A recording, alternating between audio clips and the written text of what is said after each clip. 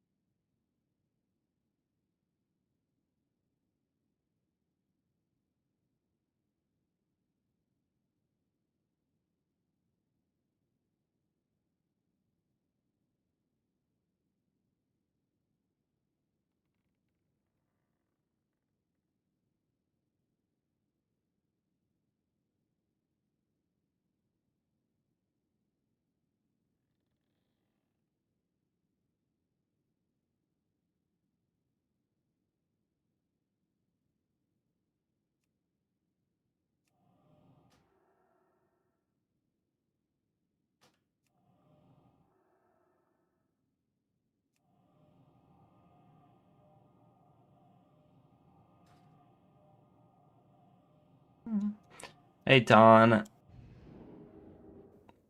I woke up late today, but we're ready.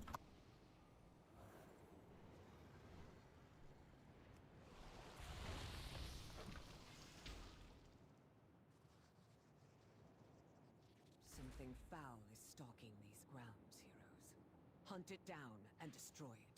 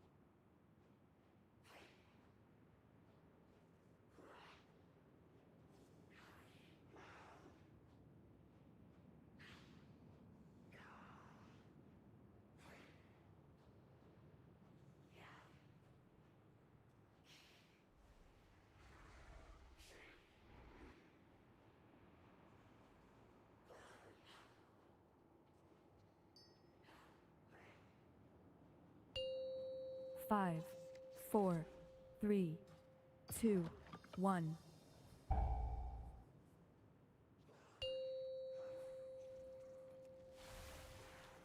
Five, 4, 3, 2, 1. Oh, I can't see YouTube chat right now. I'll have to fix that after this.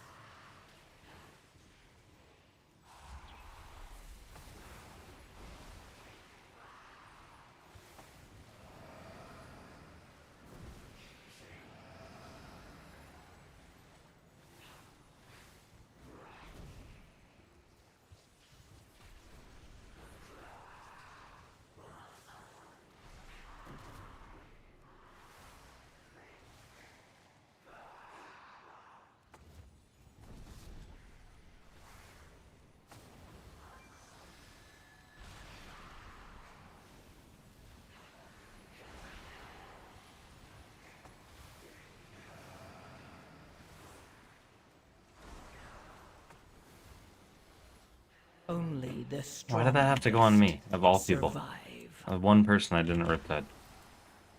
I guess I should have just self-plotted there just to fix it, but I thought I had one more tick after that.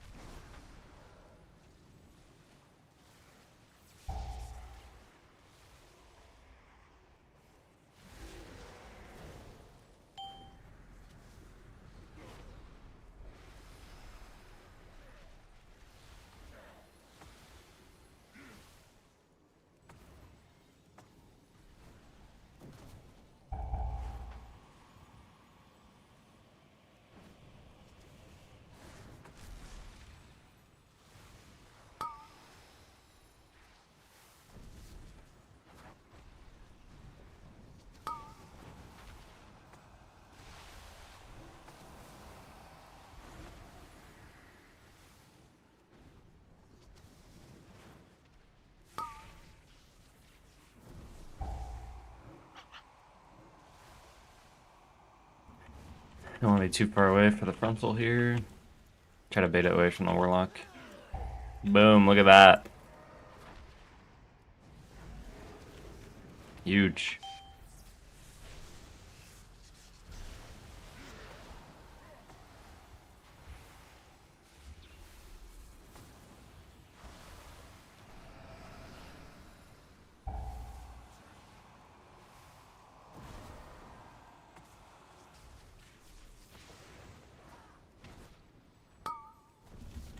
Should definitely still be killing the boss. We're not going to make it in time. Oh boy. Why are we trying to cheese it? Oh! Okay, now we're good. That was Champions, basically just over luck, here. but that's okay. Follow me. The Shadow Guard is building up its presence near the temple. Disrupting their efforts would benefit us all. Also, their commander here has a particular item that would be useful to me. Figure out their motives and put a stop to their efforts.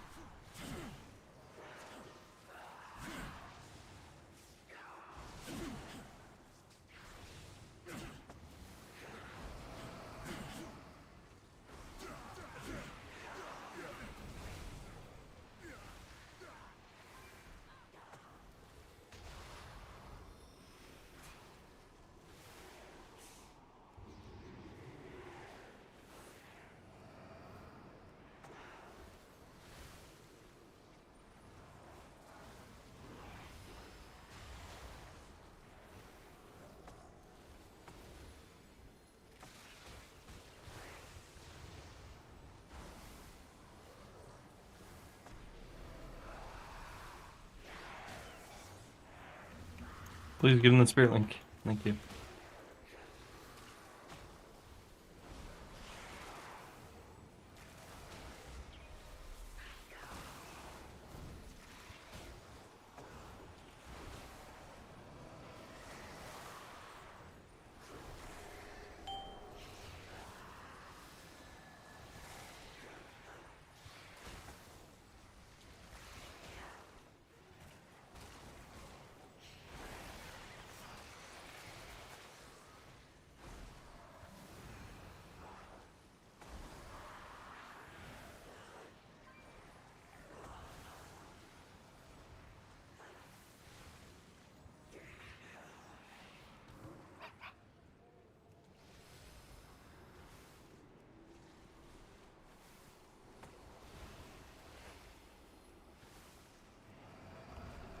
DK is in a lot of danger right now.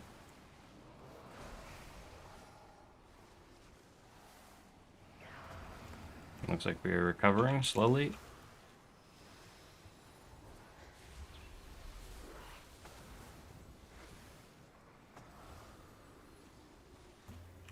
If you press that defensive like literally half a second earlier, he would have been fine.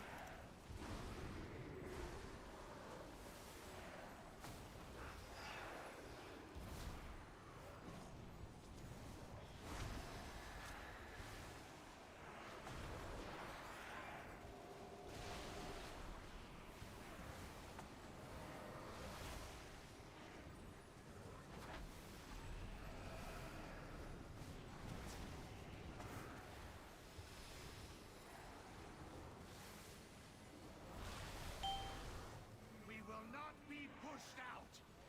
Bring in more forces from the void to deal with these intruders.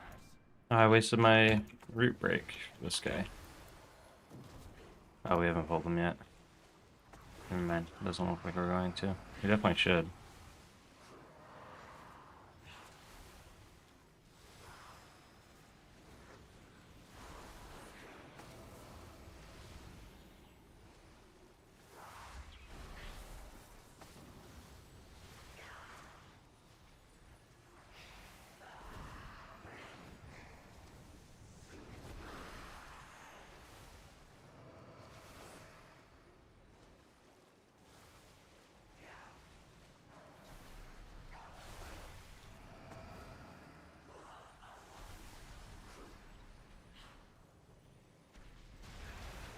But I don't like going this way. Bam.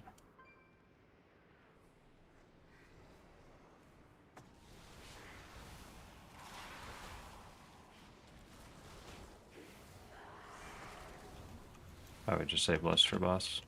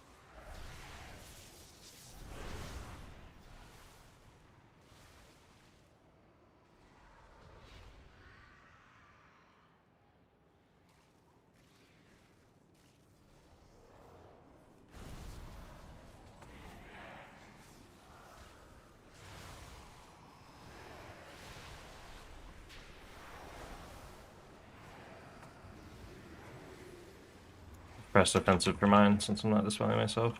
I could stone form it, but I'm gonna save it for the boss. It's nicer to get rid of the bleed.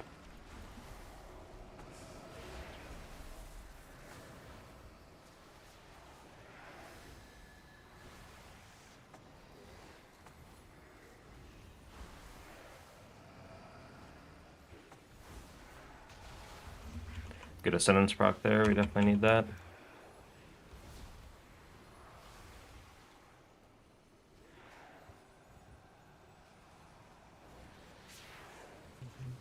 Spell the warrior here because he has the bleed.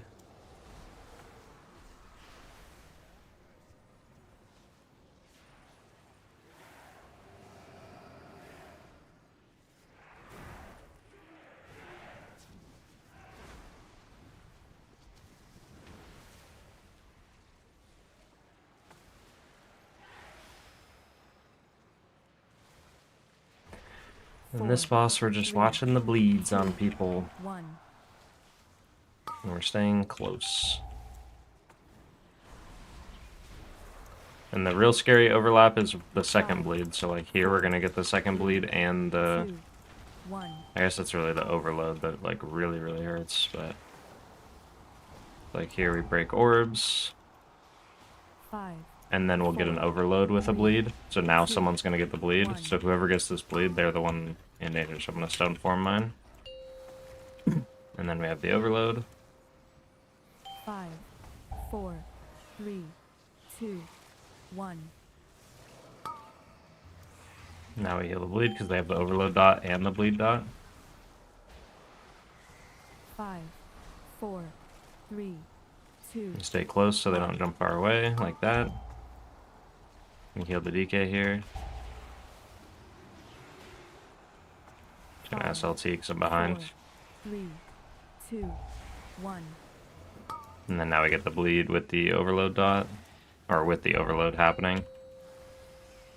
Looks like we're good. 5, 4, 3, 2, 1. I get overload with the dot again.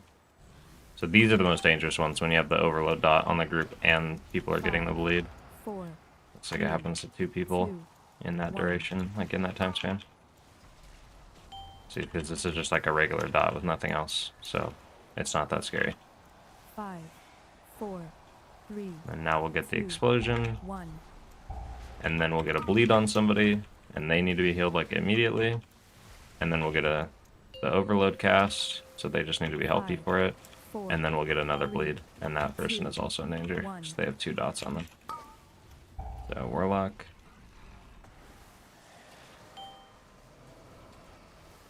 Five, 4, 3, 2, 1. And now mine isn't that scary, because we have nothing else overlapping with it.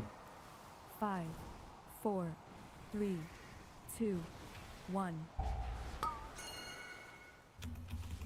Heal the warrior. They're gonna get the 5, overload right after, 4, 3, and then whoever gets the bleed 2, next. 1.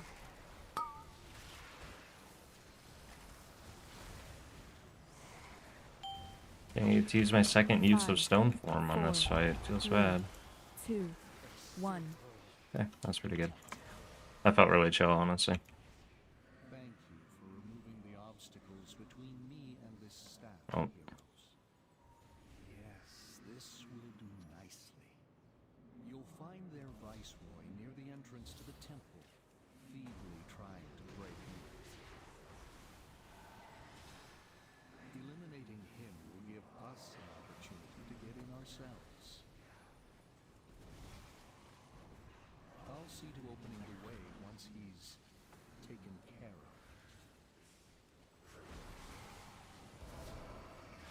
of. And the scary part here is that with 2 destroyers in the group, sometimes you can get an overlap. So like right here, it's targeting the tank and the warlock, and then it's going to choose 2 new random targets, but sometimes it's not always different people. Sometimes it can be the same person. And that's when you're kind of screwed in the health pot mine, so I have to move at the same time.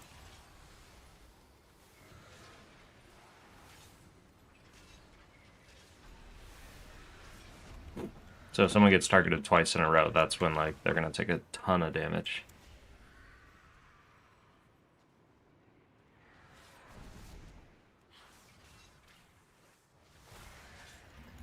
Ideally, we want to be a little bit close to the group, because the destroyers do frontals like this, so then we can move out of the way quickly and keep healing. And now we have bleeds and the debuff that overlaps.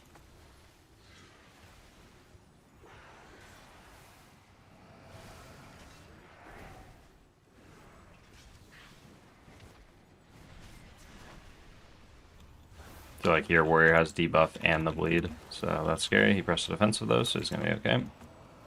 And then it's only 1 destroyer, so we can't get like the double debuff overlaps or anything. So it's not nearly as scary.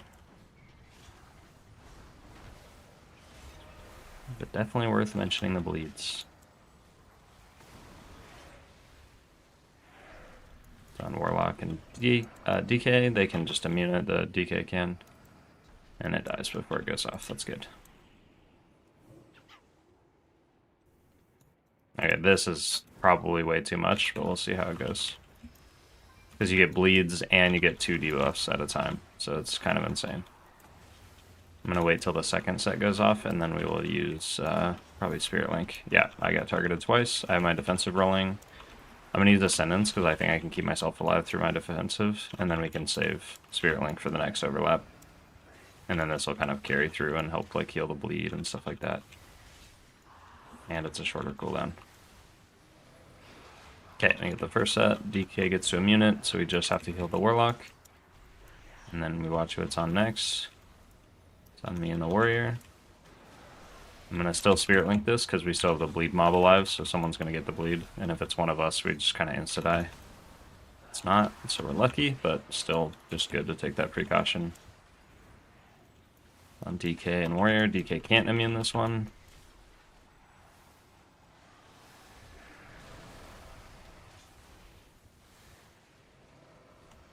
Cool. And it looks like we're going left. I have no cooldowns whatsoever here. And I don't think people understand that this pack is really, really deadly. And a Hellstone.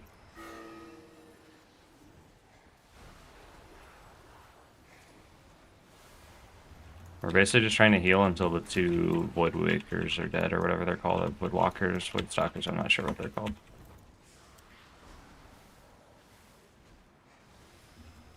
Yeah, unfortunately, this pack is way harder than people give it credit for, because you get like the pulsing AoE damage until the 2 Void Callers are dead. Now we're good. Still is stuff that happens in the pull, but not nearly anything as dangerous. It's basically just dots. I get targeted on like 1 person at a time, I think, from the... It might be the Shadow Weaver? I don't know who does it. Pretty sure it's the Shadow Weaver. Yeah, it's this thing right here, the Void Infusion, so it'll target 1 person and just like beam them for a bunch of damage. That's like the main debuff we're watching out for now.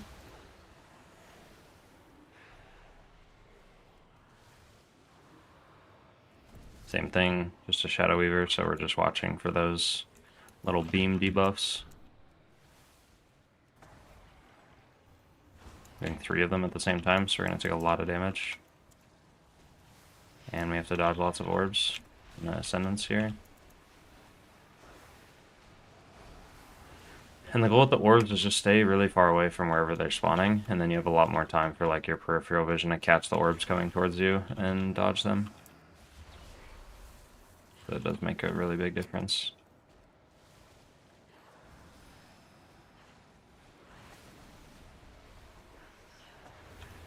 Obviously that just applies to range, unfortunately, but with melee you can at least move a little more freely. Yeah, there's those 2 Void Infusions at the same time. Luckily they don't overlap with the 3rd, so we're okay. They press their defensives way too late, but that's okay. Shouldn't be super deadly at this key level. I don't think it starts like actually killing you until probably 18s. On here it just kind of kills you if you get hit by anything else. It like makes you not full HP basically.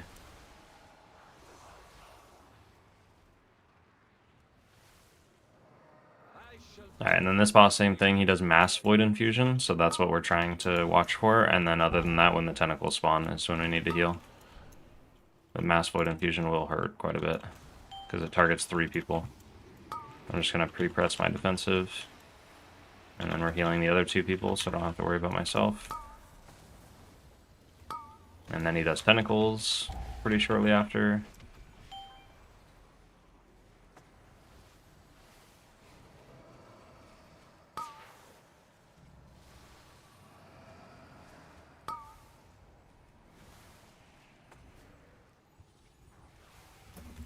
Tentacles hurt as well. And he's gonna knock us all back. I'm gonna mark where he is so that I remember where he teleports to.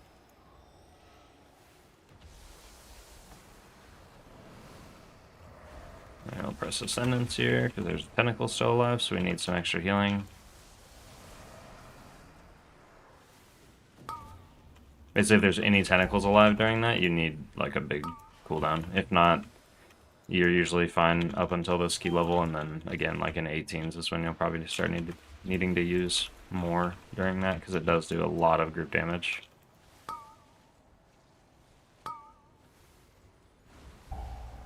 Then we have the tentacles spawning. Use both of our healing pads, our healing streams. Almost walks into that orb. He used AMS, so I targeted the warrior instead. We're gonna get knocked. I'm gonna stand right by X, because that's where he goes to. And then we don't get knocked as far. We have no tentacles this time, so it should be a lot safer, so I shouldn't need to use like Spirit Link or anything like that. And just defensive, and then use my totems. And then just kind of spam chain heal or healing wave on anyone that gets low. Like that defensive was way too late, so that was pretty useless.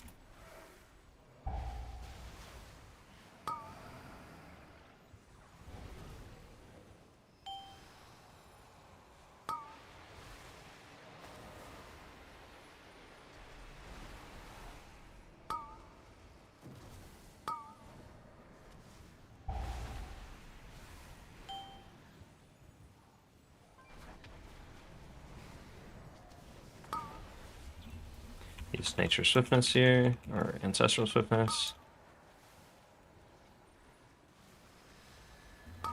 And we're just kind of raw healing through these because we don't have anything. We have Spirit Link, but we're going to save that for this. We'll use it for this Repulse. Or we have Ascendance backup that we could use as well.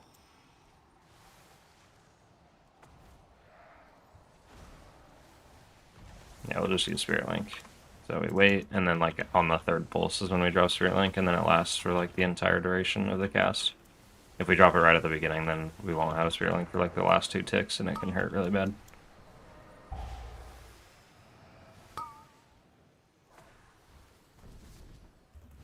And the reason we did that is just because Spirit Link's the longer cooldown, so that way we can have it back up for the last boss. I sense great despair emanating from within.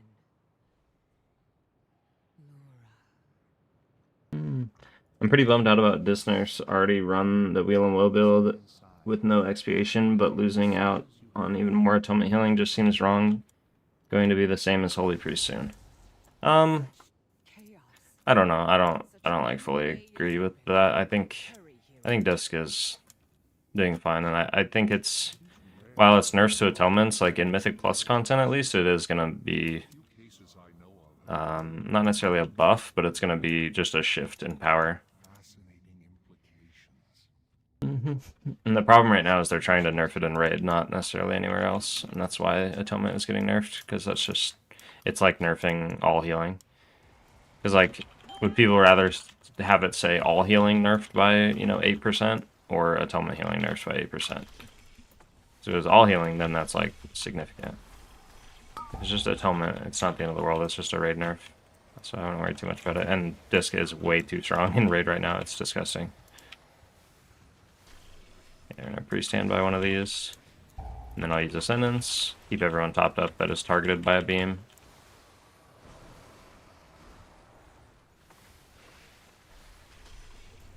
And the objective here is you're using cooldowns on the first set and the second set of beams, because that's when the group's taking the most damage. Because the more of these things that are active on the edge of the room that you have to break, the more damage the group is consistently taking.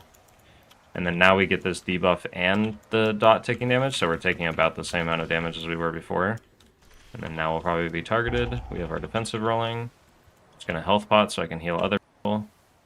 And then I think we probably missed one. Nope.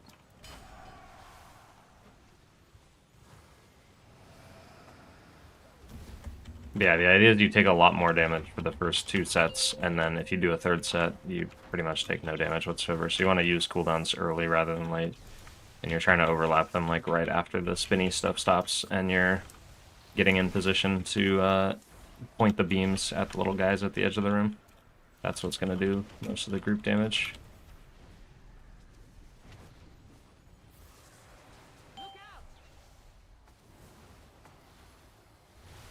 Like now we'll start taking damage. We got a nice Ascendance proc, so we can spam some chain heals.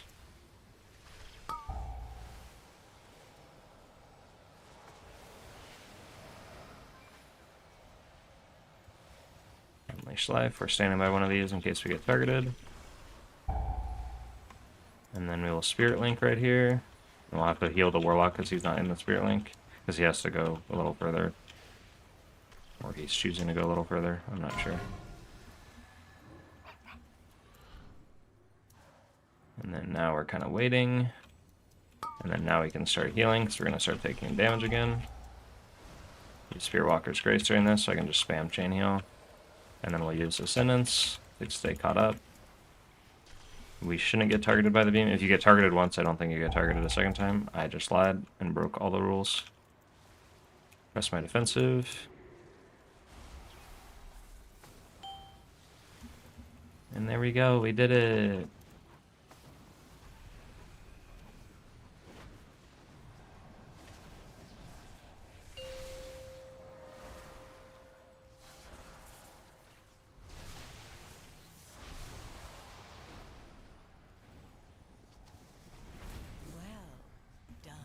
And then now we got a Nexus point, which I think is one of the easier ones. I don't actually know which ones are easy and which ones aren't.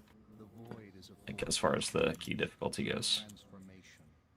Shadows are fluid, ever shifting. I feel the fallen Naru's power. Okay, let me fix the YouTube chat so I can see it on here. You stand on the cusp of destiny, Illyria. There will be choices to make. I'm gonna try to get a UI pack after I'm done with this +4, trying to get keys up on Druid. Nice. Druid's a lot of fun. I need to finish gearing mine. It's pretty close to being ready to like push keys.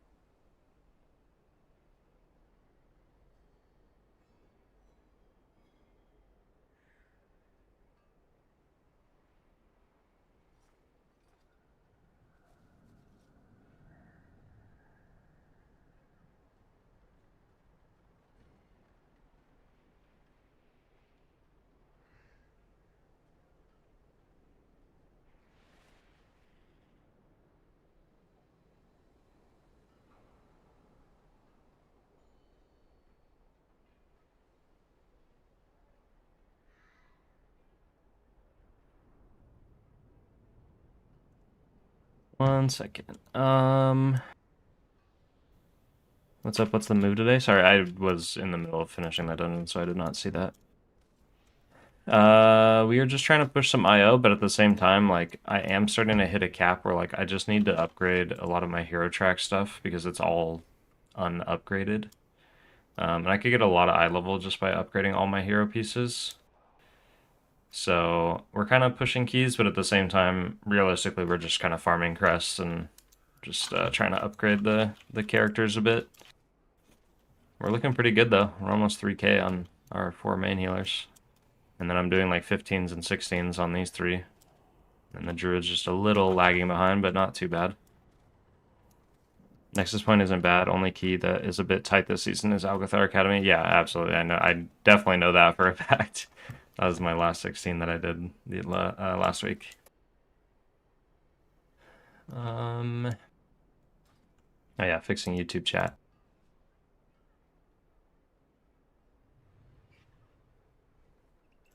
There we go. Yeah, it seems like the hardest part about Nexus Point would be like the bosses, because that's where people wipe the most. The bosses can be a little tricky. How is Holy Paladin after the buffs going to be top tier or not enough? I don't think it's going to be top tier. I don't think it'll be like sizable buffs, but I think it'll help. So it'll help them feel better.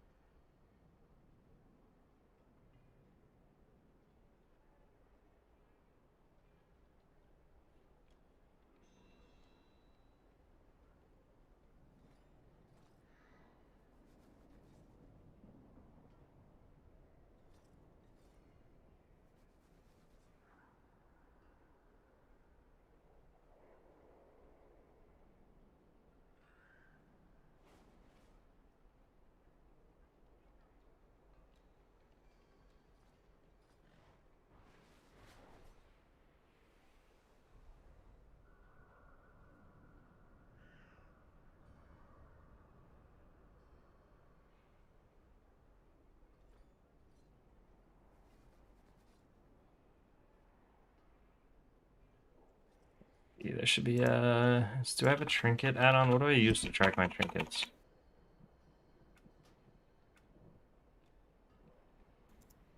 Is it on here? Yeah.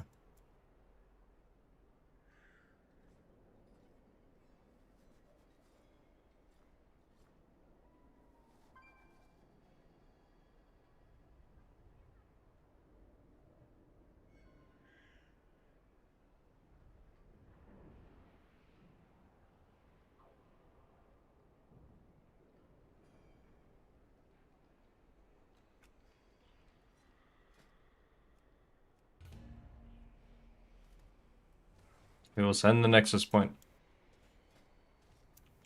There's nothing I can upgrade, right, with my Myth Crest right now. I think I need to craft something. Can I get the little quest for another spark? I don't know what we would craft though. I guess we'd craft like boots probably. My belt has avoidance on it, so I'd like to keep those. Greetings. May the wind guide your arrows. Yeah.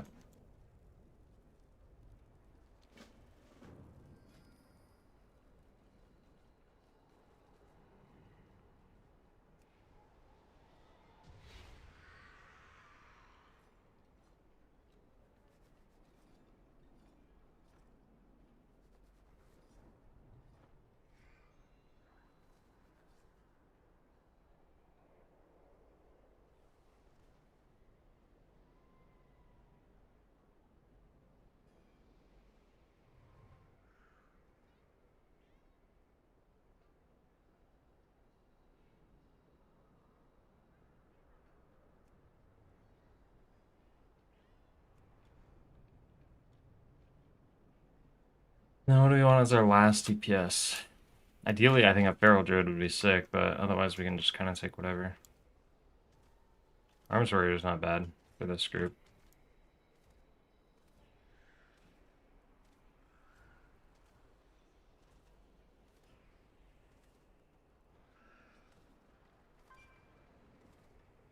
Balanced Druid. I don't think Balanced Druid is that bad either. I think Feral is just better because of the Shaman buff and the Monk buff. But it's definitely not like the worst thing ever. I think instead of Balanced Druid though, I'd rather take a Warlock.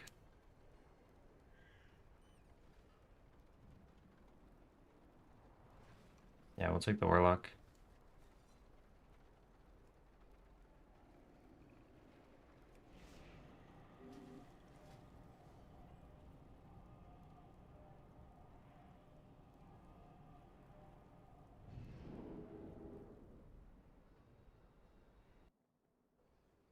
The enemy amasses.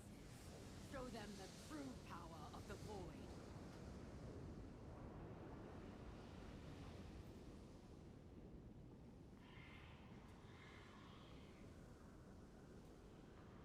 No play HPAL, but reading it, I saw a bunch of plus 20 to 30% buffs and was impressed. Yeah, the problem is it's buffs on spells that don't actually do that much right now, so it's kind of it's helping them not do nothing, but it's it's probably not enough to give it a giant push. My alt is HPAL, which feels like it already has pretty decent HPS output. These buffs on next patch are pretty heavy buffs too, so I'm sure they will feel even stronger. I think in Raid you'll definitely feel it more, and maybe like I'm hoping that it's enough for like Word of Glory to feel more impactful in M+, for instance, but otherwise I don't think it's like game changing or meta defining by any means.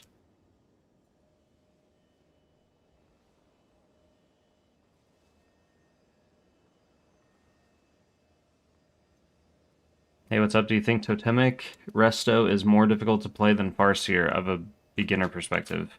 No, I think Farseer is easier, or I think Totemic is easier than Farseer because you don't have to rely on as much on like decision making of who you're targeting with your spells.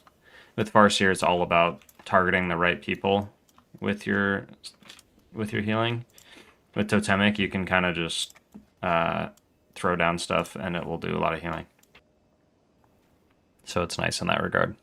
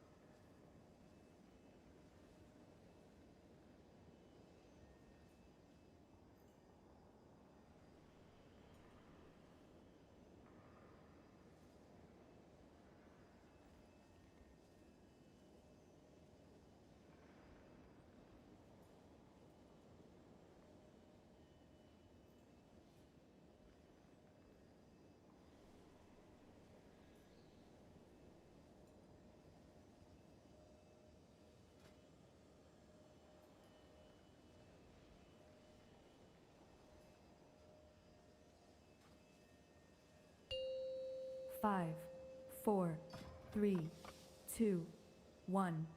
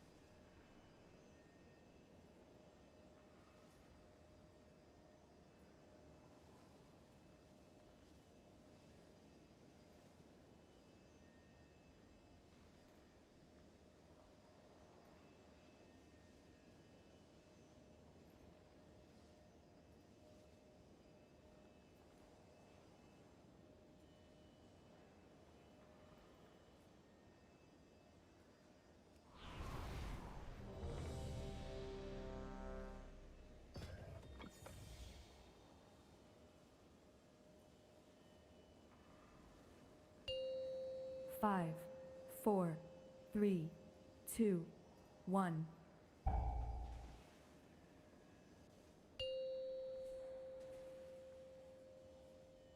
Five, 4, 3, 2, 1. Yeah, I agree with that. I think the problem is I think Holy Light will still be the answer to pretty much every problem. That's what I want them to address, because like you go so fast in hierarchies.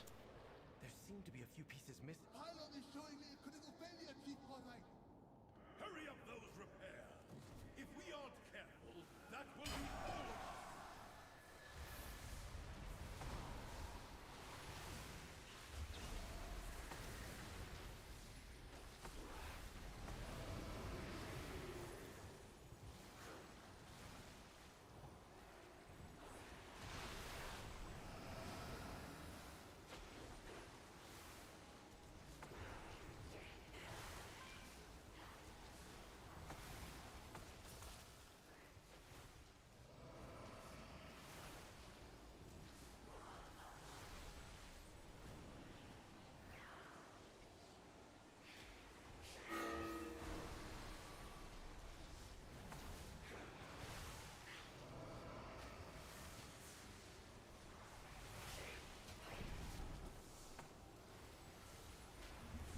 We did it.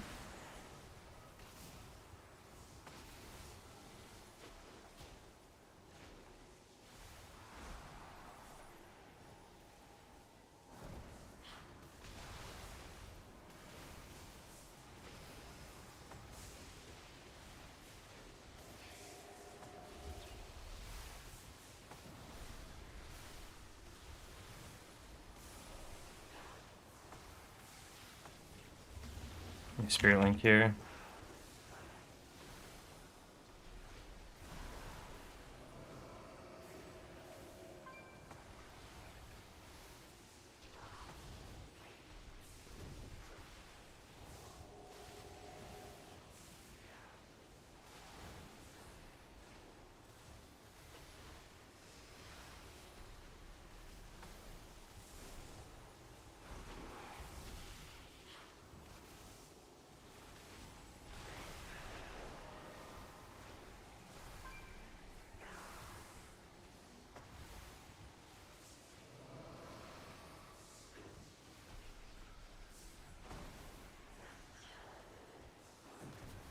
We lived the second circuit seer.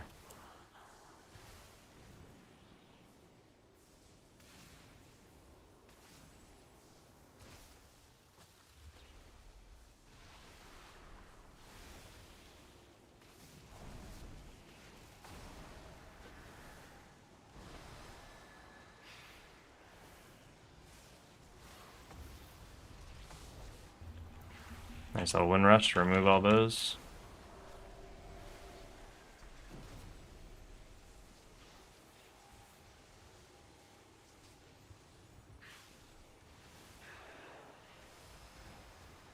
And if we get targeted again, we use our little movement breaking thing.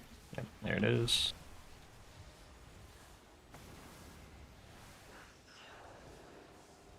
I don't know how worth it bubble was, but that's okay. It's like a really small pull that we're doing. Should have freedom available just to break yourself out.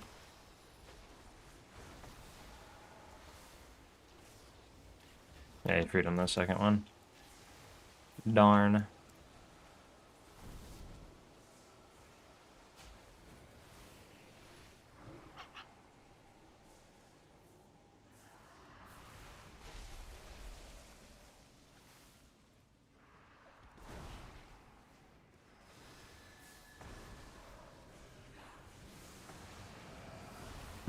Sentence here just to get it on cooldown.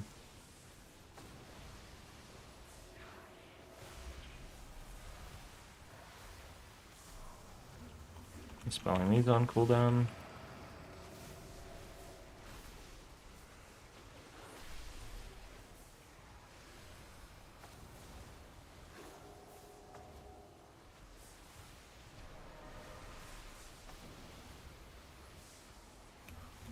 Press my defensive for this.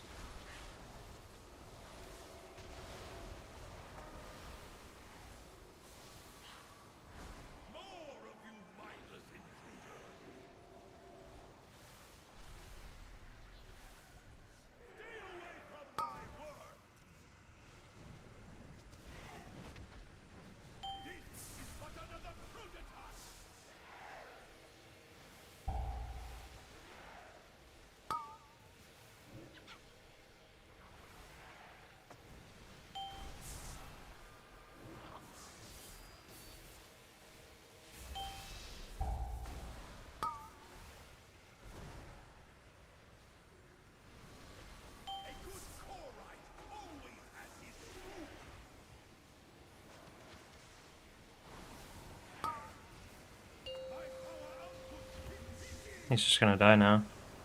Oh my gosh, he almost just killed himself.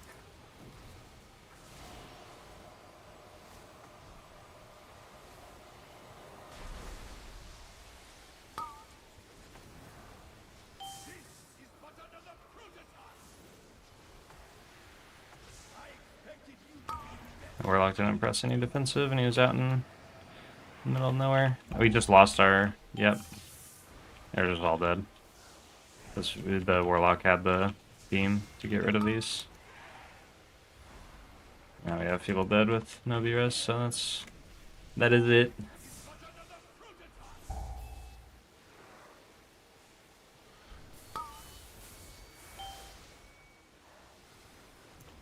I don't think it matters. It's gonna just take like half an hour to kill the boss now.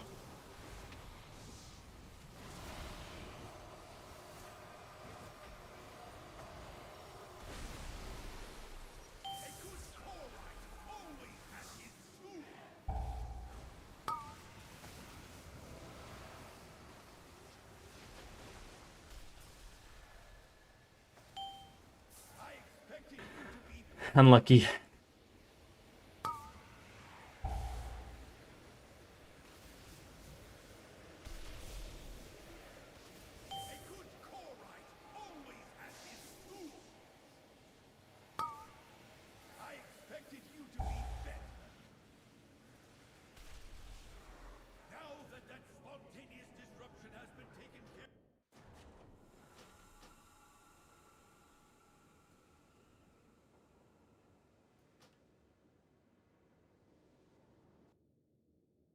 The enemy amasses. Show them the true power of the void.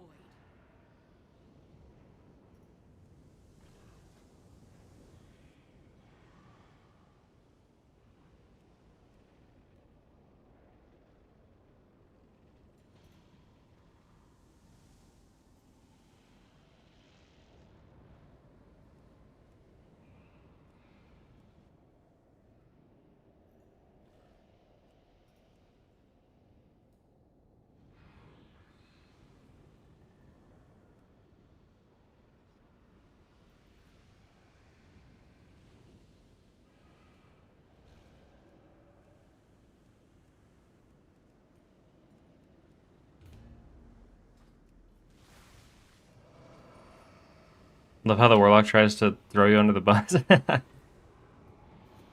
I think it was a mix because I put too much healing into the group to like heal everybody. With like healing stream totems and keeping riptides on the melee because they were all stacked in the healing rain. And then I think the warlock was cut off from the rest of the group. Or I don't think he was. Yeah, let me check. Because I'm pretty sure we were all in the same like lane. Like none of us were cut off or anything.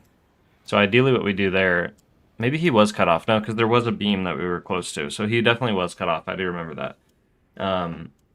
So what I need to do there is just make sure he had Riptide while the healing streams were going, and then that should have healed the absorb off of him. So healing or healing, oh my gosh, I can't use words. Riptide might have fallen off of him, and that's where I messed up. But otherwise, once the absorbs were almost gone off the rest of the group, I should have switched over to him and started just like kind of pump single target healing into him with like healing waves.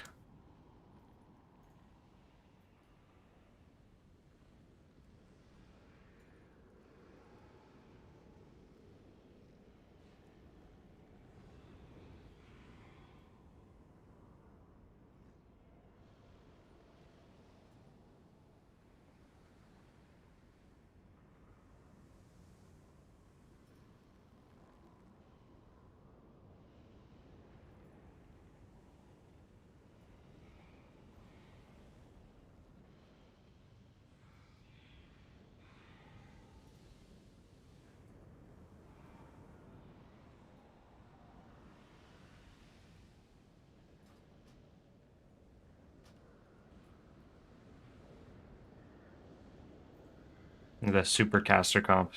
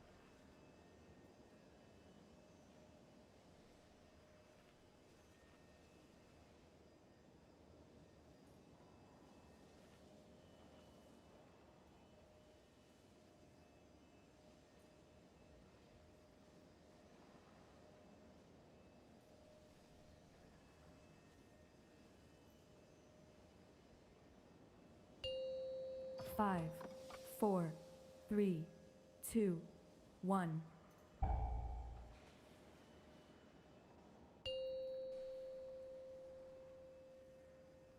Five, four, three, two, one. Lathraxian, give up this foolishness! We have already won! You put all of Silvermoon in danger! This isn't worth the risk! There seems to be pieces missing. We have to find them if we're going to stop Lathraxian. There's his cheat. Don't think I could really help with that.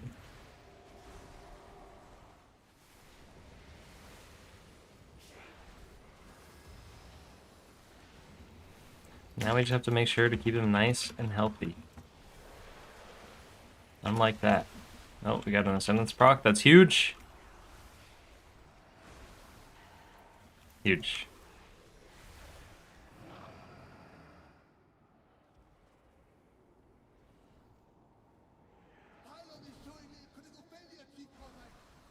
Hurry up those repairs! If we aren't careful, that will be all of us!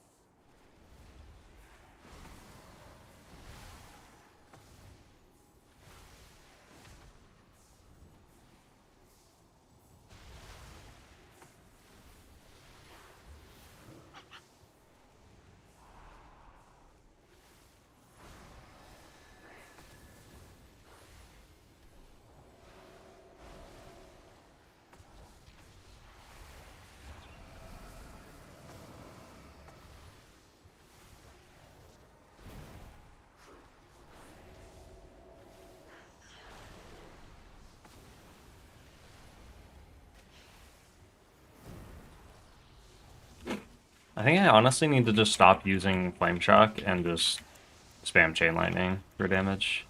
Especially when the damage buffs happen. I think Flame Shock is like only worth it if you're planning a Lava Burst in single target on a boss. But I could be wrong. And the way I should apply Flame Shock is like I cast a Lava Burst, and then I press Flame Shock as the Lava Burst is flying to them.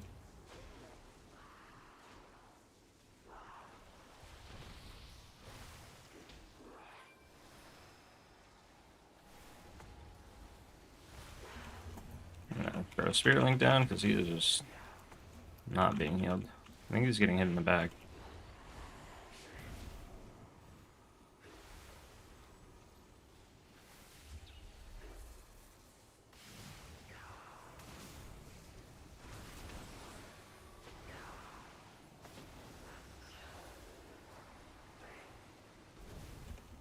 Yeah, see, I'm still so in the habit of applying Flame Shock. I think it's I'm used to old expansions where you could apply Flame Shock a lot easier with Master of the Elements. I think that's what it was called. Oh, we're not gonna do this by itself. Okay. It's like, please no.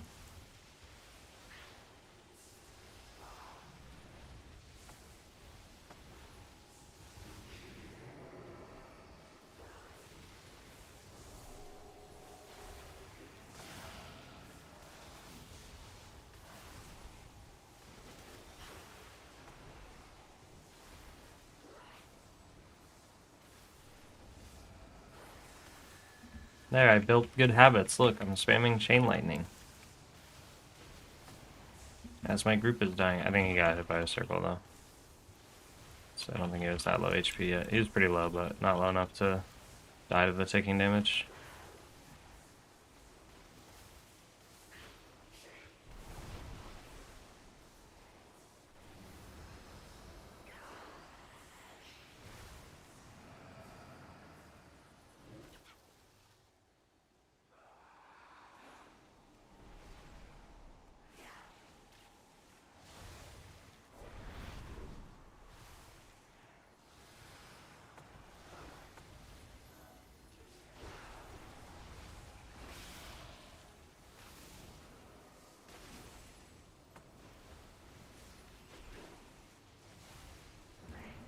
No Lava Burst, just Chain Lightning. Only Lava Burst when there's like one or two targets, I think. Or there's like a target that's significantly higher HP than the others, then it's worth.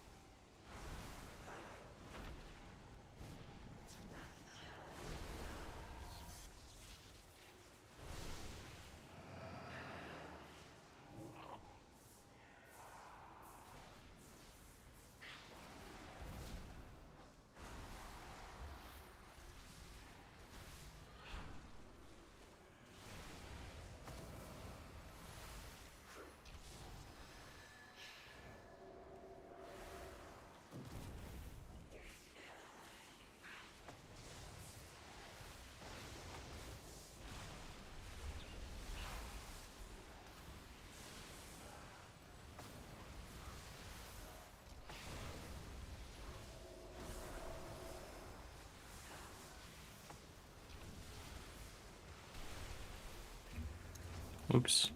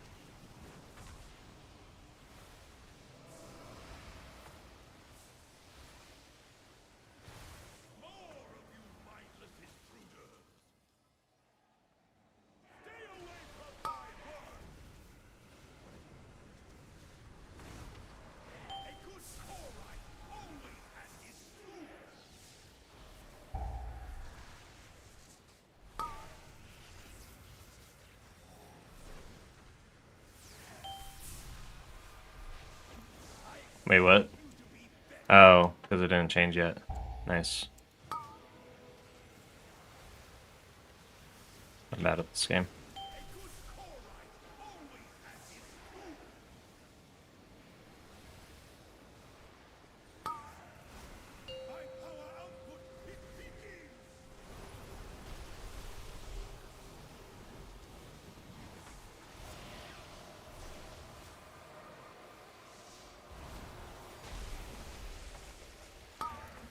Okay, so the Druid is separated.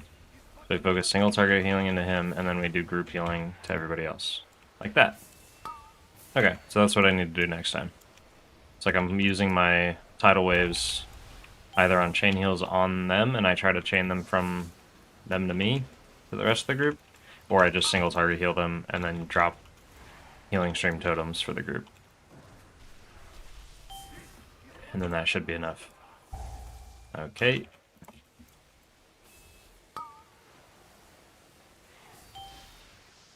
I just like barely stepped in the pool that was next to the beam. I'm playing this so bad. We are the worst. It's okay. This is one of the dungeons I know like the least about, so it's good practice. Oh, I think he ran into the beam, or he got knocked into the beam.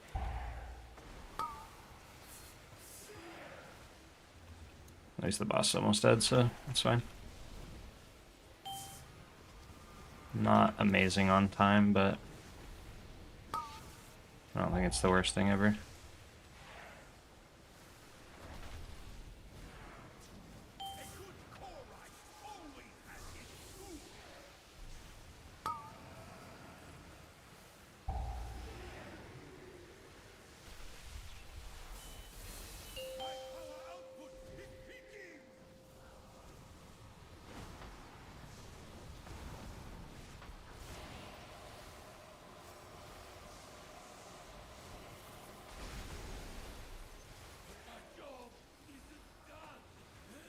Don't forget to send the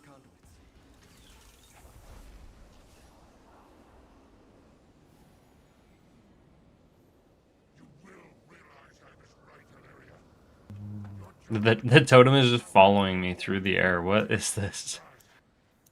It's just teleporting with me. But I don't want to believe it.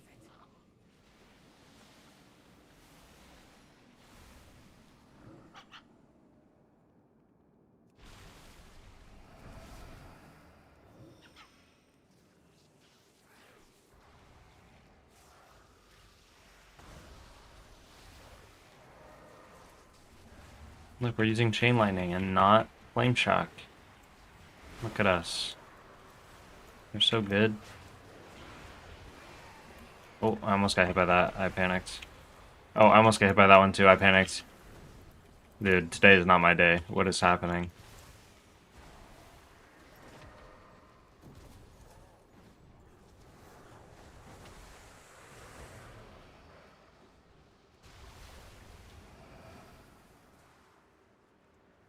Oh yeah, I'm gonna kill that thing.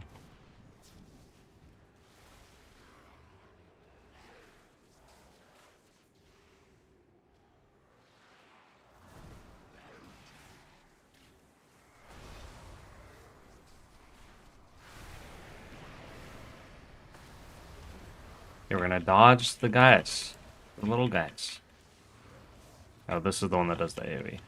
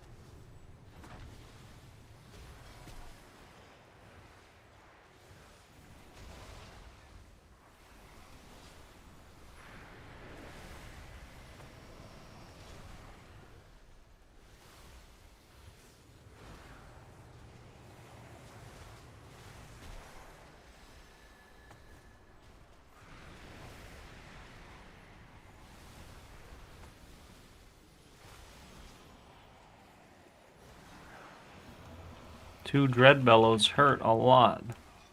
There, I should have riptide the tank instead of myself, because I'm not taking any more damage. Since the dot fell off.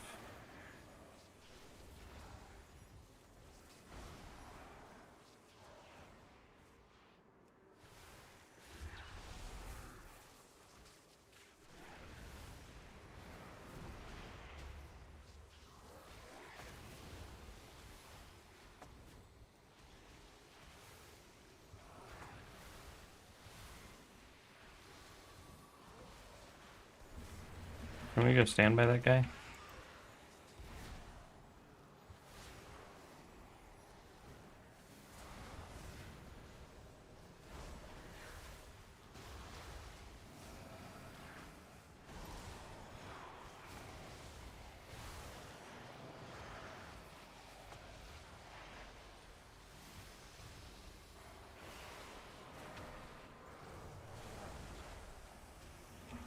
How do you feel HPAL is going to be with the little incoming buff?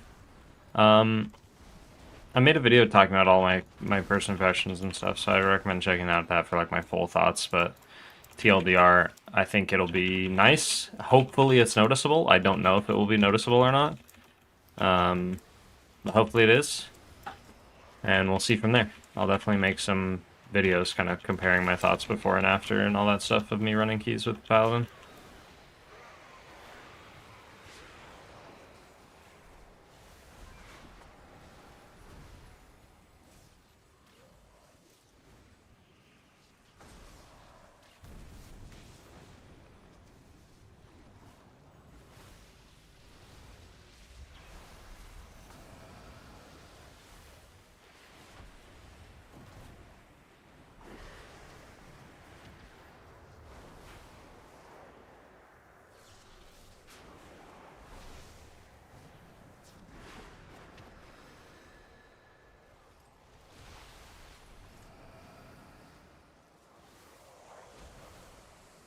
Yeah, I think it will be noticeable from like a numbers perspective. Like if you look at raid HPS and stuff, I think it will be noticeable.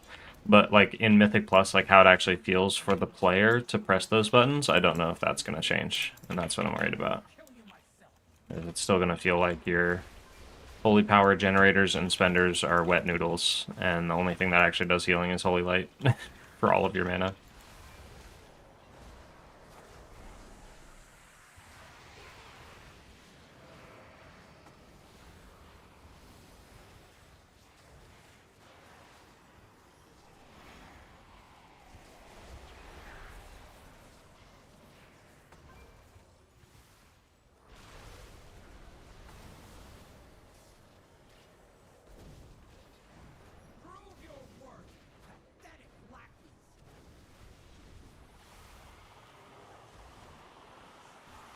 I wish chain heal from the totems would always prioritize the lowest duration one.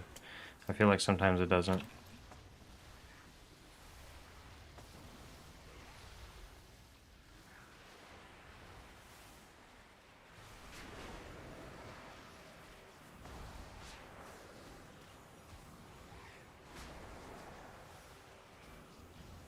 Oh.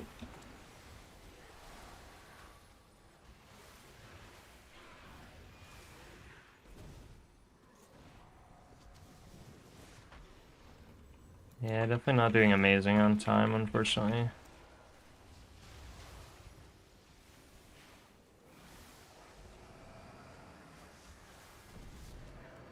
Usually takes roughly 10 minutes after we kill this boss.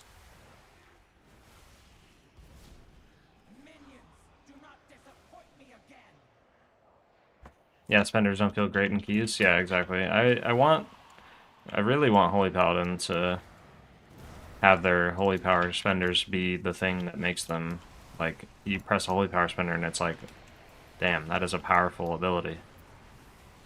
I was kind of cooking with this idea of bringing back Consecration, like, as an ability, but make it I guess I should preface with this idea is to appeal to all the people that loved Ashen Hollow, but also appeal to the people that think Ashen Hollow is game breaking and like it was not healthy for the game at all. You make Consecration, you you take out Shield the Righteous, you put in Consecration as a 5 Holy Power spender, and whenever you press it, it does like a burst of pretty decent damage to everything around you, and a burst of healing, and then it keeps healing, kind of like a healing rain on everybody that's inside of it. So I think the idea behind it would be like, say it lasts like, you know, like 15 seconds or something on the ground. The idea would be you generate 5 Holy Power, you consecrate, then you generate Holy Power and spend it on like your smaller abilities like Word of Glory and stuff, because they only cost 3 and they do more direct healing. And then once Consecrate expires, or you go to the next pack or something, then you refresh it. And then it's like this big, powerful, like satisfying ability that you're pressing. And then in like big AoE packs, you could even, you know, if you're trying to do damage, or maybe it's good for AoE healing, you keep generating 5 and then you, boom, lay down Consecrates. Generate 5, boom, lay down Consecrate. And it's just like this kind of... Because right now, Shield of Righteous is the lamest ability they've ever put in the game as a Holy Power spender. It is so lame. So I think that would be really fun. And that would be a way to make Holy Power spenders feel like they're doing something. Like when you press a Holy Power spender, it should feel like you are pressing a powerful ability. Because that's what it's supposed to be. Defensive. I don't have a defensive. I lied.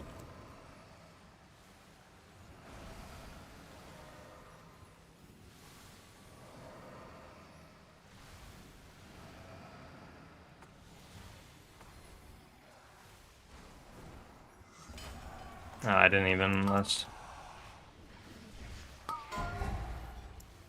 I was too busy yapping about Holy Paladin. I didn't list.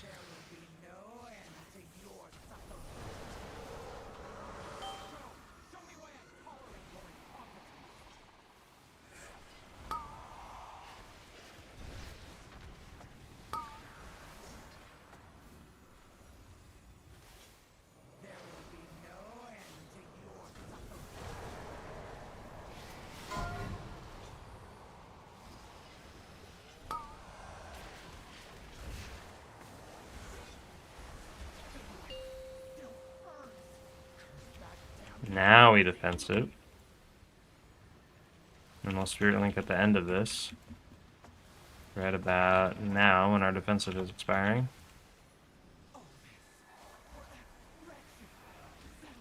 We should still be... We're like right on time. So the problem is we're not going to have Lust for the last boss. That's the big issue. Or we're going to have it for like the last 30 seconds of the boss. Because that's my fault. And if we die at all in the meantime, we're kind of screwed. So 0 deaths, run to the end.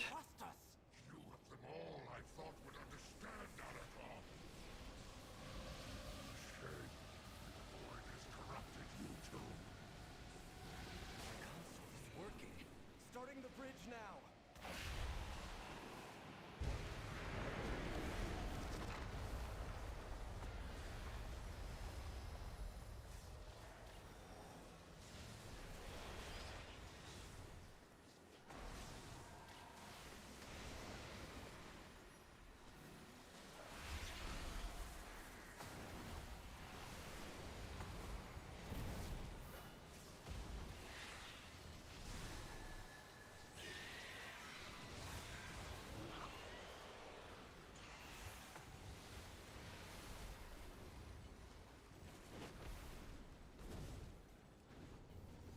Oh.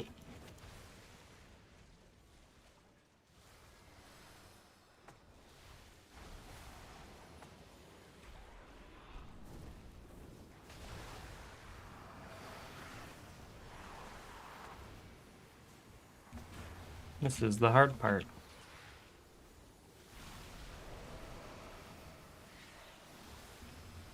These debuffs are not fair at all.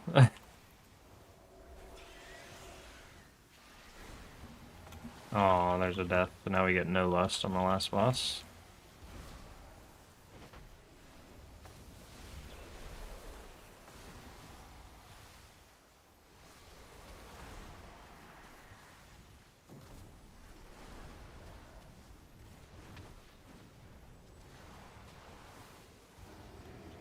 Guess my defensive for that one. Because we have the burn and the dot.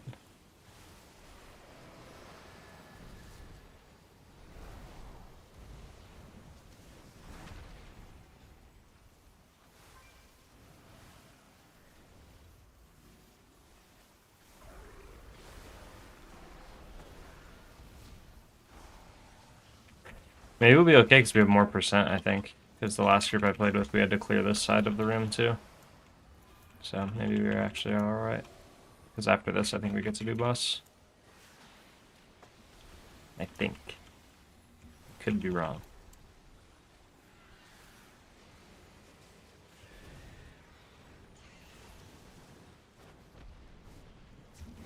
I don't think this guy's worth 3.6. Maybe though. They're definitely worth a lot.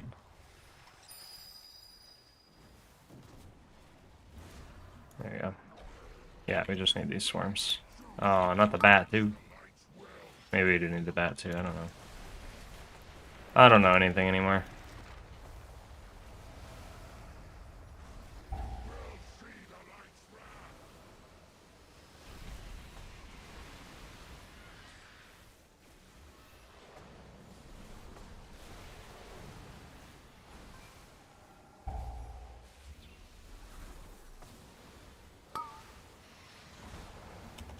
And the bat will finish off the percent. Oh yeah, we are totally gaming.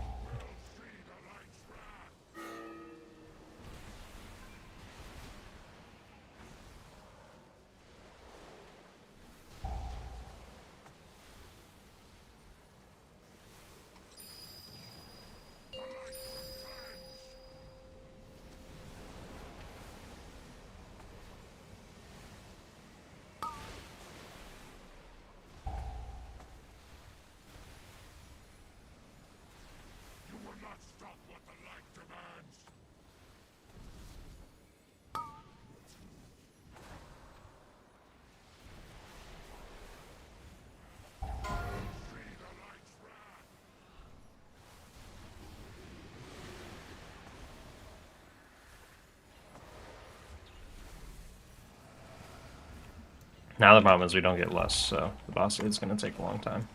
But I don't think it's 5 minutes.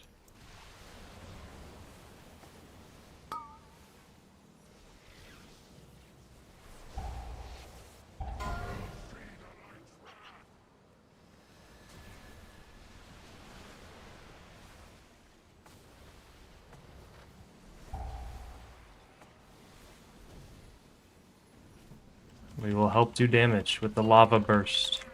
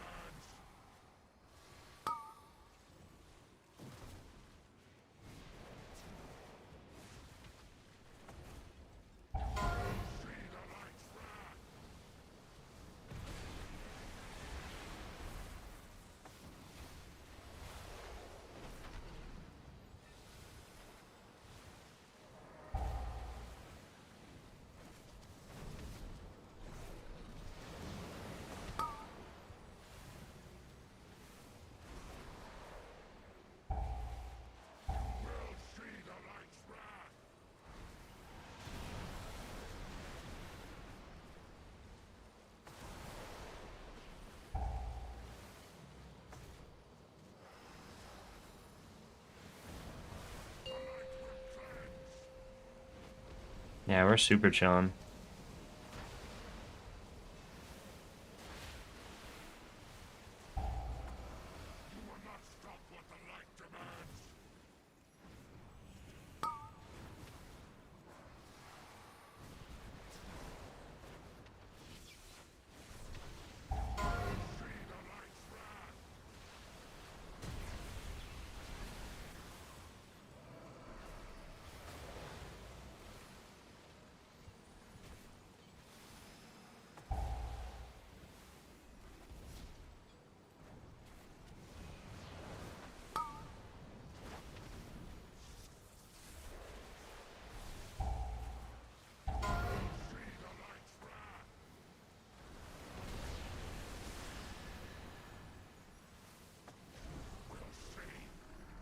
We did it. Yeah, we had plenty of time. It's just because we had extra percent at the beginning that I wasn't accounting for. Farewell, old friend.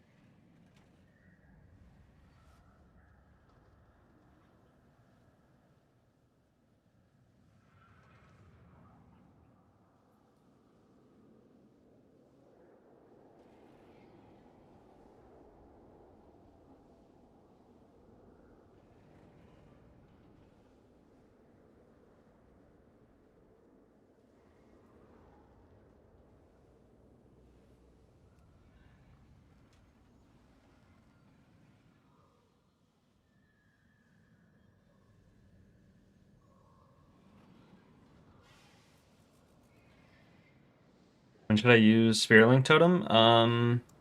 Usually whenever you don't have a defensive or whenever you're trying to keep kind of an individual player alive, but there's also group damage happening. So I guess a better answer is when multiple people are taking damage, but one person is in a lot of danger of dying. It's a nice way to kind of balance out the damage intake for the group.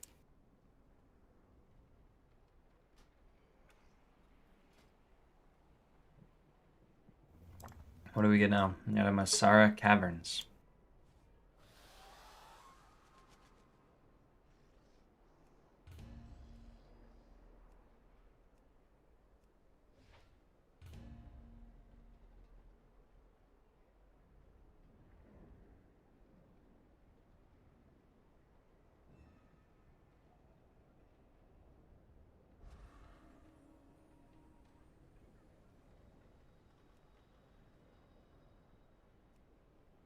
And everybody wants those 17 Masara Caverns.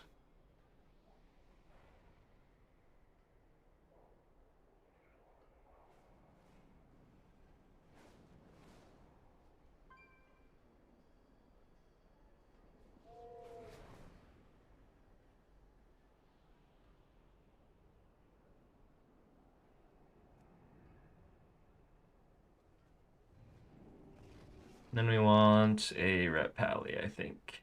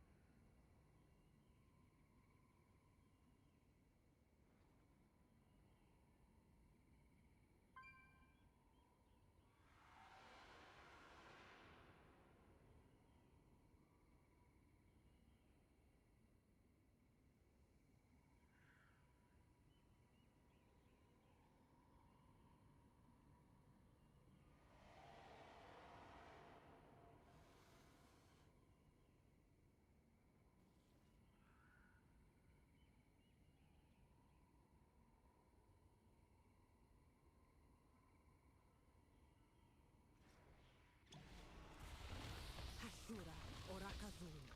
I am blessed you be here to prowl with me. I have used the shadows to see inside the cavern.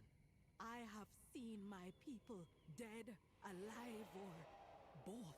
I fear they be sacrificed for some dark purpose. Come, I will guide you.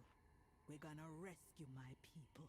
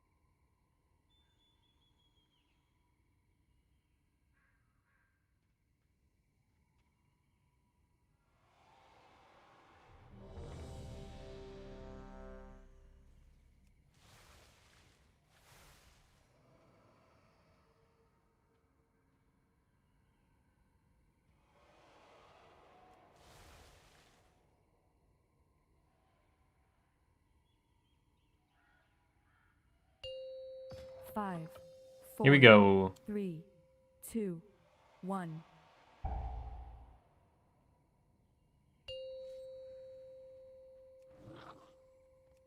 Five, 4, 3, 2, 1.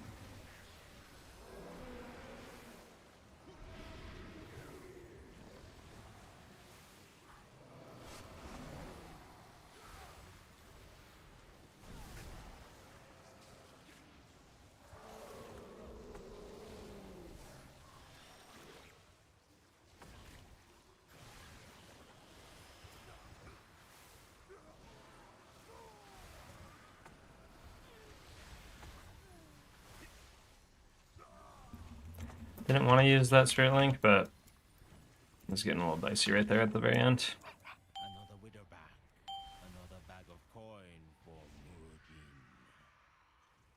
Pugging. Not super ideal to have those both on cooldown, but that's okay. For now.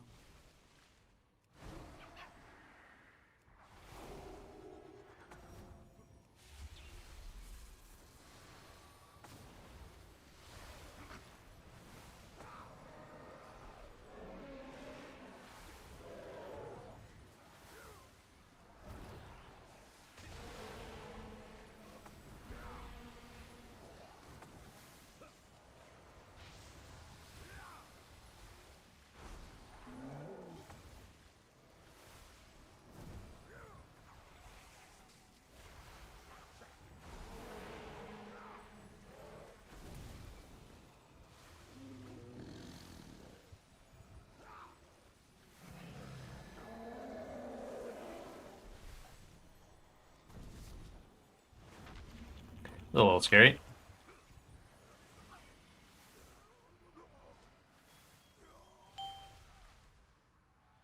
Who be stealing my kill? Let's drop a totem as we go in here. As these little kittens go. Much life. Just keeping the tank healthy while he gathers everything. It's gonna take a little spikes of damage as stuff walks in and hits him.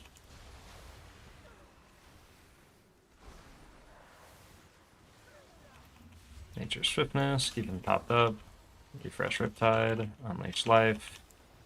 We're kind of just spamming healing waves into them. There really shouldn't be that much group damage happening against these mobs, from what I remember. And ideally I save Ascendance if we can, so we can drop a slow totem so that he can kite it a little bit easier. So that if he takes steps back, then it takes longer for them to walk up and hit him. And then we'll just stun here towards the end when they're getting low. So you can balance out a stagger a little bit.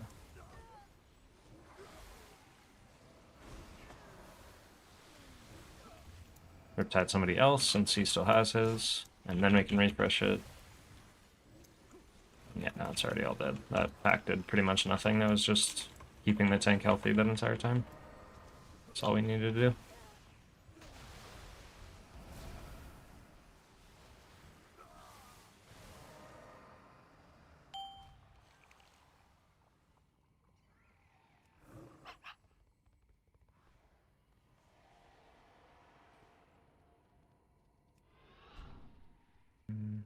We're going to wait to heal a second. Now we can heal once it's kind of all together. Otherwise we might rip aggro.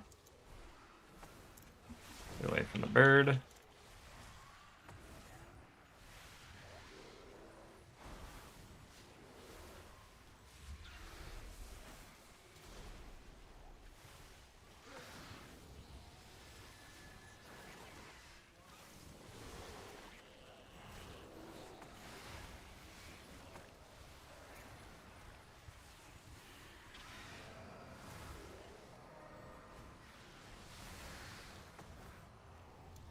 I shouldn't be holding on to Ascendance this long, especially because we have both cooldowns available, but now that the pack's super low HP, I'm not going to send it. I probably would have sent it, like, I think I should have sent it at the start of that pack, because then I can just rely on Spirit Link until it's back up. But we'll just use it on this pack instead. Unleash Life on the tank, throw a couple healing waves, and then we will Ascendance.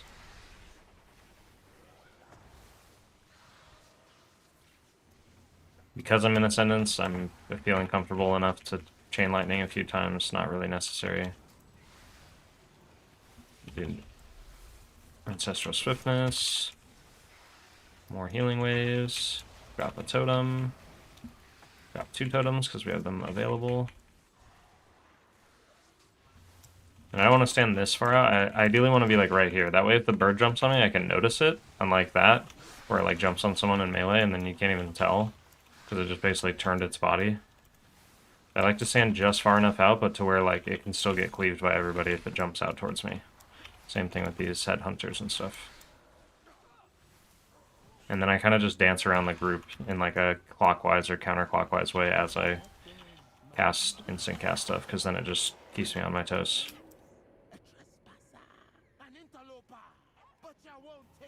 Mount up just to keep up because I don't know how far he's going. Okay, we'll start healing.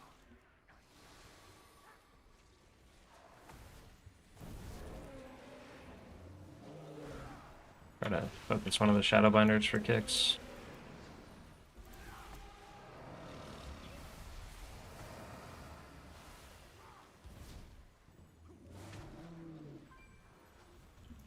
And really for these packs with the Juggernauts, you're really just trying to keep the group healthy for when they do the roar, and then otherwise you're just keeping the tank alive for the rending gore because that shit hurts. But the deafening roar, like everyone just needs to be full HP, and then right as it goes off you need to use like a healing stream or an insta-cast chain heal. Like you need to use something big to like top everybody up as fast as possible, because that's where people are in the most danger, is getting hit by that AoE damage and then also getting targeted by something else that one of the other mobs do.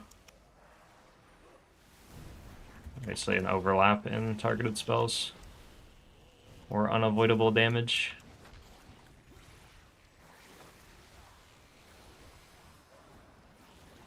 Unleash Life, we'll just focus on healing those heal absorbs off of people. And then if I can, I'd like to save Ascendance for the boss, but I'm also not like tied to it. I think we'll be fine. But I think we can rely just like on totems and Riptide and stuff for this pack. We have like Unleash Life. Yeah. Another totem. Easy peasy. And then now we can Ascendance, like, pretty much towards the start of the boss. Just to help with, like, the rot damage that's happening, because I can't dispel it.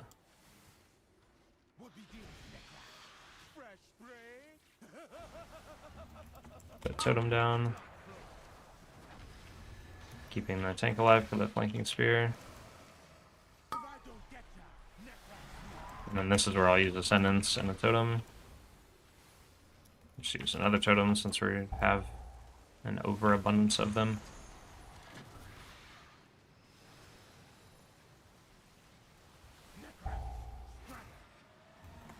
The Spirit Walker's Grace here, so we have to move and dodge stuff. And I'd like to keep healing. It's really easy to fall behind here. And then we want to... Yeah, I can't really heal him in time for that. He needs Press Flare.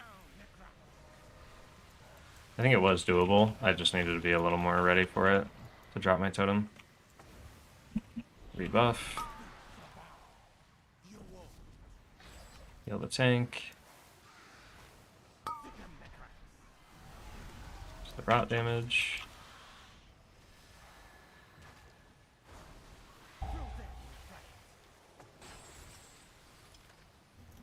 Getting ready for the barrage after this Quill Storm. So I think what we do is we apply some Riptides, we press our defensive, and then as we're dodging, we drop Healing Stream Totems, or at least one. He just died again. And now I have my defensive rolling for this, so I'm fine. And I just heal myself up.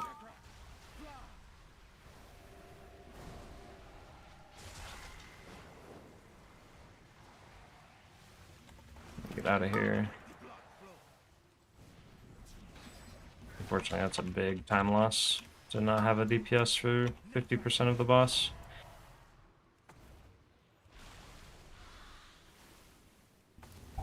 Totem, and then we'll save the other one for the Quill Storm. I'm gonna empower this Totem too. I shouldn't be this far out. And then now as we start dodging, we drop Totem, drop another Totem, and then now we have time to react and like heal whoever's targeted by this. Basically keeps the group topped up until we see who's targeted. And then I run into a trap.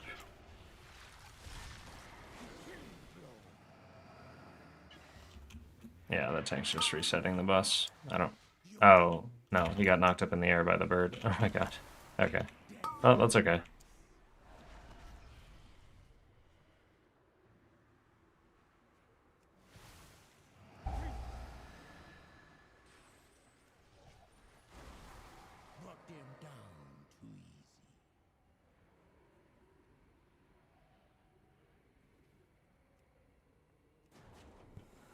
All good.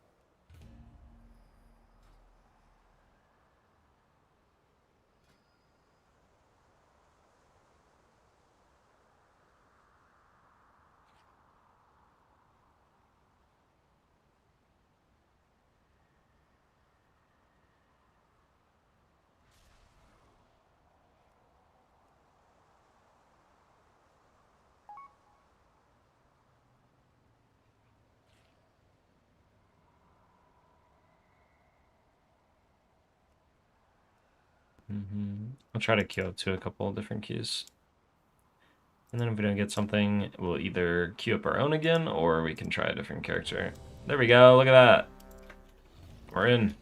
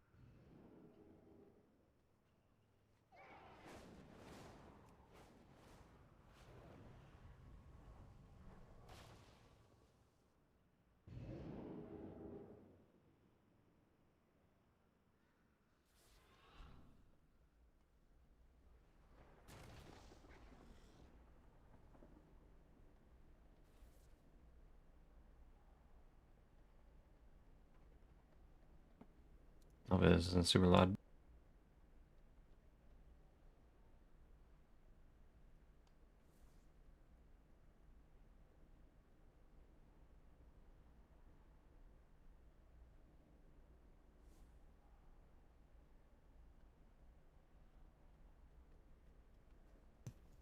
Where are we going again? We're going, is this a feral druid? Please be a feral druid.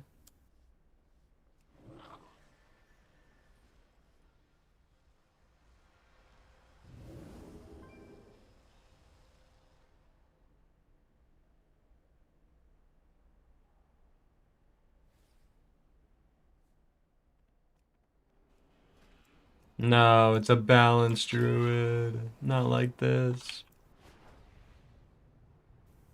I just like feral druids because then they stand in the healing rain.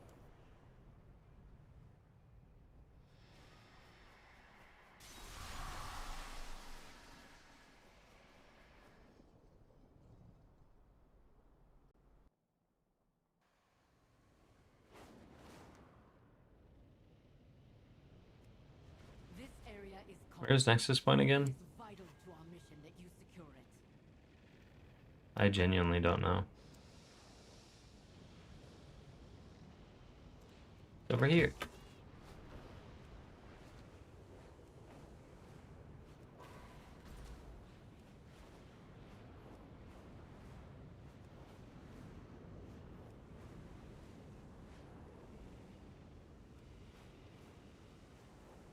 The enemy amasses.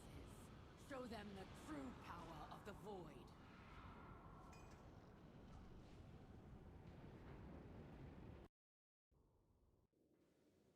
You put all of Silvermoon in danger.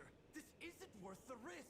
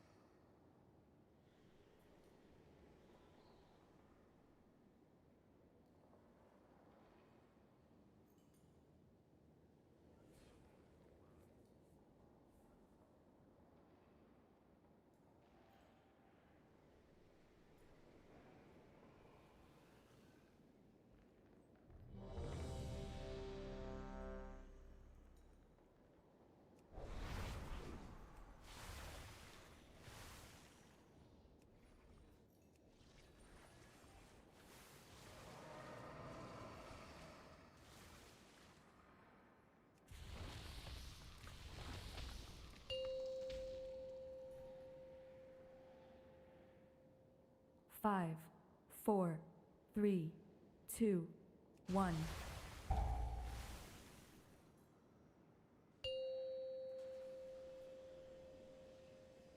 Five, four, three, two, one.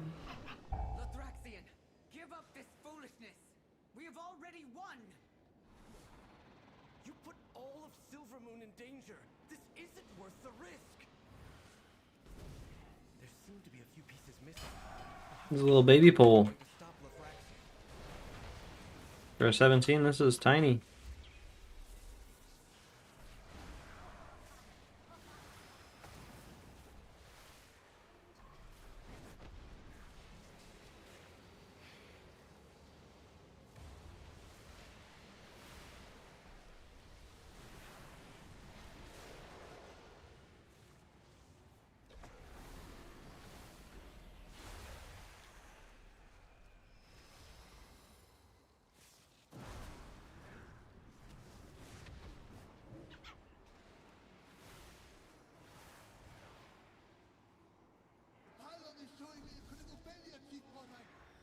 Hurry up those repairs. If we aren't careful, that will be all of us.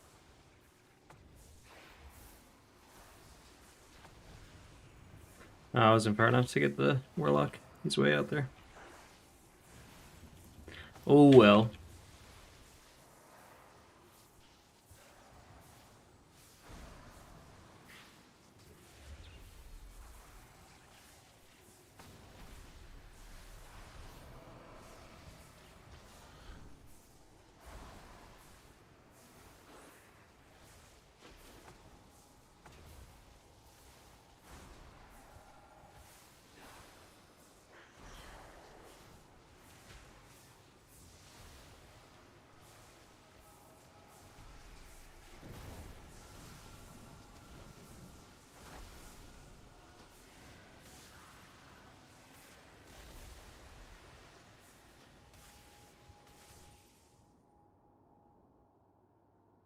The enemy amasses. Show them the true power of the void.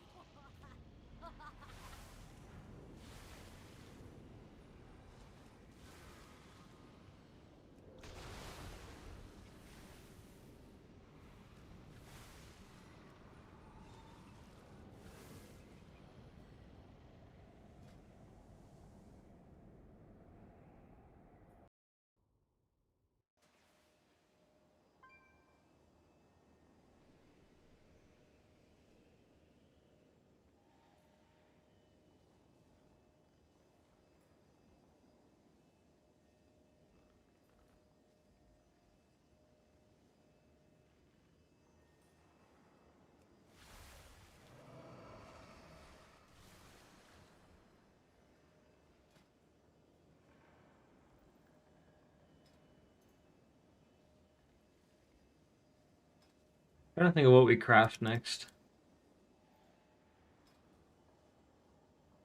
I guess we just craft boots, honestly.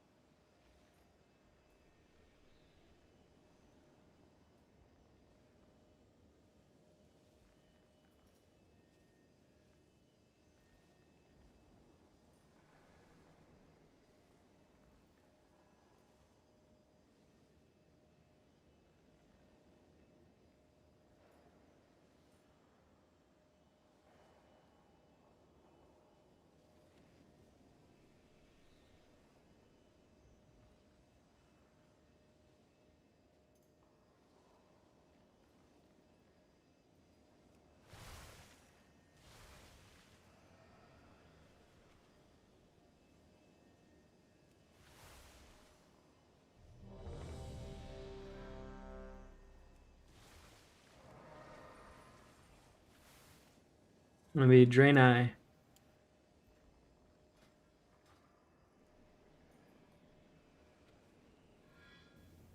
Draenei. Draenei. Draenei. Draenei, please. Draenei, please. Five, Draenei, please. 4, 3, 2, Okay, Orc will do. 1.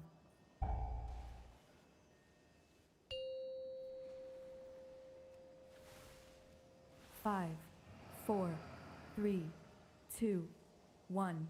Lothraxian, give up this foolishness! We have already won! You put all of Silvermoon in danger!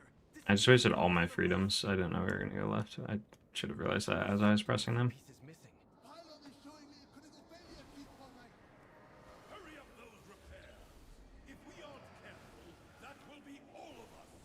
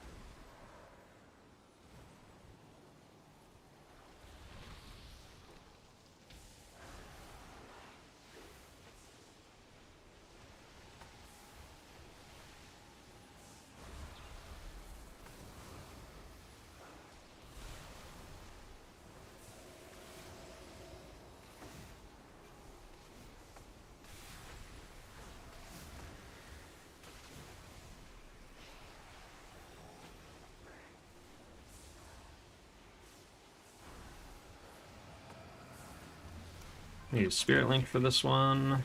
Luckily, I used it right as I got stunned.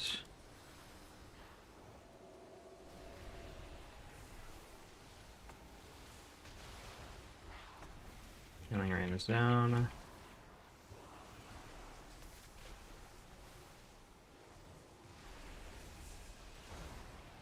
I'm gonna sprint across this stuff.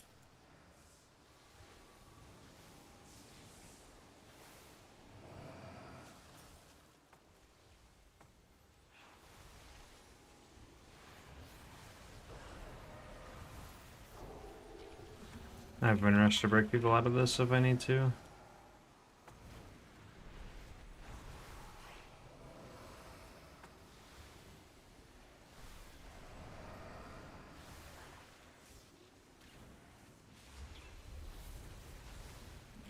Use one rush here for myself.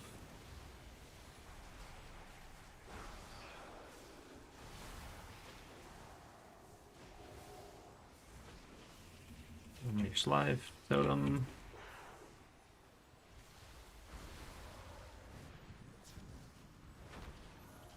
I think we have a lot of totems here, so we don't need to sentence. We can just save it for the next pack. So like here, I'll use a totem, and then we'll use another one. Kill myself. Yeah, we're chilling.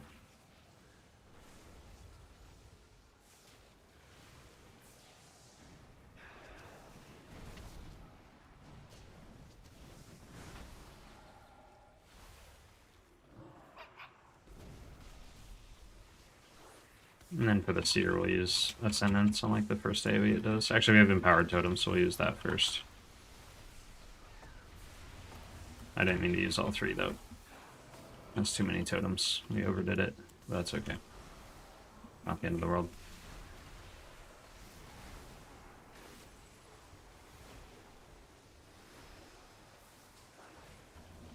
Okay, and then, of course, we get an Ascendance proc, so I'm never going to be able to press this button. Now we use Empowered Totems again, since we had Ascendance proc.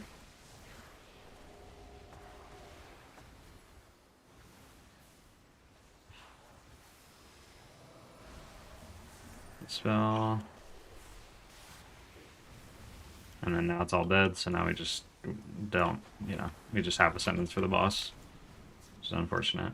Honestly, it's just like we got an Ascendance proc instead of having to use the button, so it's not like a bad thing. It's just we didn't get to press the button.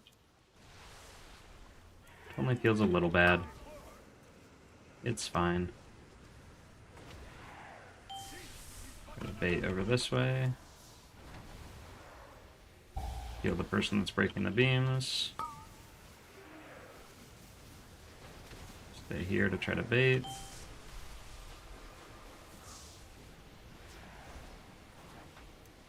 Heal the rogue as he breaks. Stay in the middle here. And we break the middle one.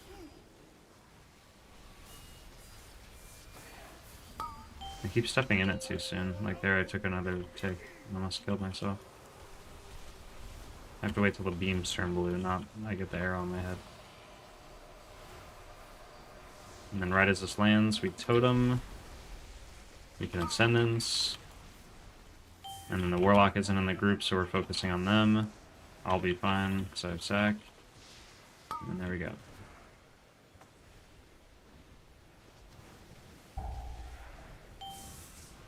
Here I have it, so we're just going to stand here.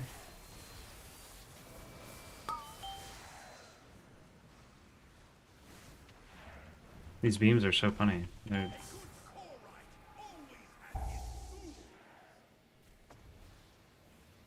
Heal the Paladin. Now I get ready for the big shield.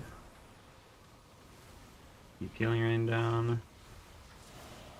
And then we will Nature Swiftness, Unleash Life, Chain Heal, Totem, Totem, Riptide, Riptide. Use some healing waves on the people that are low, especially this Warlock, because he has to also do the beams. And then we just Totem again to pop everybody off. Again, focusing the Warlock there mainly because he was just out of the healing rain in group, so he's going to be taking the least amount of healing. Heal up the Rogue.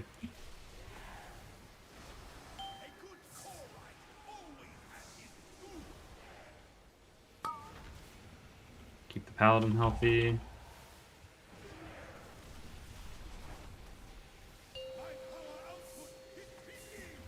Yeah, I don't have much for this one, so this one we're probably using Spirit Link. Put down Totem. Riptide. Fearwalker's Grace, that way I can start casting right away. I'll just health pot here. We'll use Spirit Link, that way I keep myself alive while I soak this. And then we're already done. Probably didn't even need to do that. Send the conduits.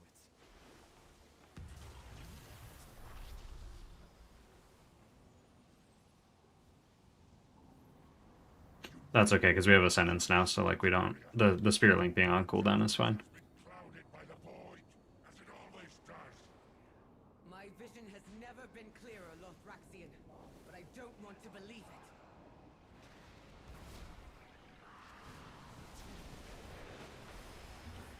Unleash Life, keep the tank healthy. Now we can Ascendance.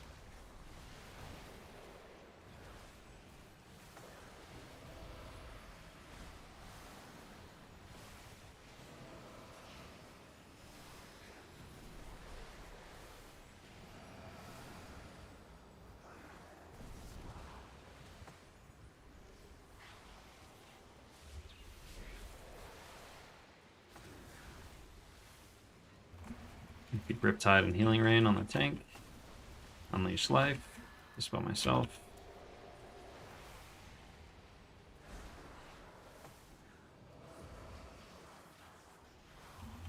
Heal the Paladin. Watch the tank here. Don't want to proc cheat death unnecessarily. If we can keep them up.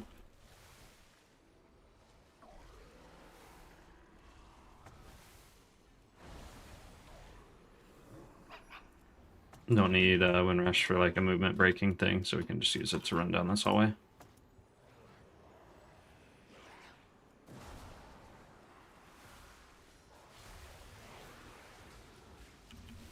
Healing the Leech effect. Doubled it.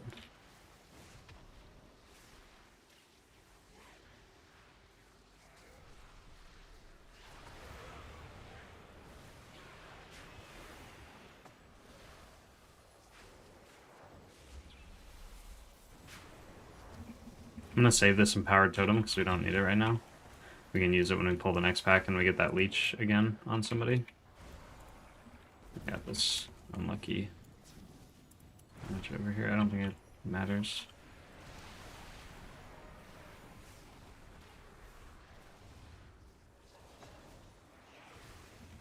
I think it's only if multiple of them go into the pack.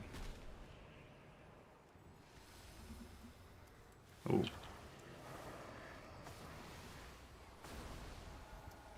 Don't know if that's calculated or not.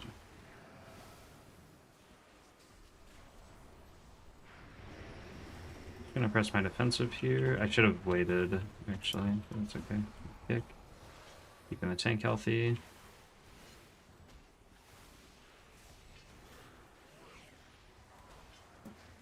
We're watching for these Dread Bellows. That's what we're using things for. So I'm gonna sentence this one. Totem.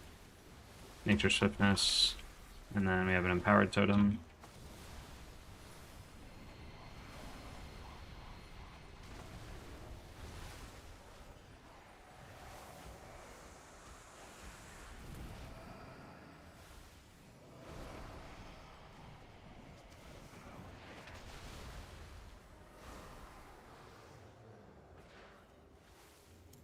Get Riptides out.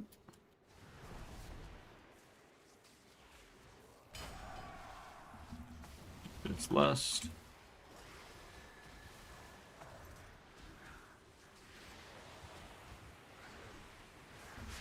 The Dark Beckoning, we're just watching these lines that shoot out from the Herald. Like right there, we gotta get out of the way. Totem. Kill the Warlock. He got hit by an orb or a thing on the ground. Oh no, what happened there? I don't know if that was intended. But we are okay. We heal this off the Paladin.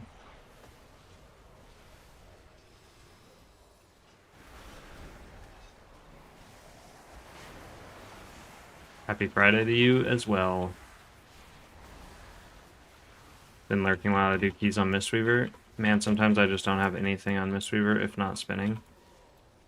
Yeah, I've been playing my Mistweaver a lot. I think it's like my second most played character at the moment. I have been enjoying it very, very much. I think the big thing, if you don't have like spin, you know, spinning crank kick or the Dance of Chi thing proccing, try to rely more on Thunder Focus Tea and Enveloping Mist, like using the instant cast Enveloping Mist to spot heal people or just to get more group healing out, because you can put it on 2 people. And that's really powerful.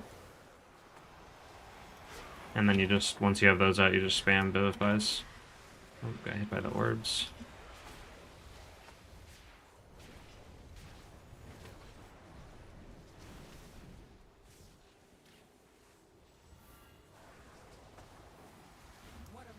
Heal myself. Empowered Totem.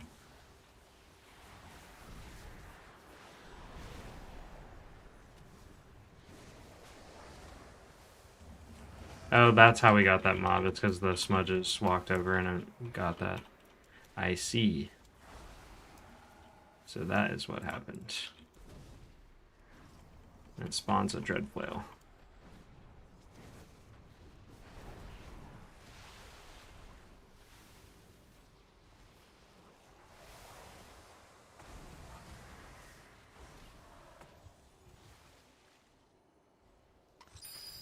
Is there no end to you intruders? Do us all a favor and die before I have to kill you. Use Ascendance here.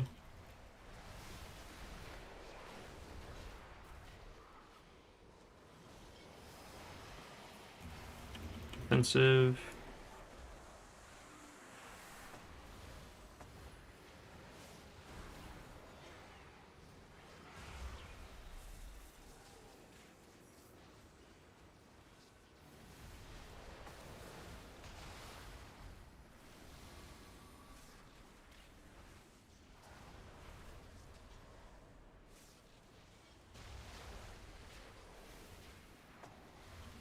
And then the Paladin.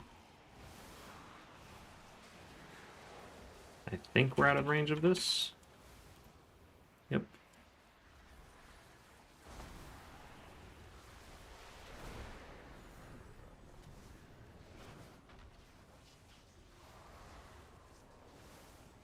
Prove your worth, pathetic lackeys!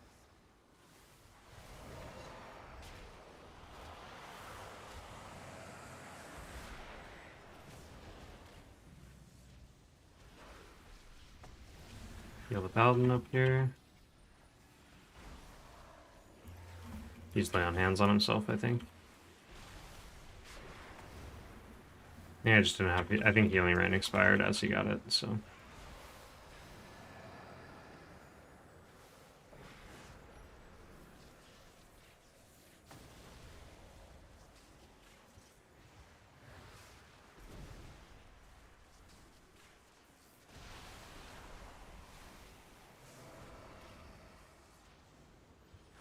Minions, do not disappoint me again!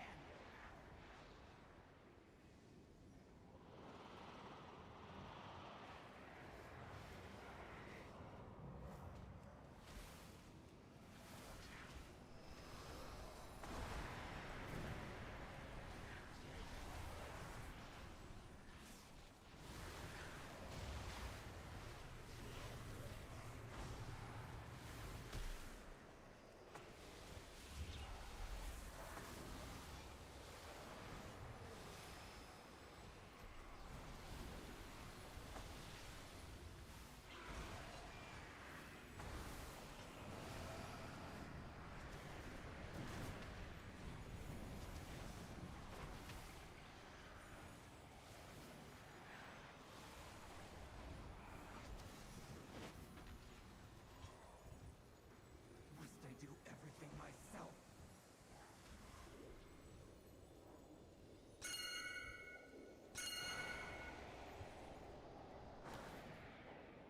Yet another battle. I am still wounded from the last one.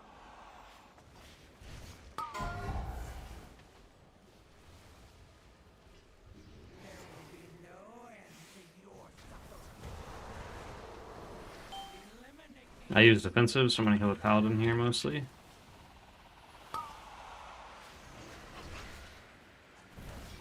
Focus the Dreadflail here. Use Totem. No end to your suffering.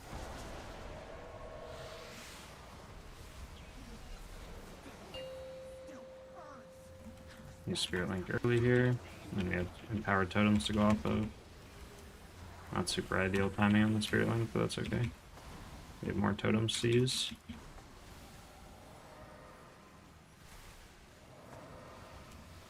There we go, we're fine.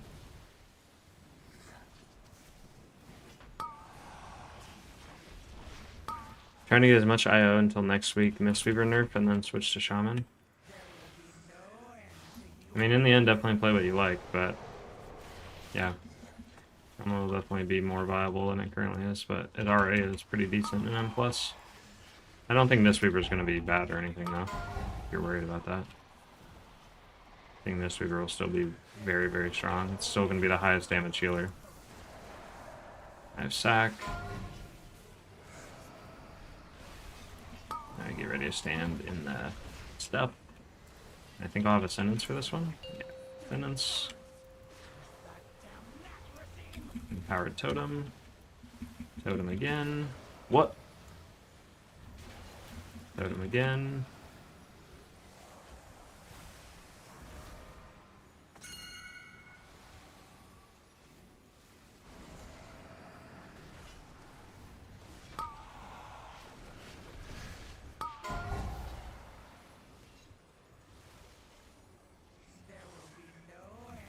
Use defensive here. All three of us got hit. That's not good. I think we'll be okay. We'll just heal the rogue up. The hard part is going to be this AoE that we have to take. We should get the... Yeah, we should get the Warlock up.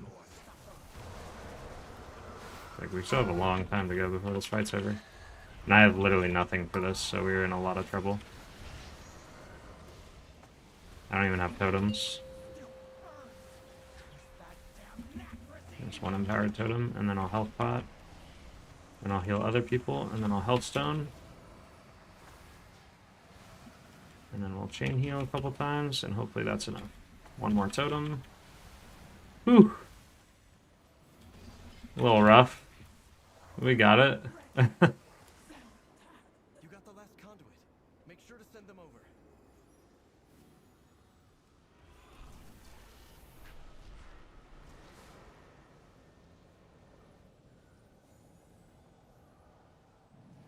Lothraxian, this isn't what the light demands of us. Think of the lives that will be lost. Just trust us.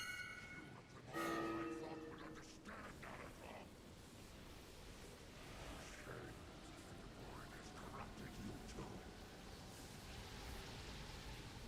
is working. Starting the bridge now.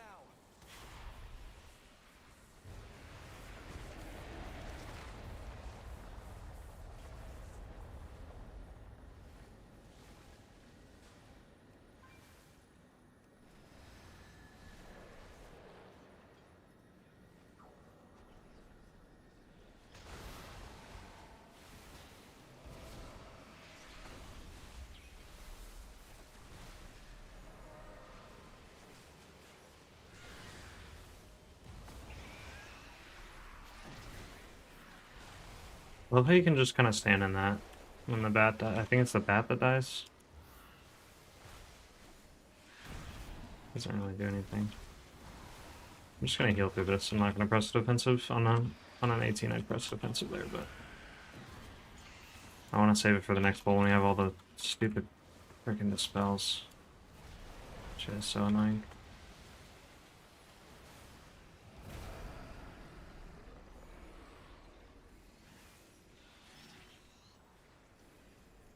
If we get one, we insta stone form.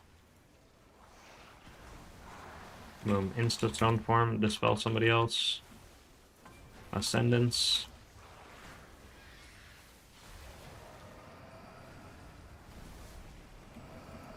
Kick, stun. Okay, since we have kick and stun and everything, we shouldn't have used Ascendance there, because we usually won't get a second set of dispels. It's okay though.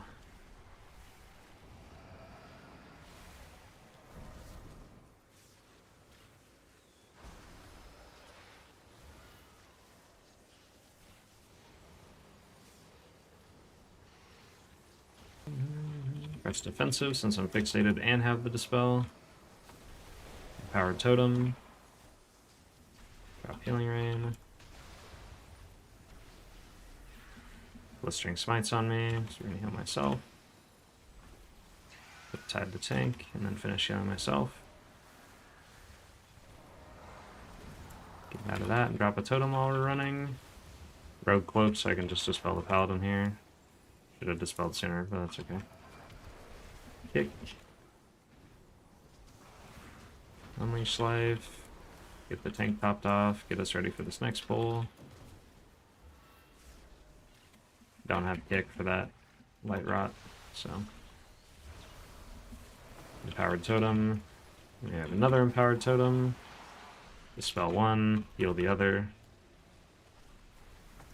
We'll Spirit Link here just to stay nice and healthy. No reason to hold on to it. The boss really does not require it. And I'll have Ascendance back up, so we'll have enough tools in the kit to help us get through stuff on the boss until we have Spirit Link back up, if we end up needing it. Heal the rogue here.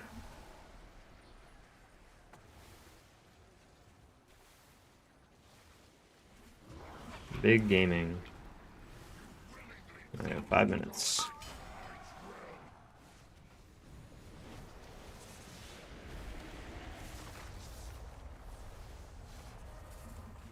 Plenty of time. I'm gonna drop this at the edge. Use my defensive. I should have used it before I got hit, but that's okay. We'll be fine. Got an Ascendance proc too, so technically did not need the defensive. But we still have our regular Ascendance, so it's okay. We'll just use that on the next set. And if we try to delay it a little bit, we'll have it for the little intermission too. So like right here, we'll go stand by the side. And then I'll Ascendance as we walk back into the group. Drop a totem. Get in a better position.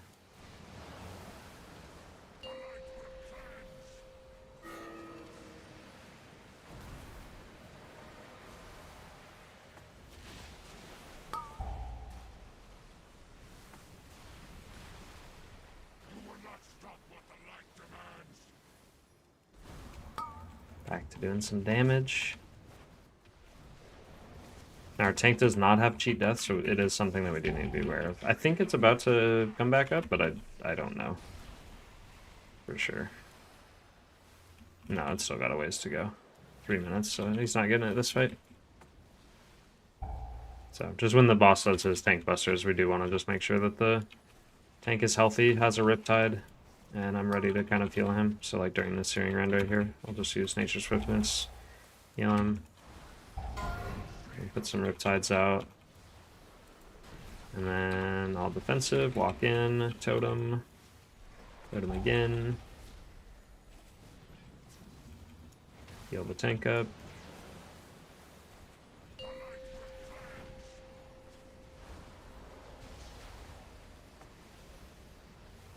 Healing the Warlock. We'll use Spear Walker's Grace so I can top the Warlock up as we get knocked back. That looks like we got knocked out of range. Totem. Unleash Life.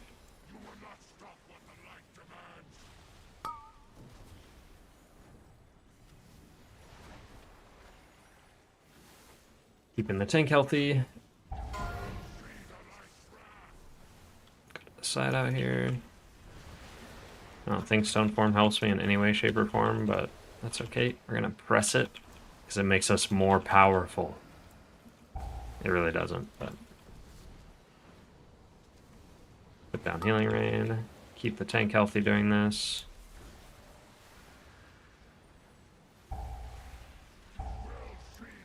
Now we have Empowered Totem when these drop. There we go. The tank does have one, so we do need to watch out here. He should be like totally fine, but it's just something to be aware of. Like in Pugs, is your tank can kind of just randomly fall over if they forget something. So keeping them healthy is like #1 priority if everyone else is fine. Totem. You can just Ascendance here just to keep everyone alive while we find this, because I still don't know how to do this intermission at all. I know you have to find the bald version of him and then hit it with like a kick or a single target ability, but other than that I don't really know too much. Except you can't use AoE abilities on all the clones, otherwise you die. We did it! Look at us go!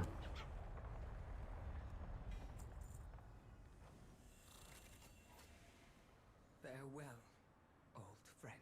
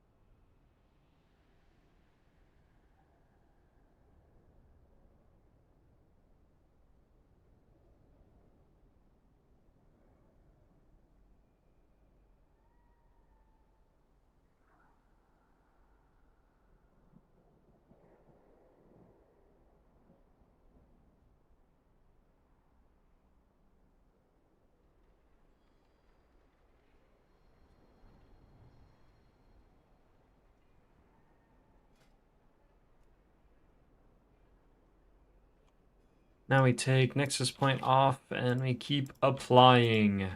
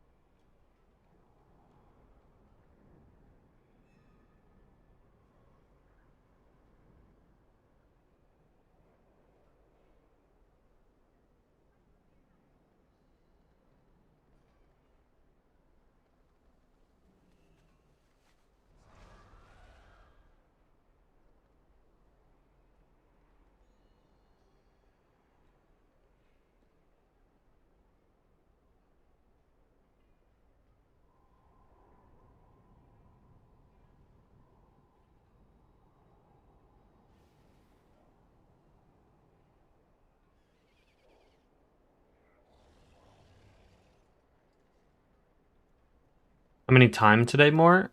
I think that was the first one. Well, no, because we did a couple 16s. So we timed some 16s. That was the first 17 that we timed though today. So we just plugged into it.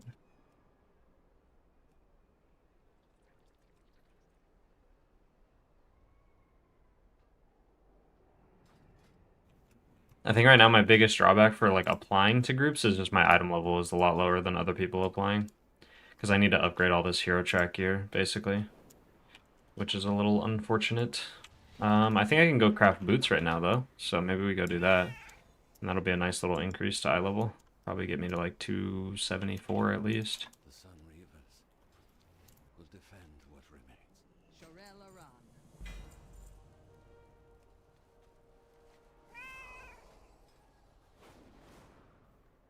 Might be able to get some hero crust as well from this. Maybe not. Probably not. We are united in purpose. We have slept long Oh, in unity. we can. We can upgrade a hero piece one time. No, I'm at 12 hero crest. Never mind. We're almost capped on mythic, so then we'll start getting hero crest. Start farming those.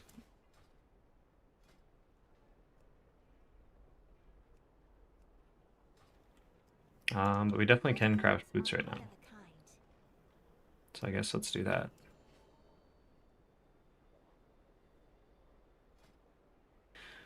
And I already have my 2 embellishments because I have a weapon embellishment and my bracers, so we're just crafting regular boots with no embellishment.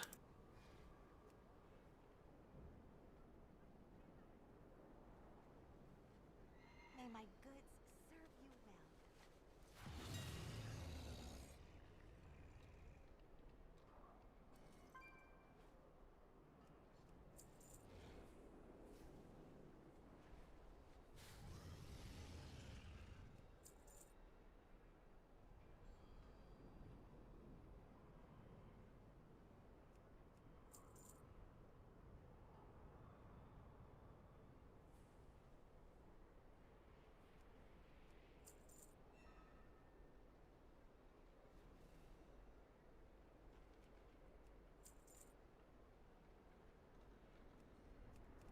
And for the missive, we want crit haste probably. What is my current boots? Crit haste? So yeah, we definitely want crit haste. Because I don't want to lose any haste. I think I have a little too much verse and not enough haste right now. I think more haste would help a lot in keys at the moment. So it's probably going to be, I don't remember what it's called, Fire Flash? Yeah.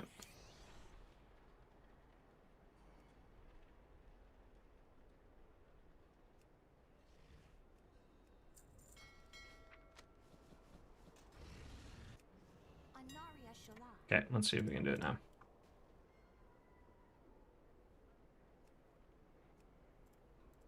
Don't need embellishment. I can't do that yet.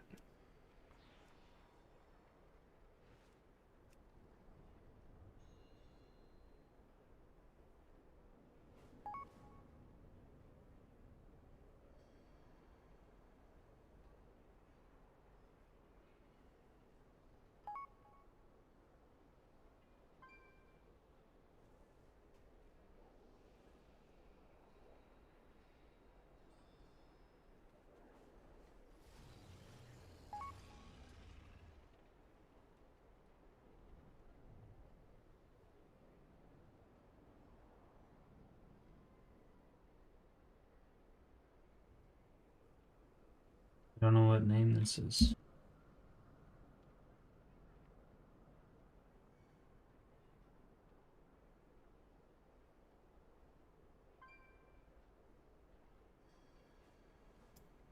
I was so close to my monitor to try to read this name in the chat. It's an I, like a capital I.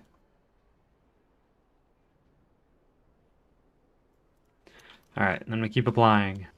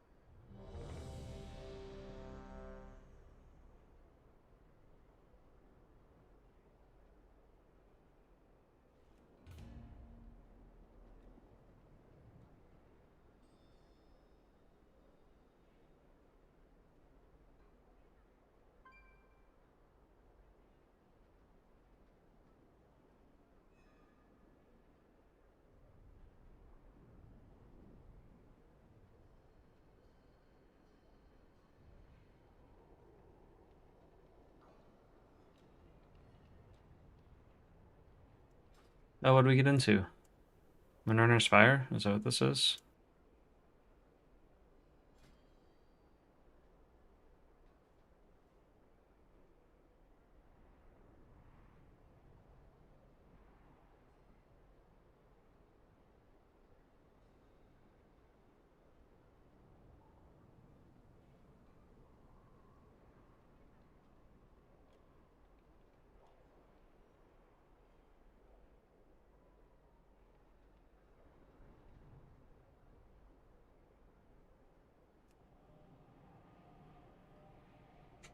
This is a Pit of Sauron.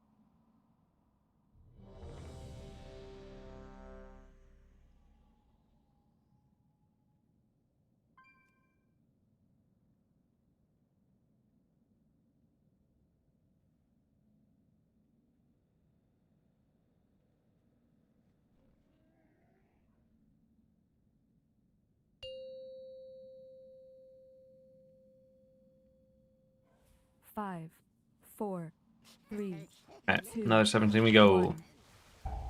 It's a little bit of a weird comp, but the Warlock and the Priest are going to absolutely blast.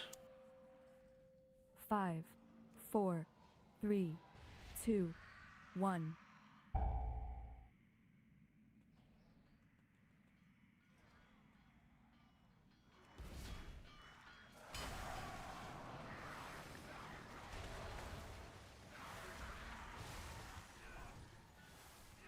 Oh yeah, I can dispel myself in this. Not just with Stone Form, but I can dispel the curses.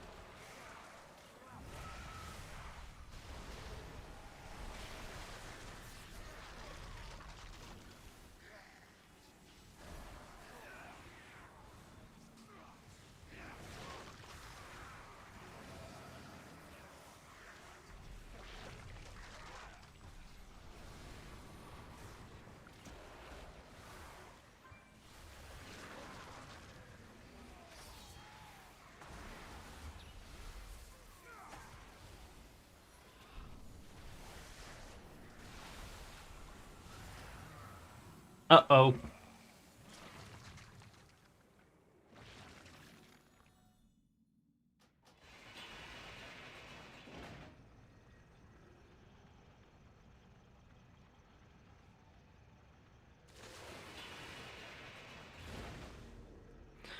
That was quick.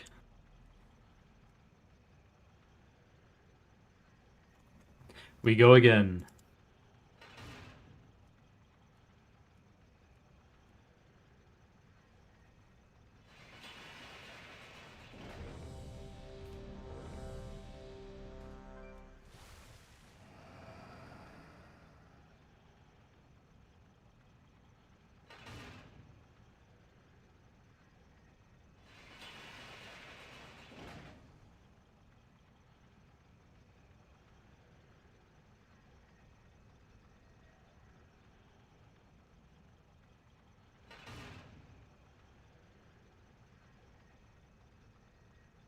Hello. Is it supposed to be nothing or a no? Or wait, nothing G. It could also be that. Nothing G. Hope you're doing well.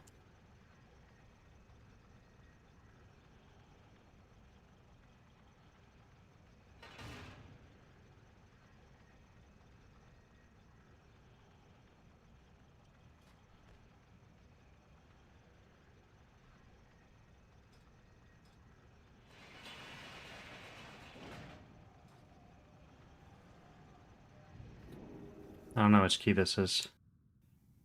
I think it's a Windrunner Spire. I'm pretty sure. Yeah, Windrunner Spire.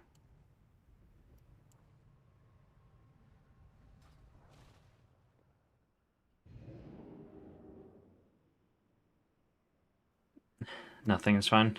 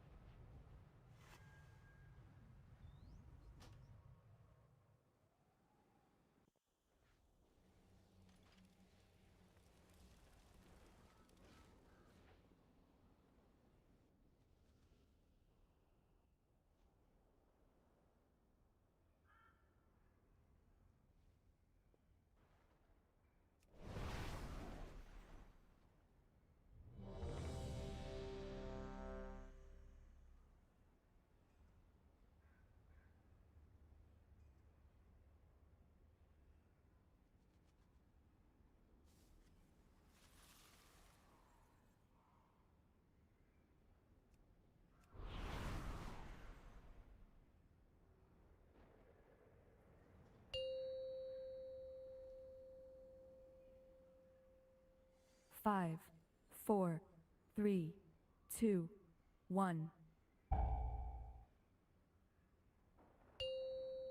Here we go. 5, 4, 3, 2, 1.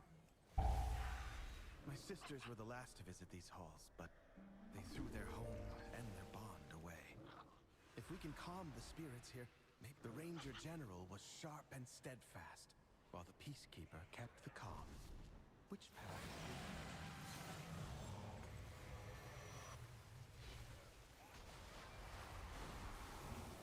I should have stoned for myself, but that's okay. Now a Spirit Link.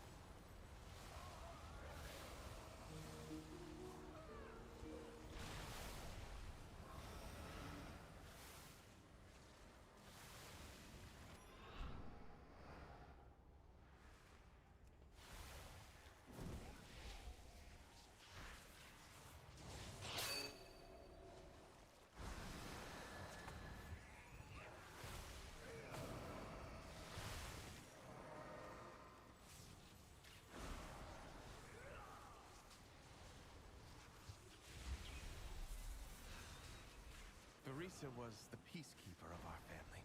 She spent many days tending to the gardens here, but the wilderness has overtaken it now.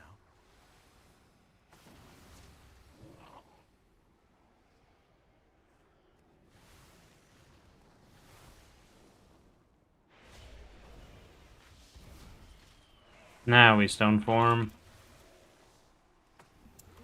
I think this dungeon I should definitely take Poison Cleanse. It doesn't hurt my talent options very much, so it's definitely worth taking.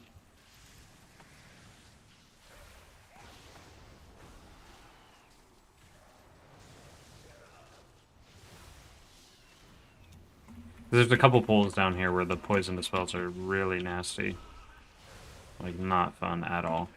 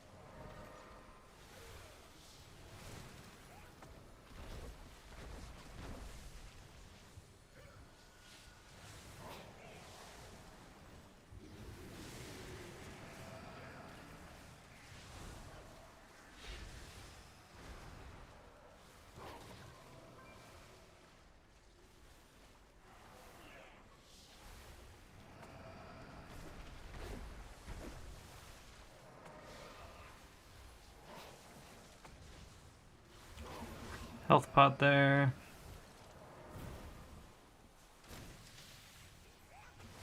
I installed your cell profile and Northern Sky raid tools, but my private ore is still on top. I don't know why. I did the same like you. It should just be... Oh. It should be in the Northern Sky settings where you can change it, like in the video. So just make sure that you change that. If it's still doing it, then send me a screenshot of your settings on Discord. It's just @morecookies, or if you're in the community Discord, you can just ping me in there. And then I can maybe take a look at it and see if there's anything that might be being overlooked. Other than that, you might have private ores enabled in like Cell or Bigwigs, and then that could be causing like an overlap too, but then you'd usually be seeing 2 icons instead of 1. Yeah, I don't know about all that. I simply I wish don't know you what had that pull lasted is. a little I think this longer. pull is fine, but the tank had no defensives. So...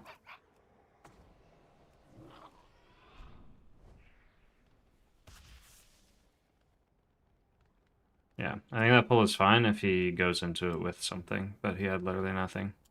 And I have Spirit Link up. Aggro, kill me. Oh, like someone else got aggro, is what he's saying.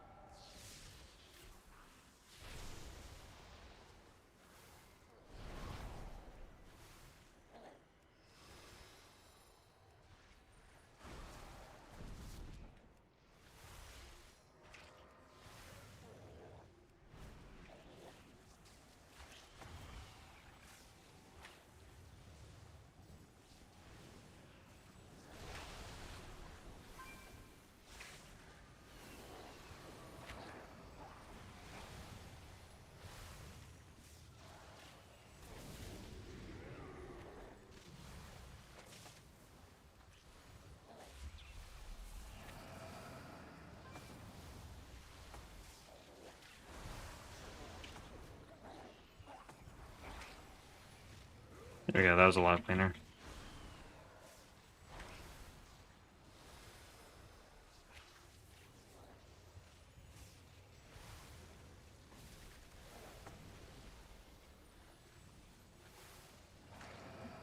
Just gonna Spirit Link this, not super ideal, but we don't really have anything else.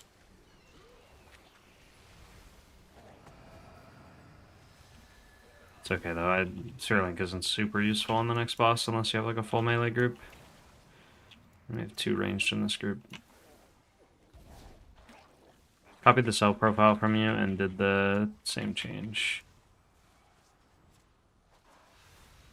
You changed in Northern Sky Raid Tools? Yeah, then just send me a screenshot of your settings in Northern Sky Raid Tools. Just a picture of like the same settings window, the private auras window. Then I can try to help.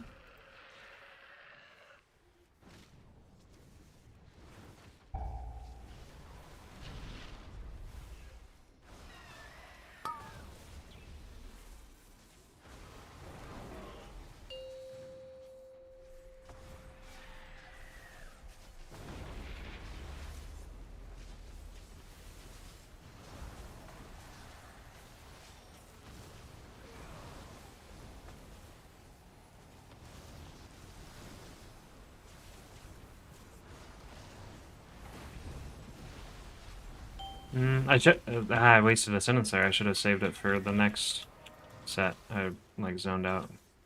Well, defensive and stuff we'll use. And I think Nature's Swiftness will come up during it too.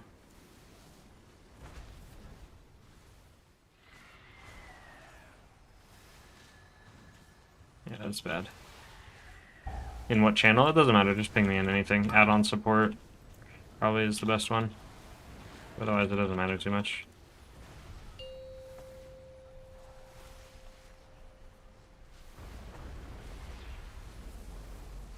But we have a Zephyr for this, that's really good. Power Totem. Unleash life.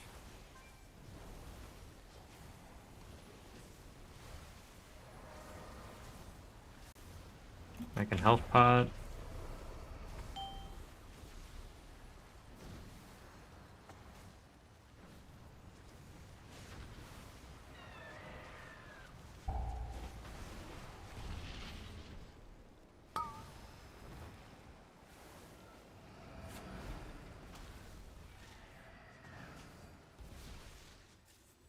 And then for the next AoE, we'll have Spirit Link come up towards the end of it.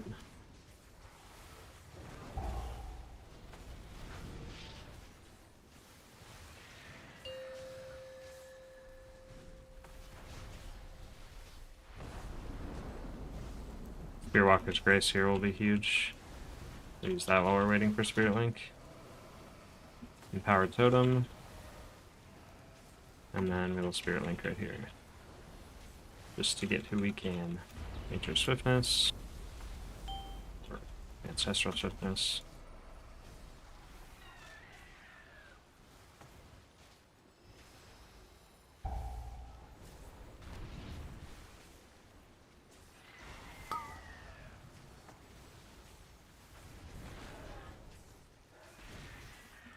Easy peasy.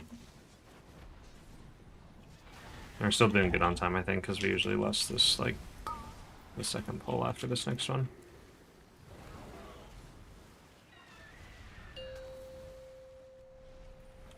Should die during this. Yep. Beautiful. She reminds me of Arisa. My sister was also ferocity itself if her family was threatened. Come, let's find the next relic.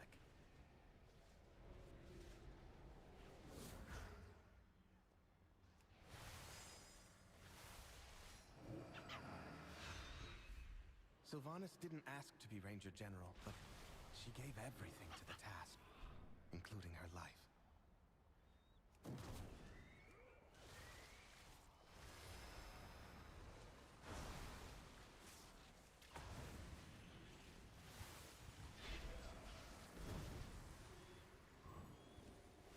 Spell Evoker, heal the DH. Trained with a bow gifted by our mother.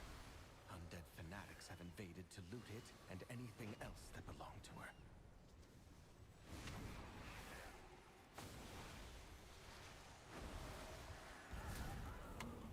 And we're lusting this.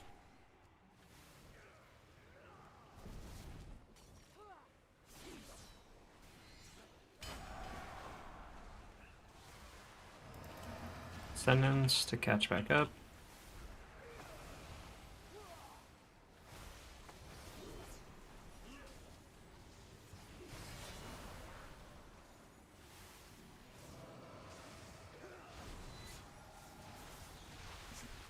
Don't die to the poison, because that's what I always die to, is the stupid poison things on the floor, because they're hard to see. Dang, we murdered that pack, that's insane. Og Evoker strong.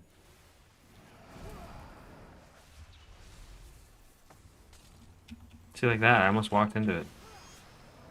It was just in the next room waiting for us. It's like pre-positioning where it's gonna drop.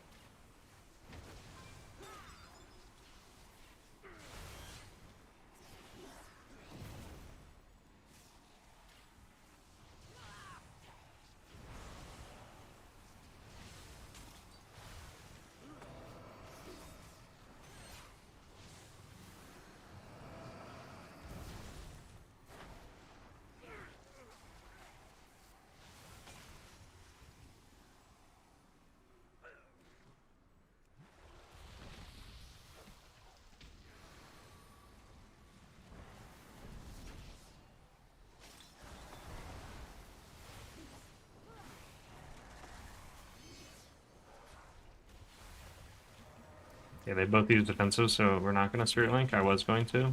But since they both use stuff, they'll be more than fine with catching back up. And we can save Spirit Link for maybe the next one. Or even the next pull, because sometimes the next pull we do like outside with a bunch of stuff. Oh, we Spirit Link this because the Evoker got targeted twice.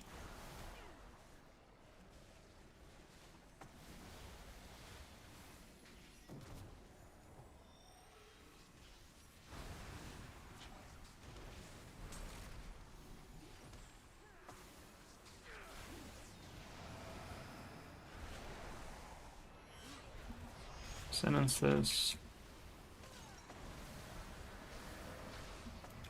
Help the Evoker recover. PH has defensive, so he's fine. Evoker's just getting targeted by everything, man.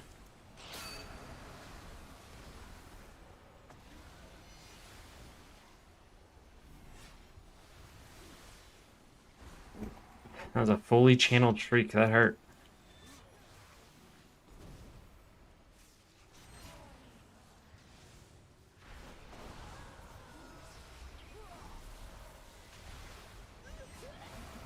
Nice Ascendance proc during this. 2 empowered totems.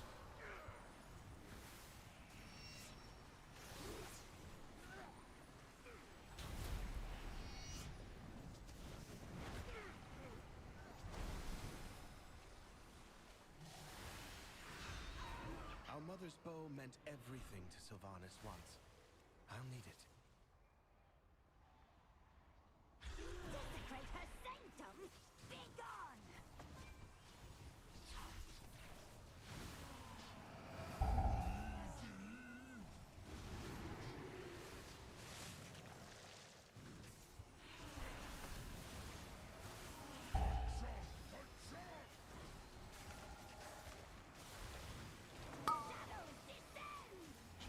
Always dispel melee first.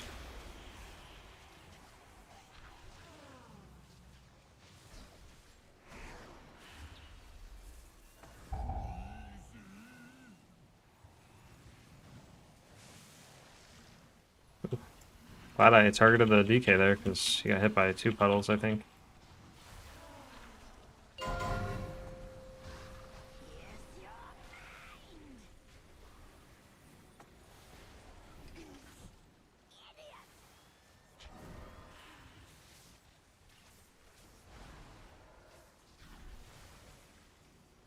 I'm gonna take up more space over here. I'm out of range of everybody, but that's okay. We'll just walk back in and then healing stream.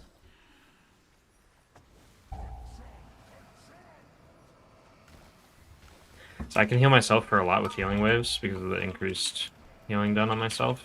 So if I like keep dropping my puddles all the way over here, it makes it a lot easier for everyone to stay together instead of separated. So like I basically block off, you know, this route of people going this way. That way everyone stays over there. So then my healing rain is on everybody except me, and that's fine. Because again, I can heal myself a lot. So I don't need to be in healing rain.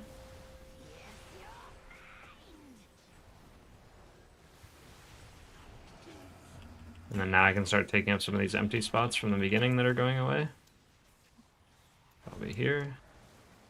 If I get closed off, it's not the end of the world. I can like Spirit Link, or we'll probably just Spirit Link anyways here.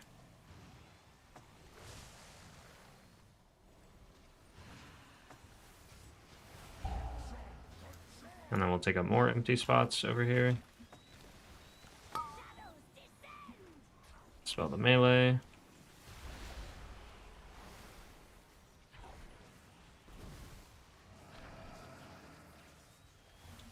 Then we'll use Ascendance for this set. Spirit Walker's Grace. Ascendance. So we're going to get the Shriek right after this, so we want to be nice and healthy.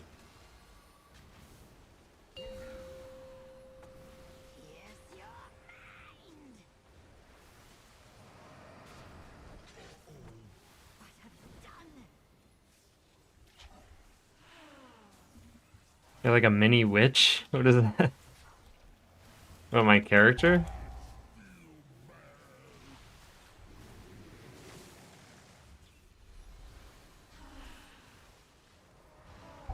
Are you talking about the Ascendance form? Yeah, the Ascendance.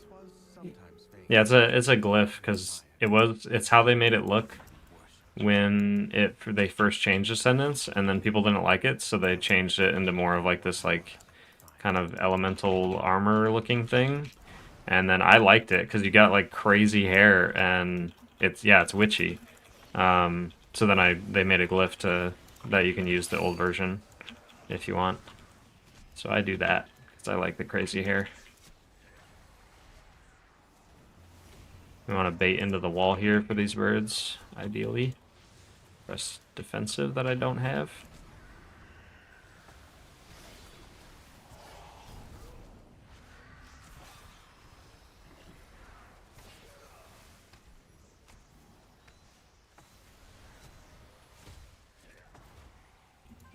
As long as we bait into either wall, it's fine. We don't need to bait. As long as it doesn't like go flying down the hallway, then it's usually fine.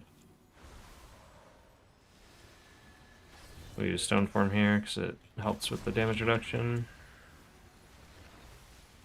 Moving out of the way. Getting the tank up, dodging in between.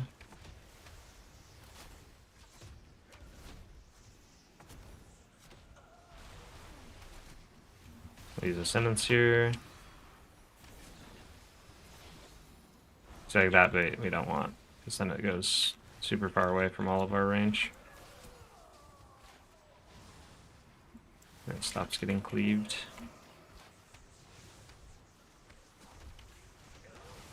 Defensive this one.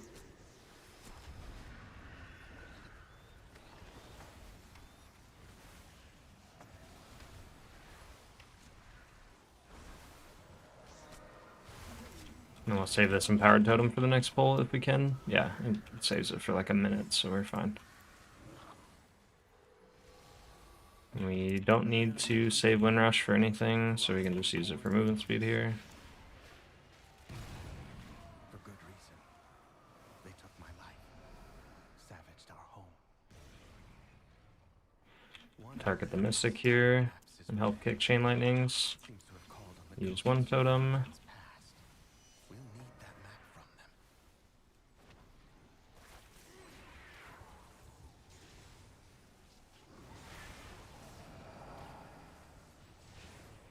them. Use totem right as the Flame Nova goes out. And then as these bleeds start going out, we use the other Empowered Totem. So like right now, we usually get multiple bleeds.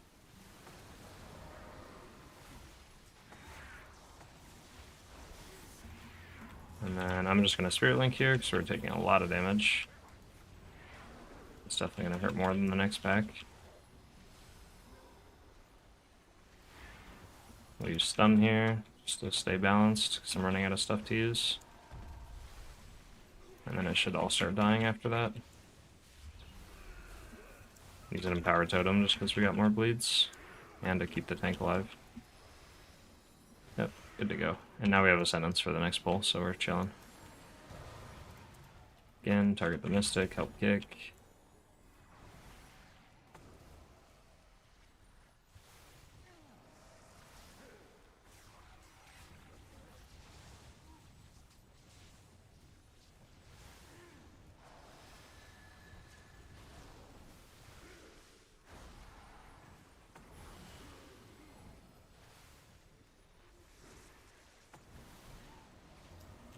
Use the sentence here for the Bloodlust, because then all the mobs start like throwing their abilities faster and stuff.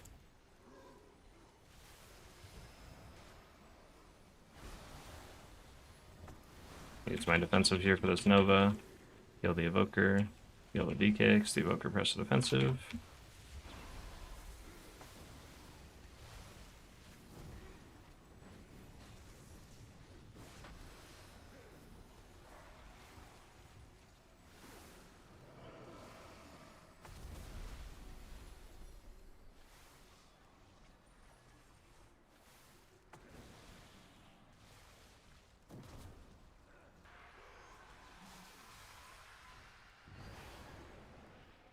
Press defensive that I don't have. What, on Priest? You got Fade, it's broken.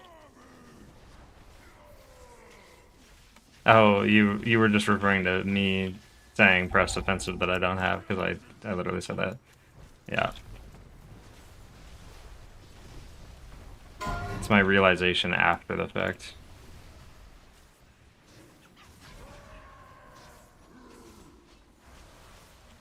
Okay, and then what's scary here is leading into the intermission, you get those bleeds on two people from the jumps, so we gotta keep them really, really healthy. So whoever gets targeted by these two leaps here, we need to like, oh, okay, we push them, so we don't get the leaps. So it's easy. That's like the scary overlap, is if we push into the intermission while people have 2 of the bleeds. Or from the leaps. They're not necessarily bleeds, but the dots from the leaps. Flame Nova, we press totems.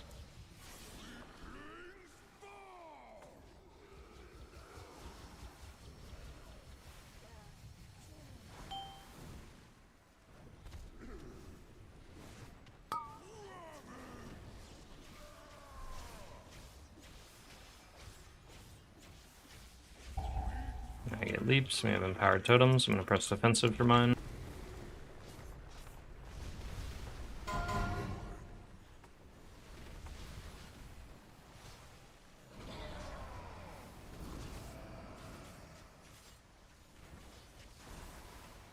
Especially the person with the second leap, because their bleed will last longer since it got applied later.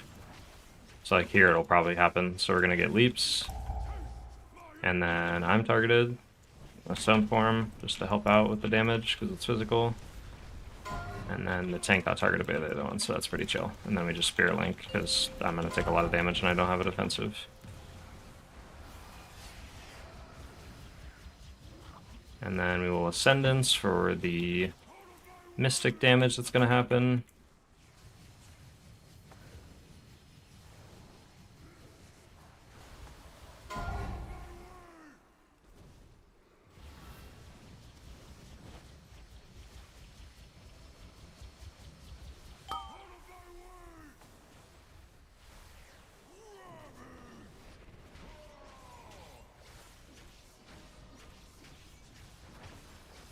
Okay, now we just stay healthy for the leaps and we have no more intermission, so the scary part is basically over.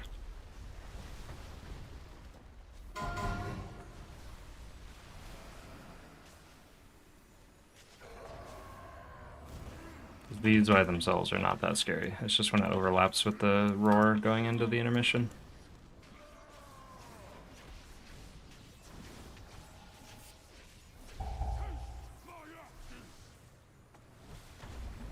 Keep myself alive and the boss will die.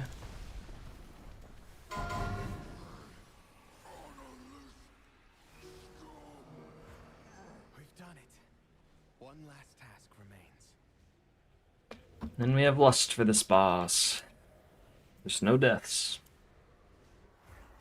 We do have 3 B-reses, so we're probably fine either way. I think this boss probably takes like 3 minutes and 30 seconds. My sisters will I'm gonna guess 3:36 is what it's gonna take. the restless heart that haunts us. Please, lay it to rest.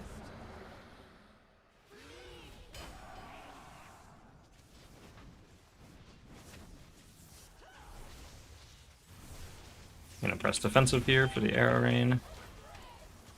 That way I can just worry about healing other people.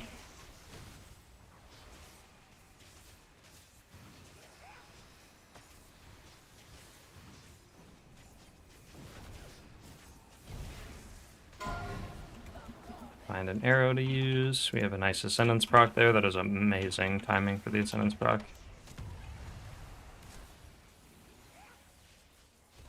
Now there's nothing to do until the next arrow rain. And we'll use our Ascendance for it. Put down our totem. And then now we Ascendance. Probably use Spirit Walker's Grace just so I can keep healing while moving around.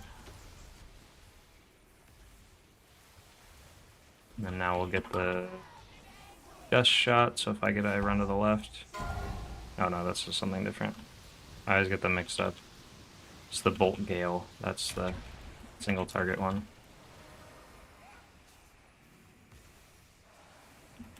Empowered Totem. Don't need the health pot. It should be okay. Heal the Evoker. Totem. Stand in the Healing Rain.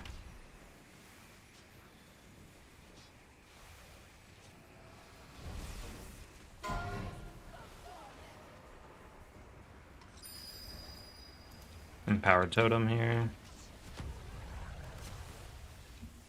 Totem. Oh, you can AMS through the barrier, that's pretty sick. Yeah, and then we have Spirit Link for like the next scary thing.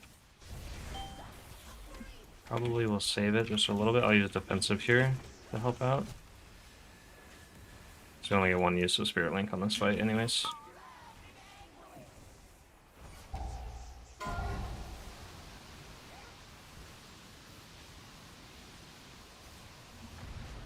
use Spirit Link here. Powered Totem. Healing Rain. And I have it, just don't get pushed into an arrow on the floor. Stone Form, I think this might be. No, it's nature damage, so Stone Form doesn't help. That's okay. And we'll take this arrow over here.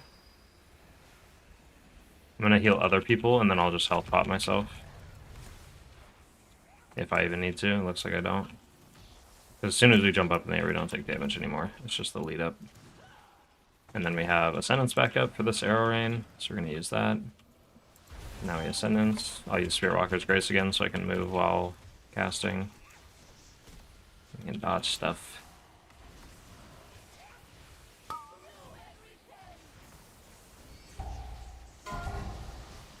I'll help clear some of these. Powered Totem. And we did it! Another 17! Let's go. At last, the spirits that linger within these halls have found peace. Easy peasy.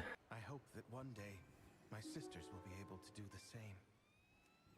As for myself, I shall fill these halls with music until they return home. Thank you, champions. This is probably the easiest boss in the whole dungeon. I don't think that is true. I think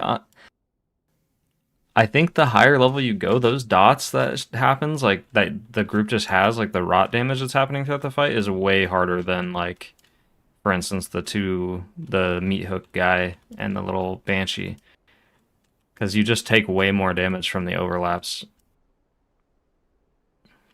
Because the Banshee one, there isn't that much overlap. It's like you get the puddles that you drop, and then as long as you live that, the rot damage you're taking is not that insane. But this fight, you get like dot damage, and then huge burst of damage, and then continued dot damage, and then it finally goes away like after a while. So I feel like that fight is harder. Like I think it gets progressively harder on hierarchies. Because there's just more going on and more overlaps. And that's like the biggest thing you're looking for difficulty as a healer in Mythic Plus is what overlaps. Like that's the dangerous stuff, is when things overlap. When you have unavoidable damage that is on top of other unavoidable damage or like targeted damage. That is unavoidable. That's the biggest thing for sure. That's how I usually like gauge difficulty and stuff. Why can't I jump on this bush? I usually can always jump on it. I'm jumping too far. There we go. That's all I wanted. What about when the witch starts screaming or raging? So that is the thing.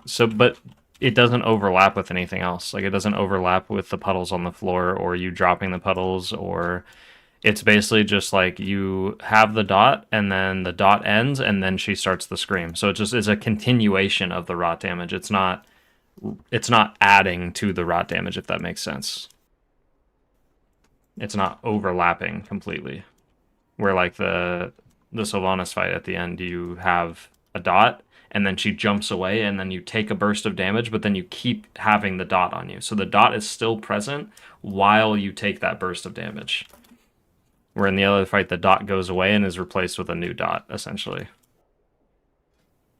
So it's still difficult. It's still an overlap, but it's not two instances of damage on top of each other happening at the exact same time. It's just one after the other, which is different. What do we have now?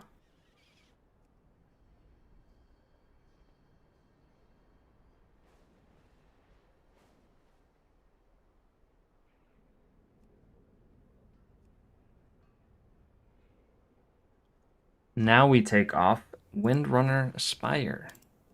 And we go next. So it's separate damage phases. Yeah, exactly.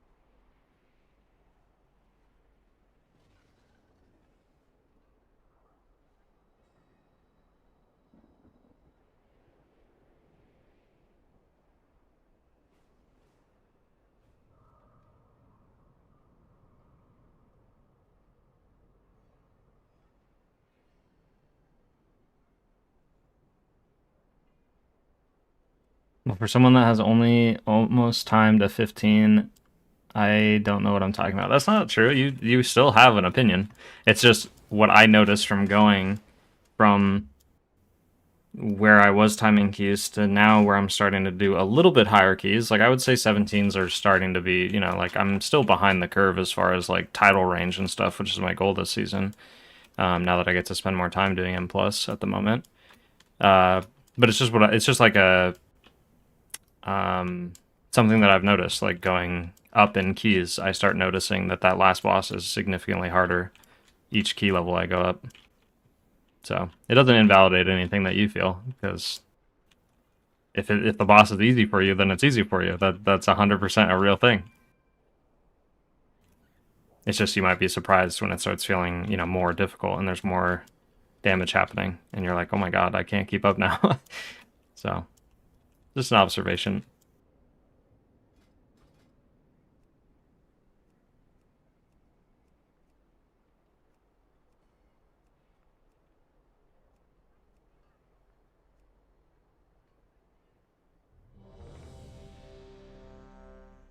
Pit of Sauron.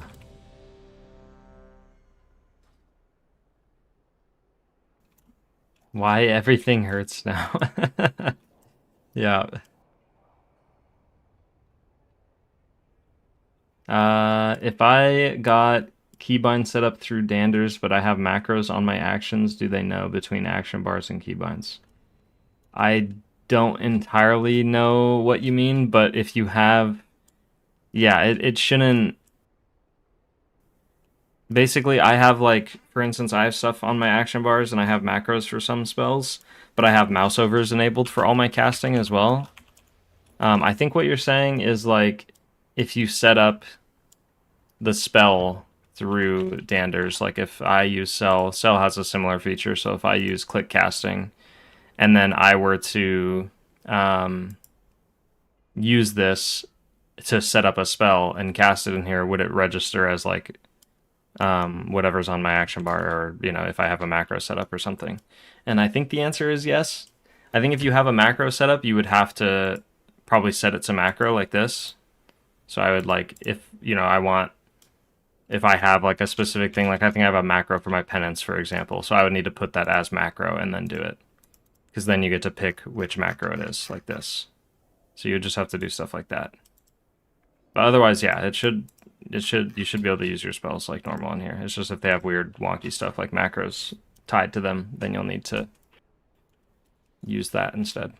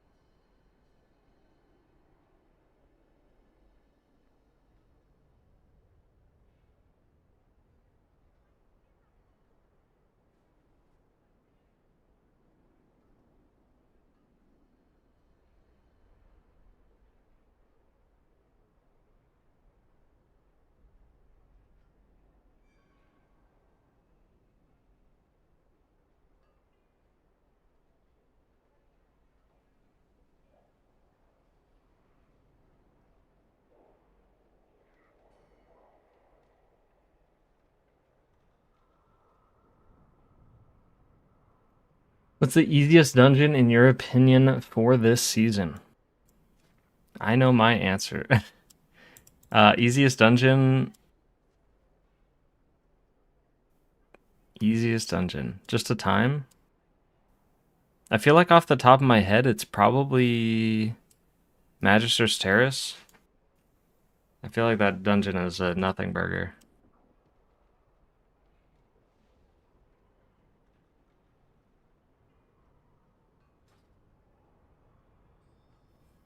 What's your answer?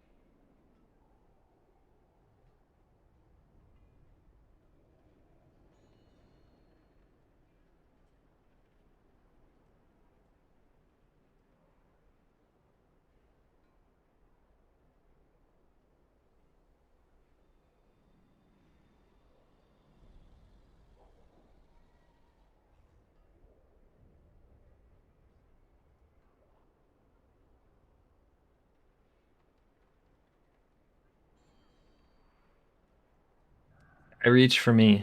Yeah, that's a pretty solid pick. I would also agree that that is one of the easier dungeons.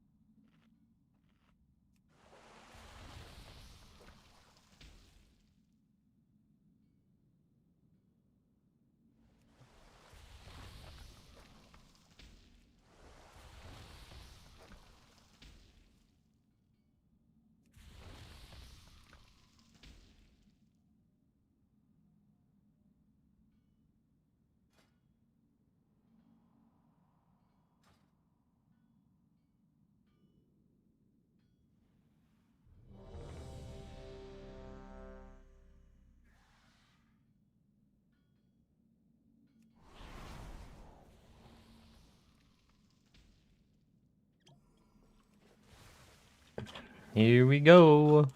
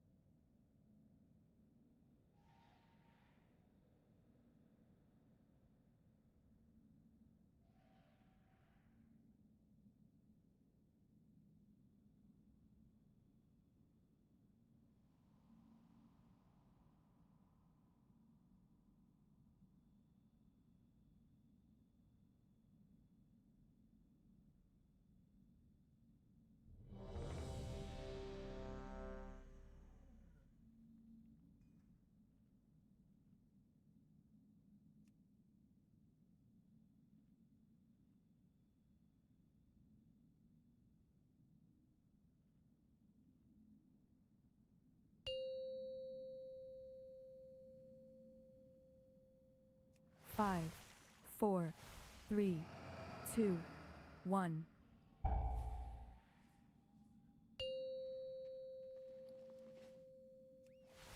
Five, 4, 3, 2, 1.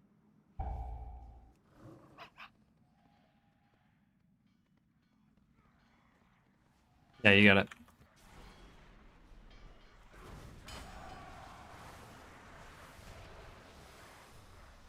You will have to make your way across this quarry on your own.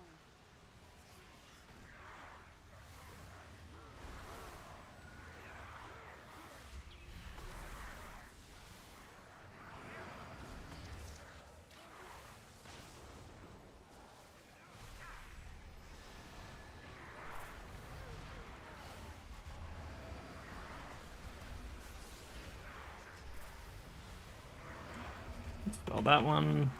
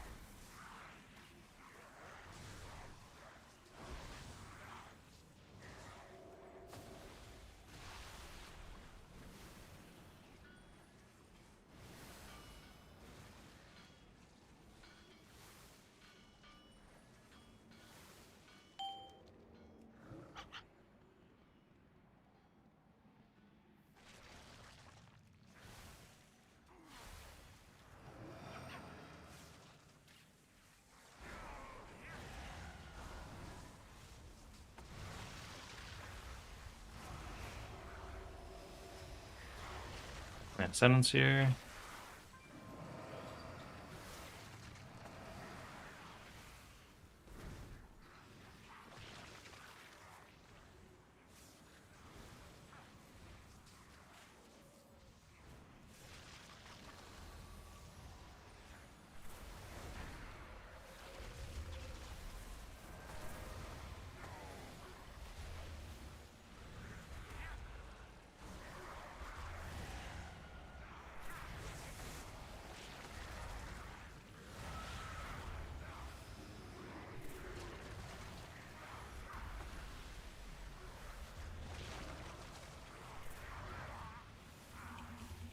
I don't know if I could have done anything about that.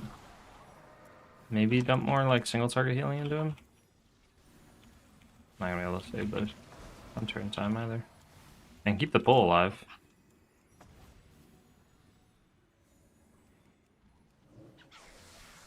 Yeah, no.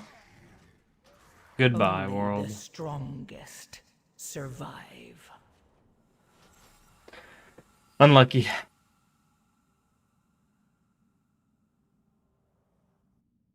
I want to ask a stupid question, but I'll leave it for later. Go for it.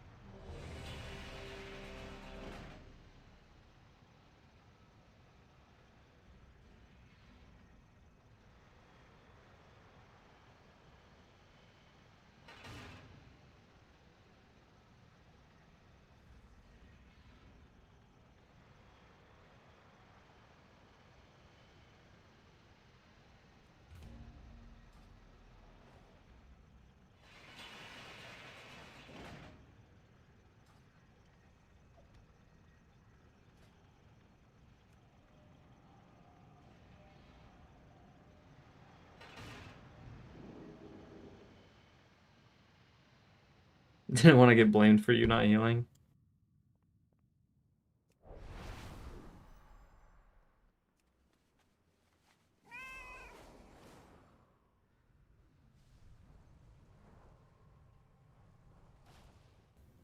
So when can you use the Hellstone to revive yourself? Are you talking about the Soul Stone? The thing that when you die, like the Warlock battle res? Or are you talking about an actual Hellstone?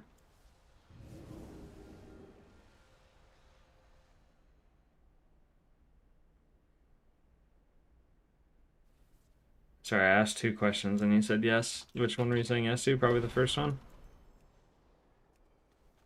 So you're talking about the Warlock battle res?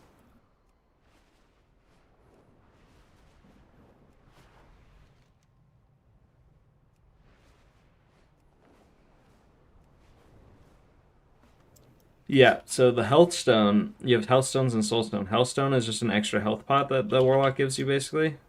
Has a, I think you can use it once in combat, and then otherwise, I don't know what the cooldown is. Because in Raid, you can only use it like once per combat. And then the Soul Stone is just it's their battle res, but they can put it on someone before they die.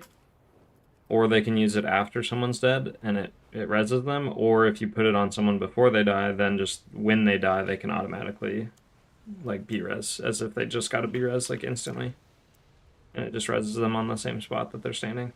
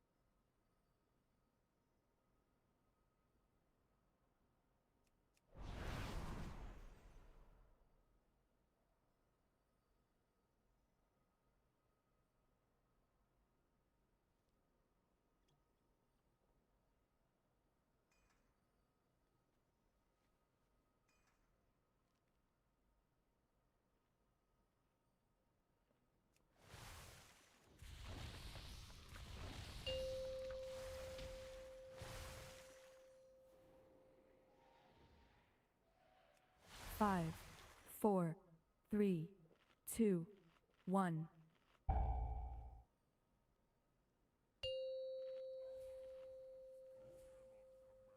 Five, 4, 3, 2, 1. The terrace holds what we require to gain entry to the Void Storm. the cynosure of twilight.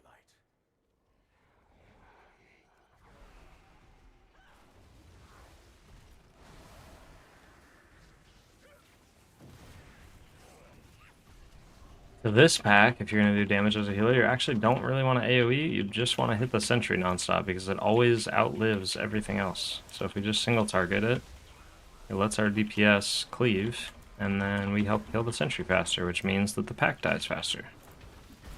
Only What the fuck? Oh, I got Arcane Bolted at the same time. Okay.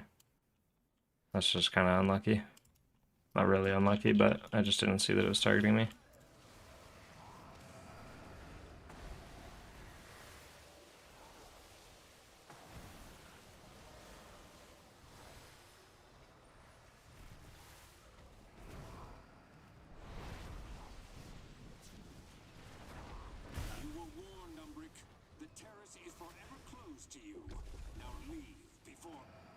Of course he left a message for me. I'm afraid you'll have to incapacitate the gods.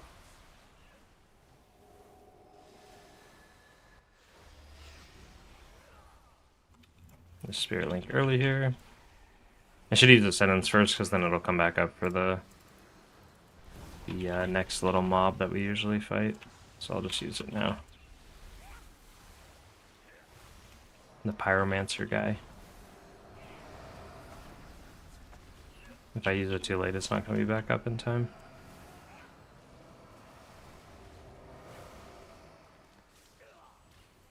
I guess we could have just been good with using Spirit Link. Yeah, it's not going to come back up anyways. I should have just used Spirit Link and then save Ascendance for the next mob because it died way too quick. Grab the book.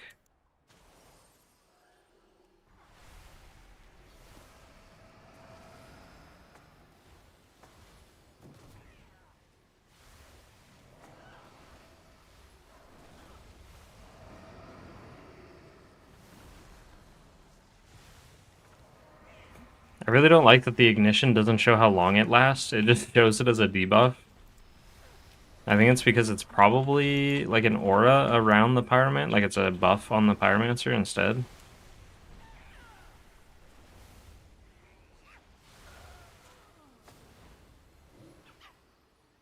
I've missed this library, but we can't afford to linger here.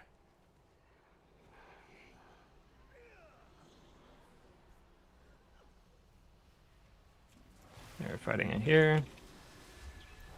Dispel.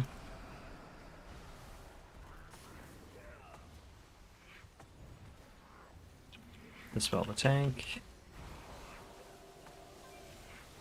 You ready for the AoE, so we heal up the Warlock.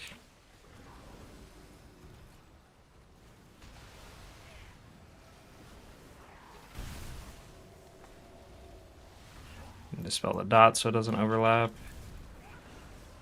This pack we can AoE because these mobs are not fun to play with with the sentry at the same time. So the overlaps and damage can kill people. I'm gonna save Ascendance though for the next Pyromancer. It's after this sentry, since this stuff's already dead. We just use the totem right as we get knocked.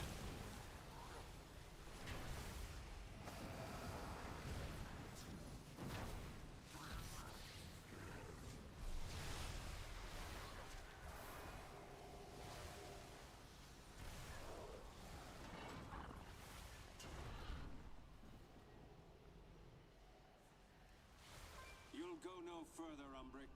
These new defenses were specially made with you in mind. Use Ascendance for this. Powered Totem. I'm gonna try to hold my defensive until the next ignition.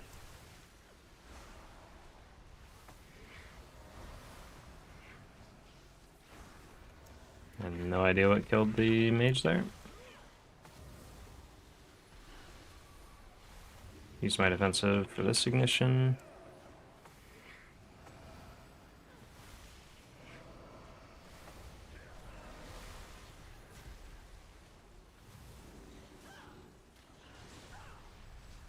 And then if another ignition happens and it's not close to dying, then we can use Spirit Link, but I don't think we're going to need to do that. No, we'll be fine.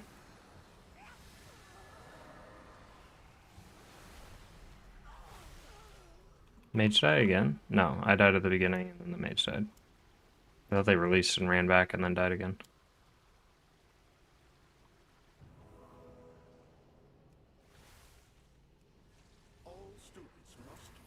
Here I literally don't know what happens for people to die. The biggest things are the ignition from the pyromancers. And then these worms, when they die, they all do AoE damage. So like right now, we're about to take AoE damage from the boss, and then all these are going to explode at the same time. So like there, I just Spirit Link, and then I top everyone off, because the knockback's going to happen right after. I think the worms exploding are probably like one of the #1 cause of deaths in this dungeon. More than likely. We dispel melee first for the roots, and then we dispel range. 5, 4, 3. And if we stand on the stairs, we won't get knocked. This might be a little bit of an awkward angle, but I should be able to pull it off. Yep. And then usually for this, I try to take like 1 or 2 orbs at the, I try to just take 1 orb that spawns out here, but if none spawn near me, I'm not going to chase after them. I'm going to focus on healing people. Because what we're mostly looking for is if anybody soaks 2 orbs at the same time, they get like a stacking debuff and it hurts really bad. And then now we'll stand on the stairs again for the AoE so that we don't get knocked back. Won't happen for a little bit longer though. 5, 4, 3, 2. Then we have an Empowered Totem ready. And Empowered Totem. I still got knocked. There's just the angle of where like the boss is standing.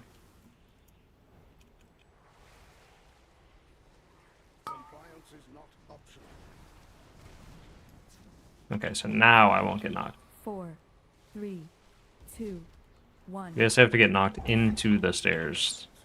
And that's how you don't get knocked back. You still get interrupted. But not getting knocked back is nice. And then now we're just watching if any orbs spawn by me. I'm just going to grab 1 and then pretty much call it good. And start healing. Maybe it's consistent. They like always come from the right and left. And not the middle. It's interesting. I'll have to keep an eye on that. Are you maining a certain healer or just playing them all? I'm just playing them all at the moment. I like to just play them all until like the major balance changes happen, like next patch next week. And then after that, then I kind of decide on what I want to play, depending on what looks to be the best. But I like maintaining all the healers. I just like keeping up my knowledge on like all of them, even if that means I don't play at like the highest possible level. Like if I was just focusing on one healer, I'd be more geared. I'd probably be able to do higher keys. I'd be more comfortable on that healer, all that kind of stuff. But I don't mind like giving up a key level or 2 in like my skill level or my skill ceiling for being able to multi-class. Like multi-classing is also its own kind of skill anyways. So yeah, generally I play them all, or play as many as I can upkeep. And then I'll kind of pick and choose as the season develops and try to push on a couple.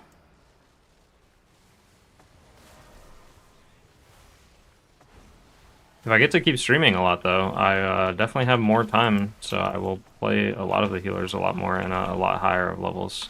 I'm gonna Spirit Link this. Don't think it's super necessary, but I'd rather be safe than die. The only problem there is I pressed Ascendance and Spirit Link, so that was kind of a waste. I should have only used Spirit Link and saved Ascendance for this pull here. Empowered Totem. We Dispel. I cannot Dispel. Totem, Dispel. Barely in time. Rebuff. Heal these glaives, Dispel. I'm not going to get that in time.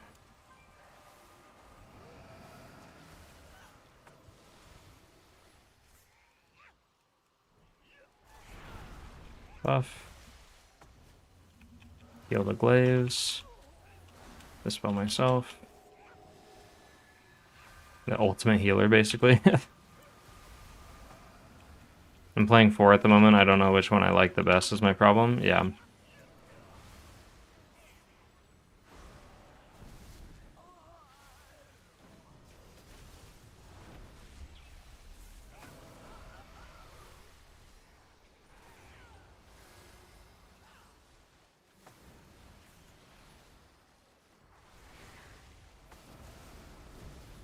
Dispel myself. Health pot. I should have just Stone Form instead of dispelling myself because I wouldn't have used a global. Totem. We play catch up here.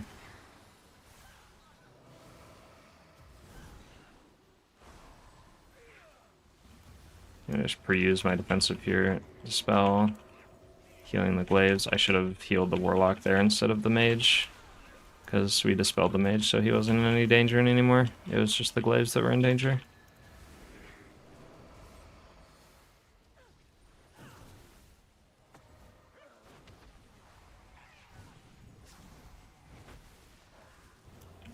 Dispel and heal the glaive.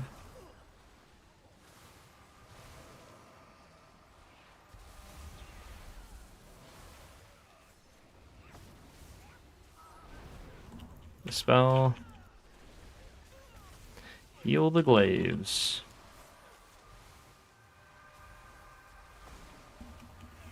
We'll heal the mage and just Hellstone Mine. We will not. We will Honk.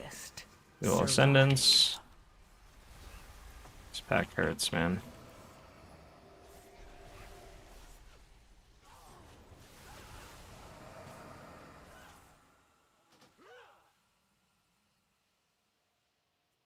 Ouch! It's okay. I've not healed since Wrath of the Lich King. I normally always tank, but I wanted a change. Well, welcome to healing. Healing is very fun.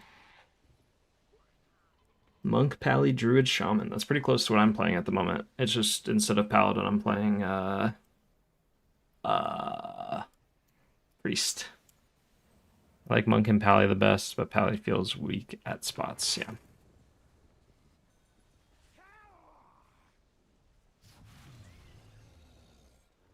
Yeah, I think there that chain pull was just really rough for us to deal with. But I could have saved it by like not wasting healing cooldowns earlier.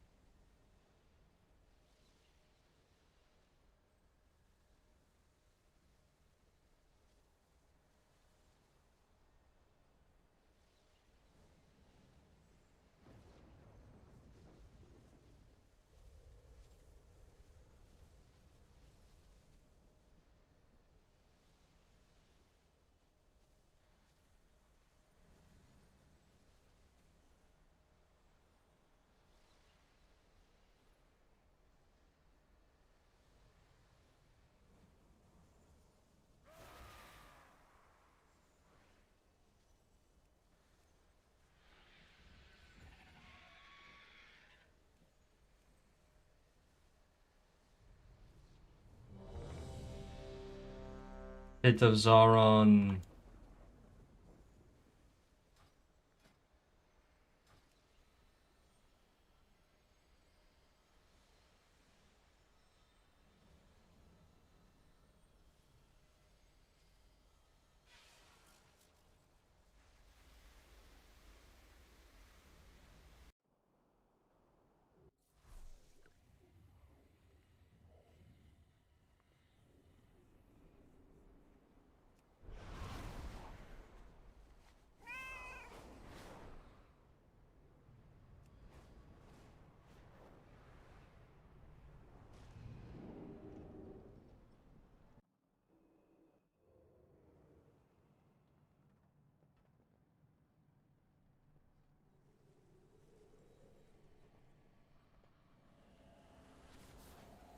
Anonymous, thanks for the gifted sub.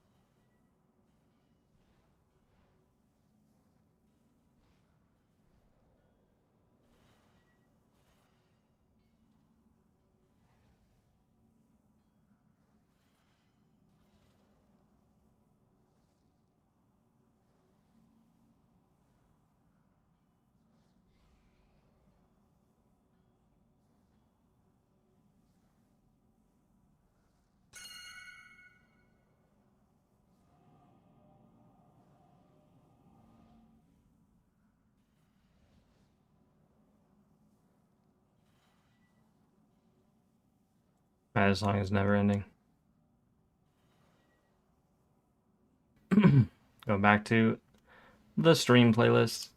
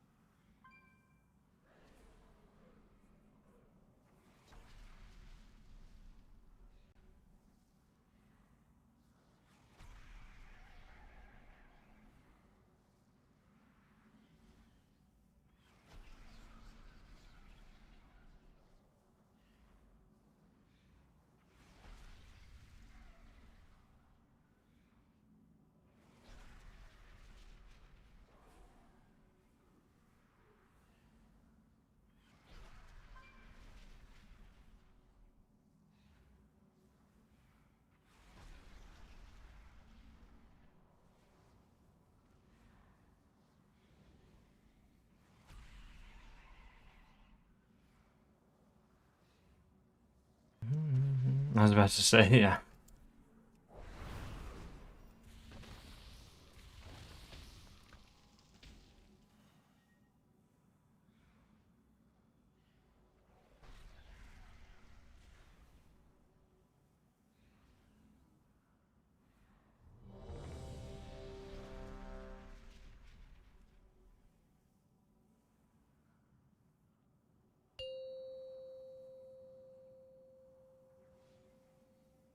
Five, 4, 3, 2, 1.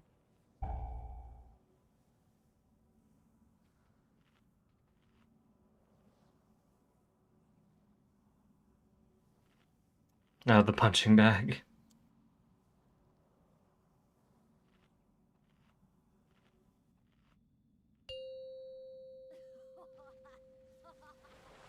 Five, 4, 3, 2, 1.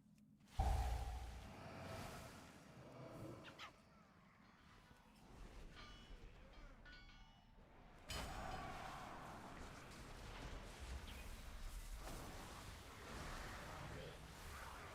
will have to make your way across this quarry on your own.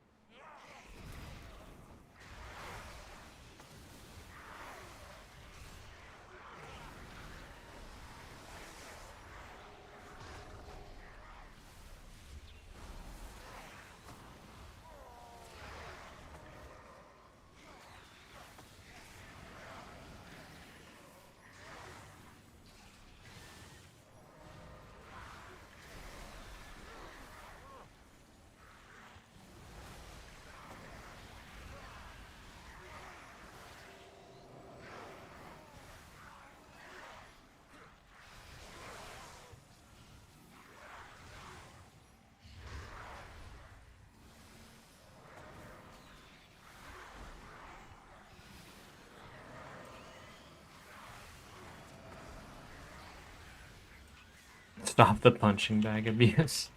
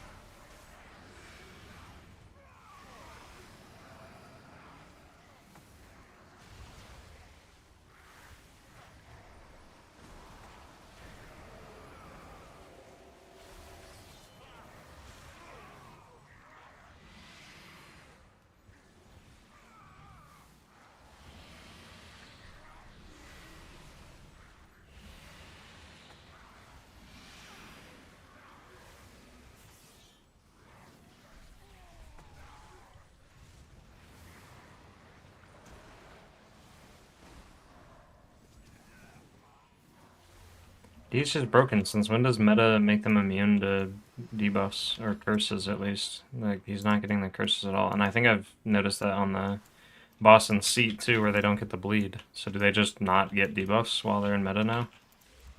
Because that's wild.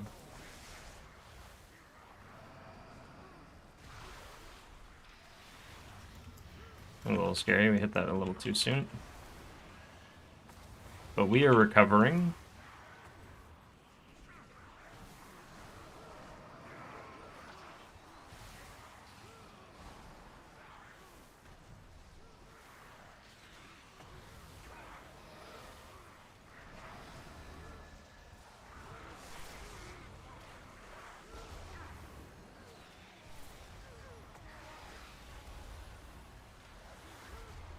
Come on, buddy, live.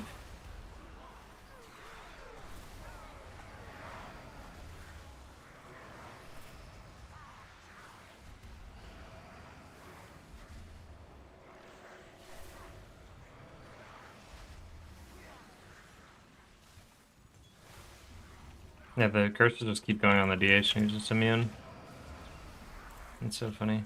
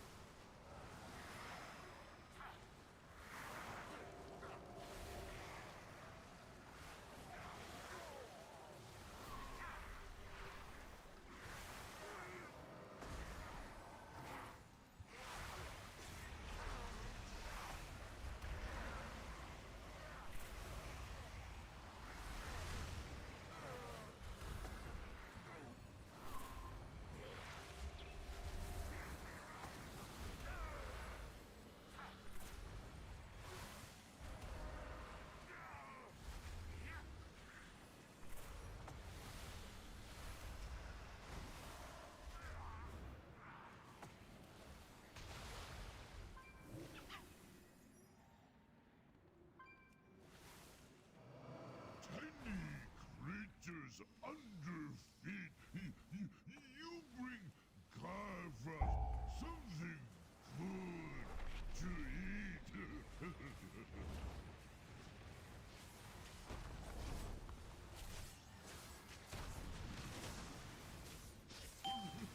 We'll save for snack for later.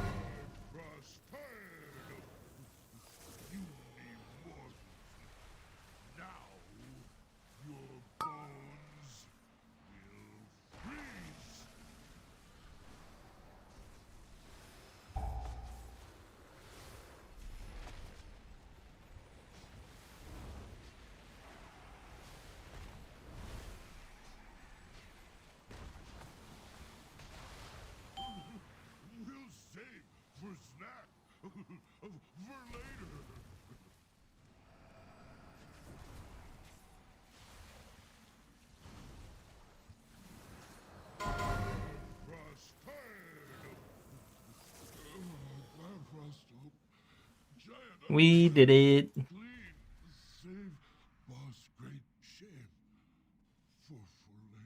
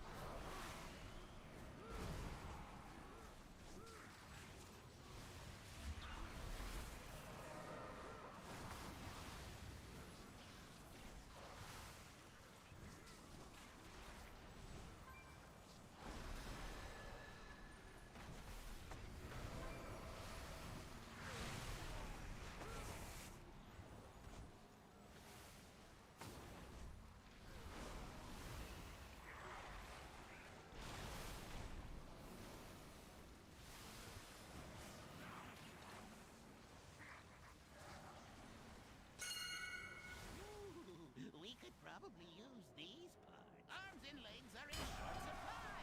Thanks for your contribution.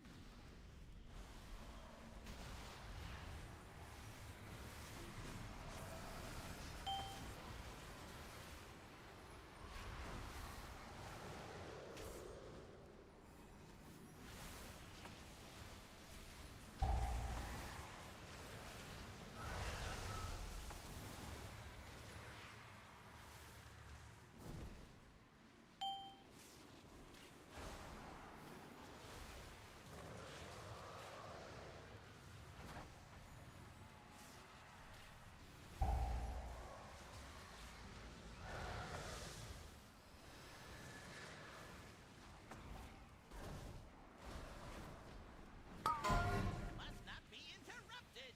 Ick, take care of them.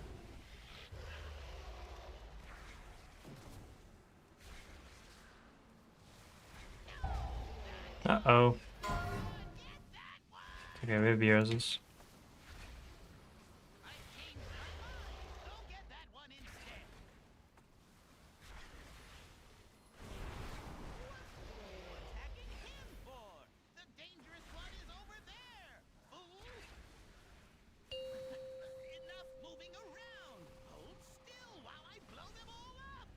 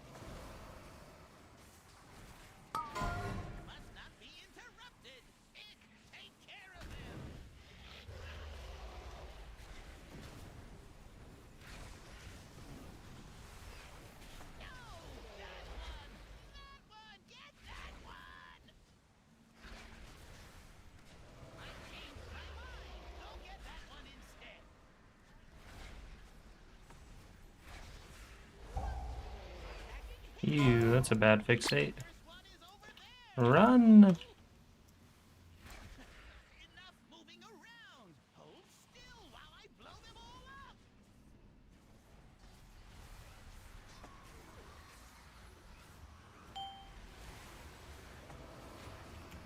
Just gonna use the sentence here. I don't know why I was trying to hold on to it. Like, the next pack is a little challenging, but not that bad because we have movement breaks. Only the strongest survive. Was that? Oh, it's just because I had the totem on me at the same time, so I should have just defensived. It's okay. Don't kill me, please. I'll tell you everything. Worthless gnat. Death is all that awaits you. Do not think that I shall permit you entry into my master's sanctum so easily. Pursue me if you dare.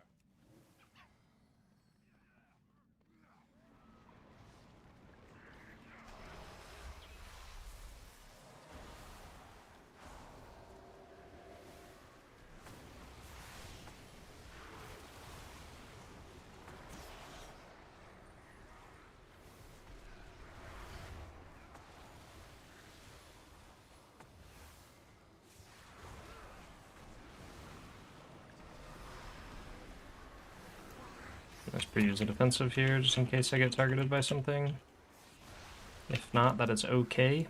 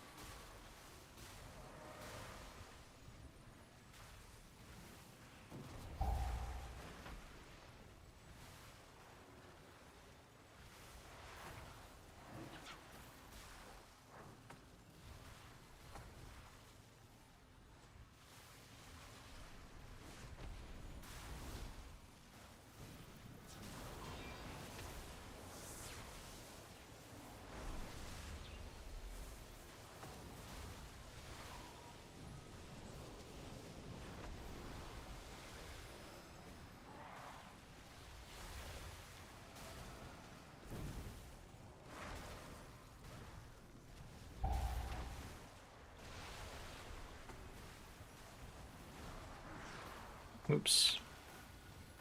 My projectile took way longer than I thought it would. That was my bad.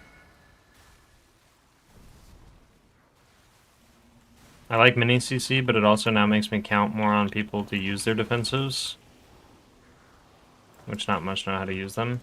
Yeah, don't necessarily use it as a way to do that. It's more just It honestly, like the way that I would use it in like lower keys and stuff, up to like, I don't know. I mean, even in this key, like the DH or the DK isn't using it as AMS very much, but it's more making you aware of that. Like you can see who's using their defensives and who's not. So the people who aren't, you kind of throughout the dungeon, you can be like, okay, I know I need to heal this person more because they're less likely to use their defensive than, you know, this other person who's pretty consistently using theirs. Stuff like that. So.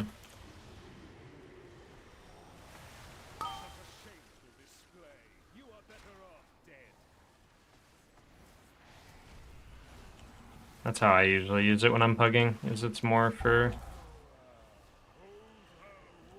It helps me when people are using their defensives, because then I know when they're going to press them more than likely, or when they're at least available, and then it helps me for the people who aren't pressing them, because then I'm like, okay, yeah, this person's just never going to press them, so I'll just act like they're not going to press it pretty much all the time. So I think it's still helpful, like, either way. It's just, you know, you have to be the person who's flexible around that idea, which is the hard part. But I totally get what you mean.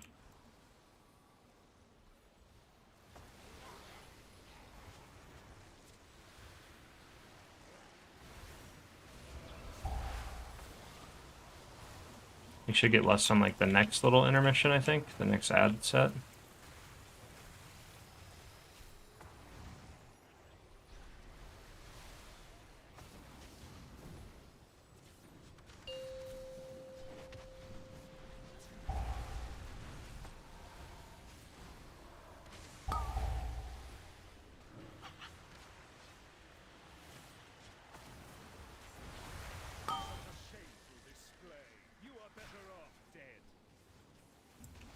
Mages usually do, and hunters that I encountered.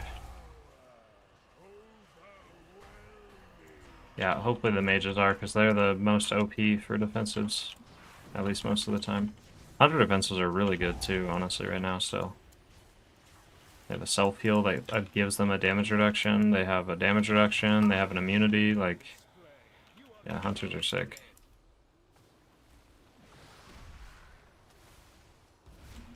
And then now we will lust this phase.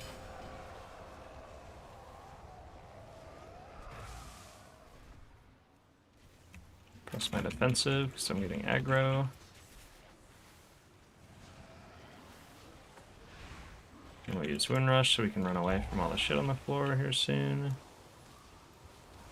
Use Spirit Walkers while I'm doing this.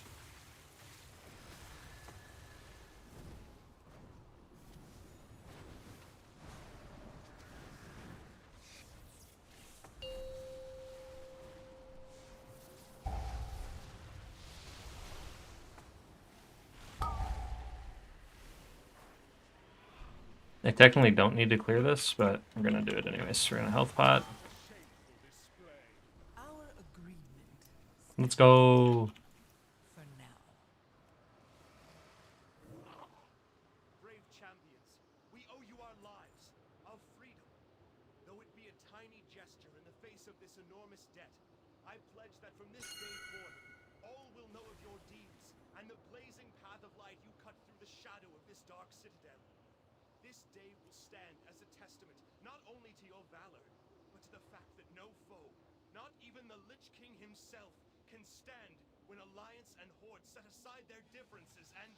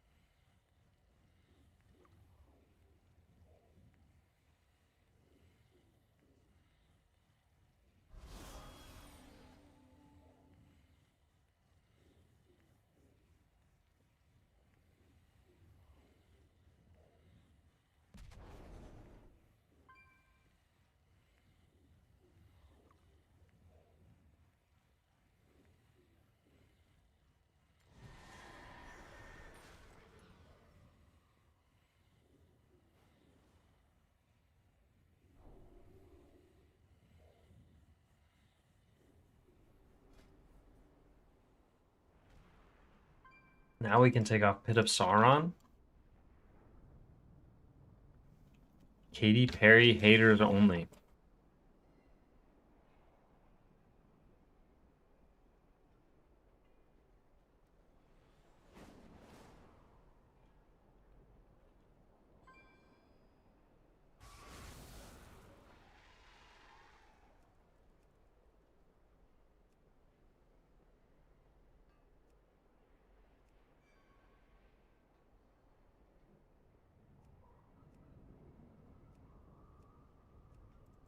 I don't think I'm necessarily a Katy Perry hater, but I'll pretend to be one if it gets me in a key.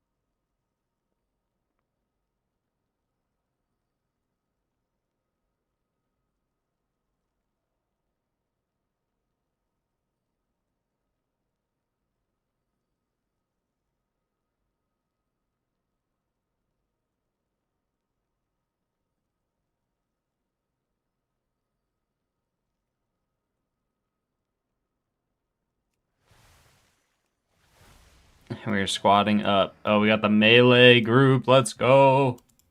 Healing Rain is OP now. Soothing Rain is like actually worth taking when this happens.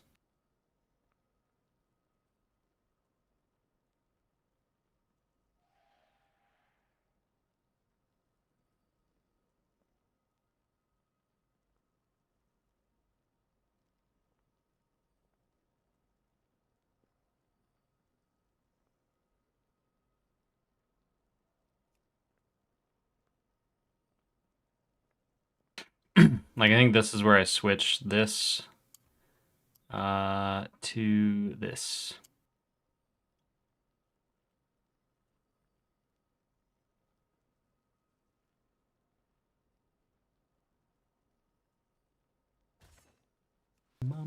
Also, though, this dungeon kind of sucks for melee, like, in general. Like, on the bosses, mainly. The terrace holds what we require to gain entry to the Void Storm, the Cynosure of Twilight.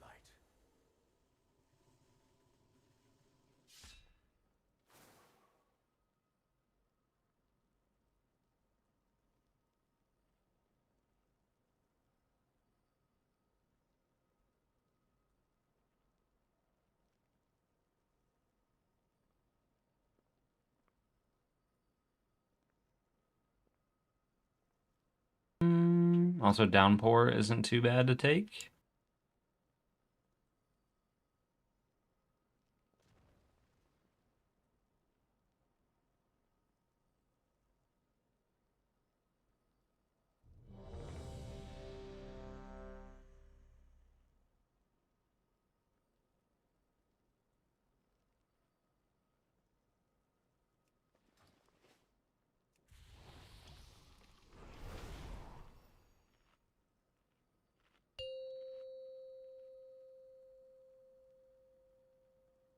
Five, 4, 3, 2, 1.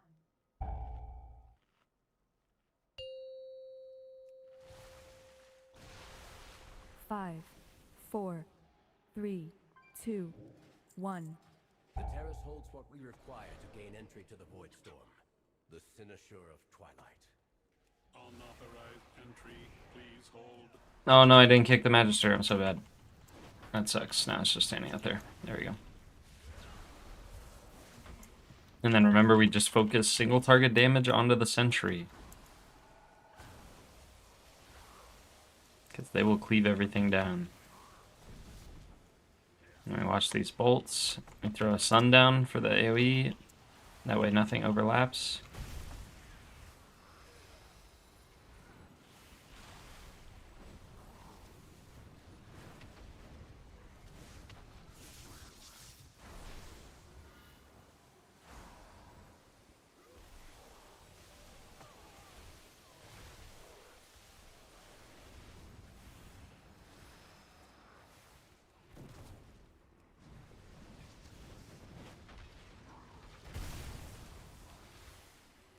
We'll keep this other empowered totem for the next pull. And then remembering we're just using Spirit Link and we're saving Ascendance. You were warned, Umbric. The terrace is forever closed to you. Now leave before... Of course he left a message for me. I'm afraid you'll have to incapacitate the god. Dispel. We lust. Put down Surging Totem. Use our empowered totem.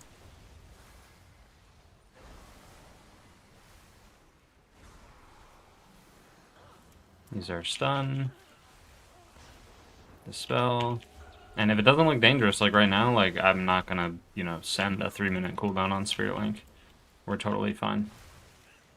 Dispel. Yeah, so we just save it.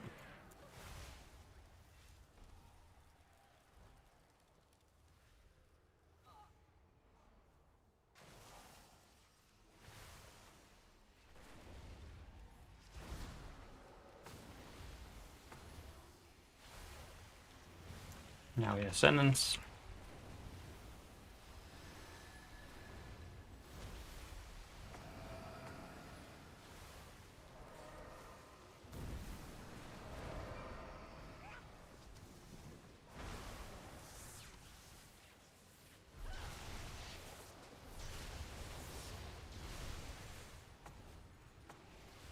And there's double totem. Unleash life. Chain heal twice.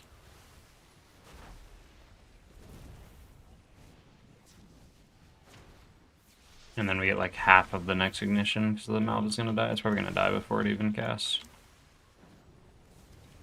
Yeah, one tick. How I've missed this library. But we can't afford to linger here.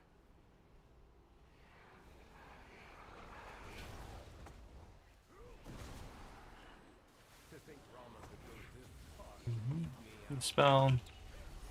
Powered totem. We need to do the spell soon.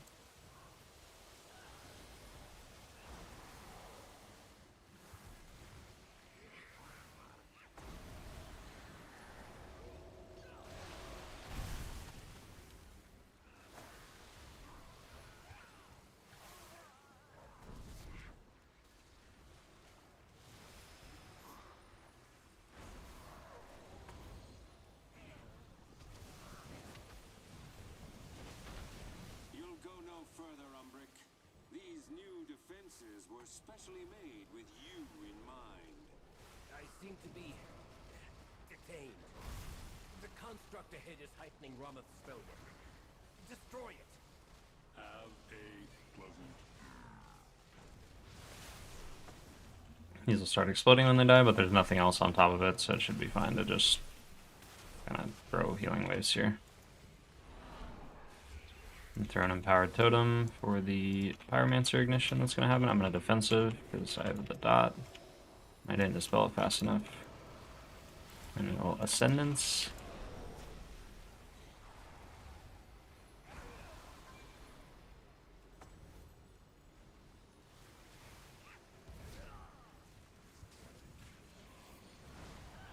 Dispel.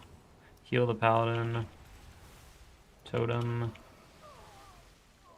Probably Spirit Link here, just because we're going to want it for the pull after the boss. So, we don't necessarily need it for the boss. Like, there's nothing dangerous on this boss. Except maybe at higher keys when you do, like, the first set of orbs. But the boss is going to take us more than 3 minutes, so... We have one more ignition. To just use Unleash Life. Then it dies before it ticks anymore. Go stand over here so that we don't get knocked 5, back. 4, 3, 2, 1. Suppressive barrels necessary. Enjoy detainment. Policy demands compliance. 5. Yeah, keep the tank healthier here so we don't proc a cheat death unnecessarily. And then I'm excited. I'm not excited to see, but I'm interested to see if these orbs always come from the left and right side and not through the middle. There's one kind of in the middle.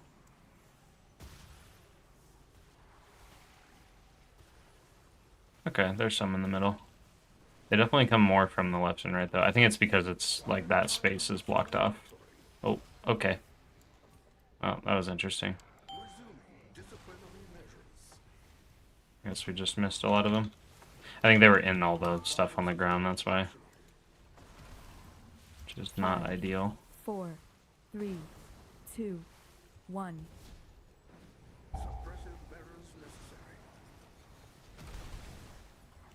Unfortunately, that probably isn't like GG, but it's definitely not good.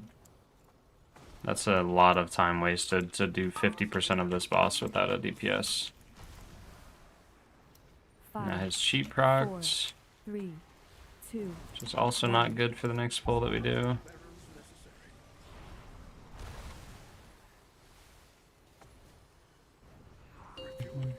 Yeah, he just needs to stop keeping it in the pool for the refuel. He needs to pull it out before the refuel happens.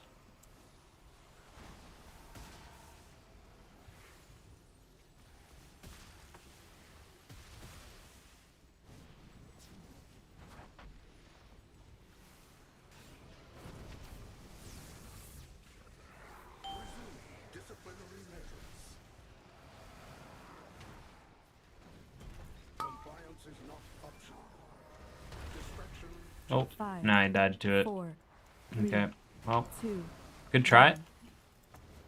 Suppressive barriers necessary. Distraction leads remain still. Why is this stuff not killing me at all? That was so bizarre. Compliance is not quite. Please return. It's like not doing any damage.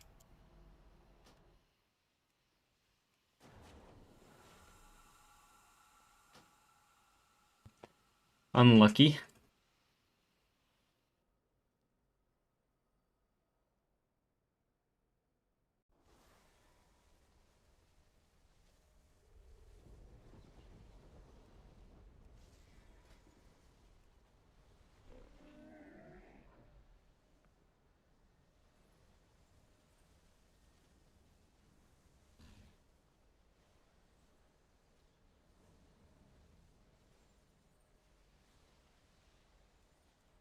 No, we would have got into that.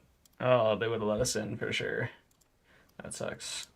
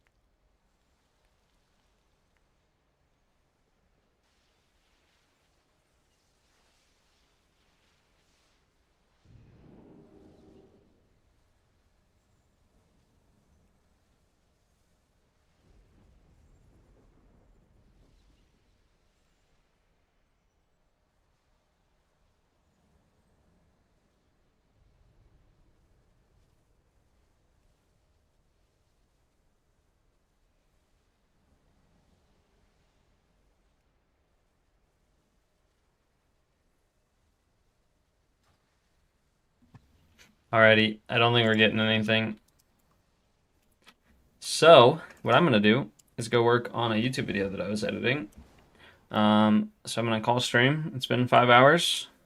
I'm going to aim for longer streams here soon on the weekdays and stuff. So we'll try to do that pretty much next week. I think I'm going to be trying to do that, but it just depends because I want to make sure I stay, like, YouTube is the priority, and then I spend my free time streaming after that.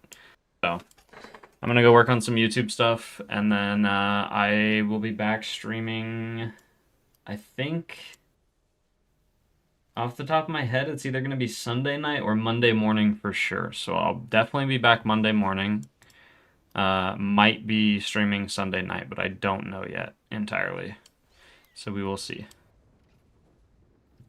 But other than that, thank you guys for hanging out. I'm going to go work on some YouTube stuff, and then I will catch you guys next time that we stream. So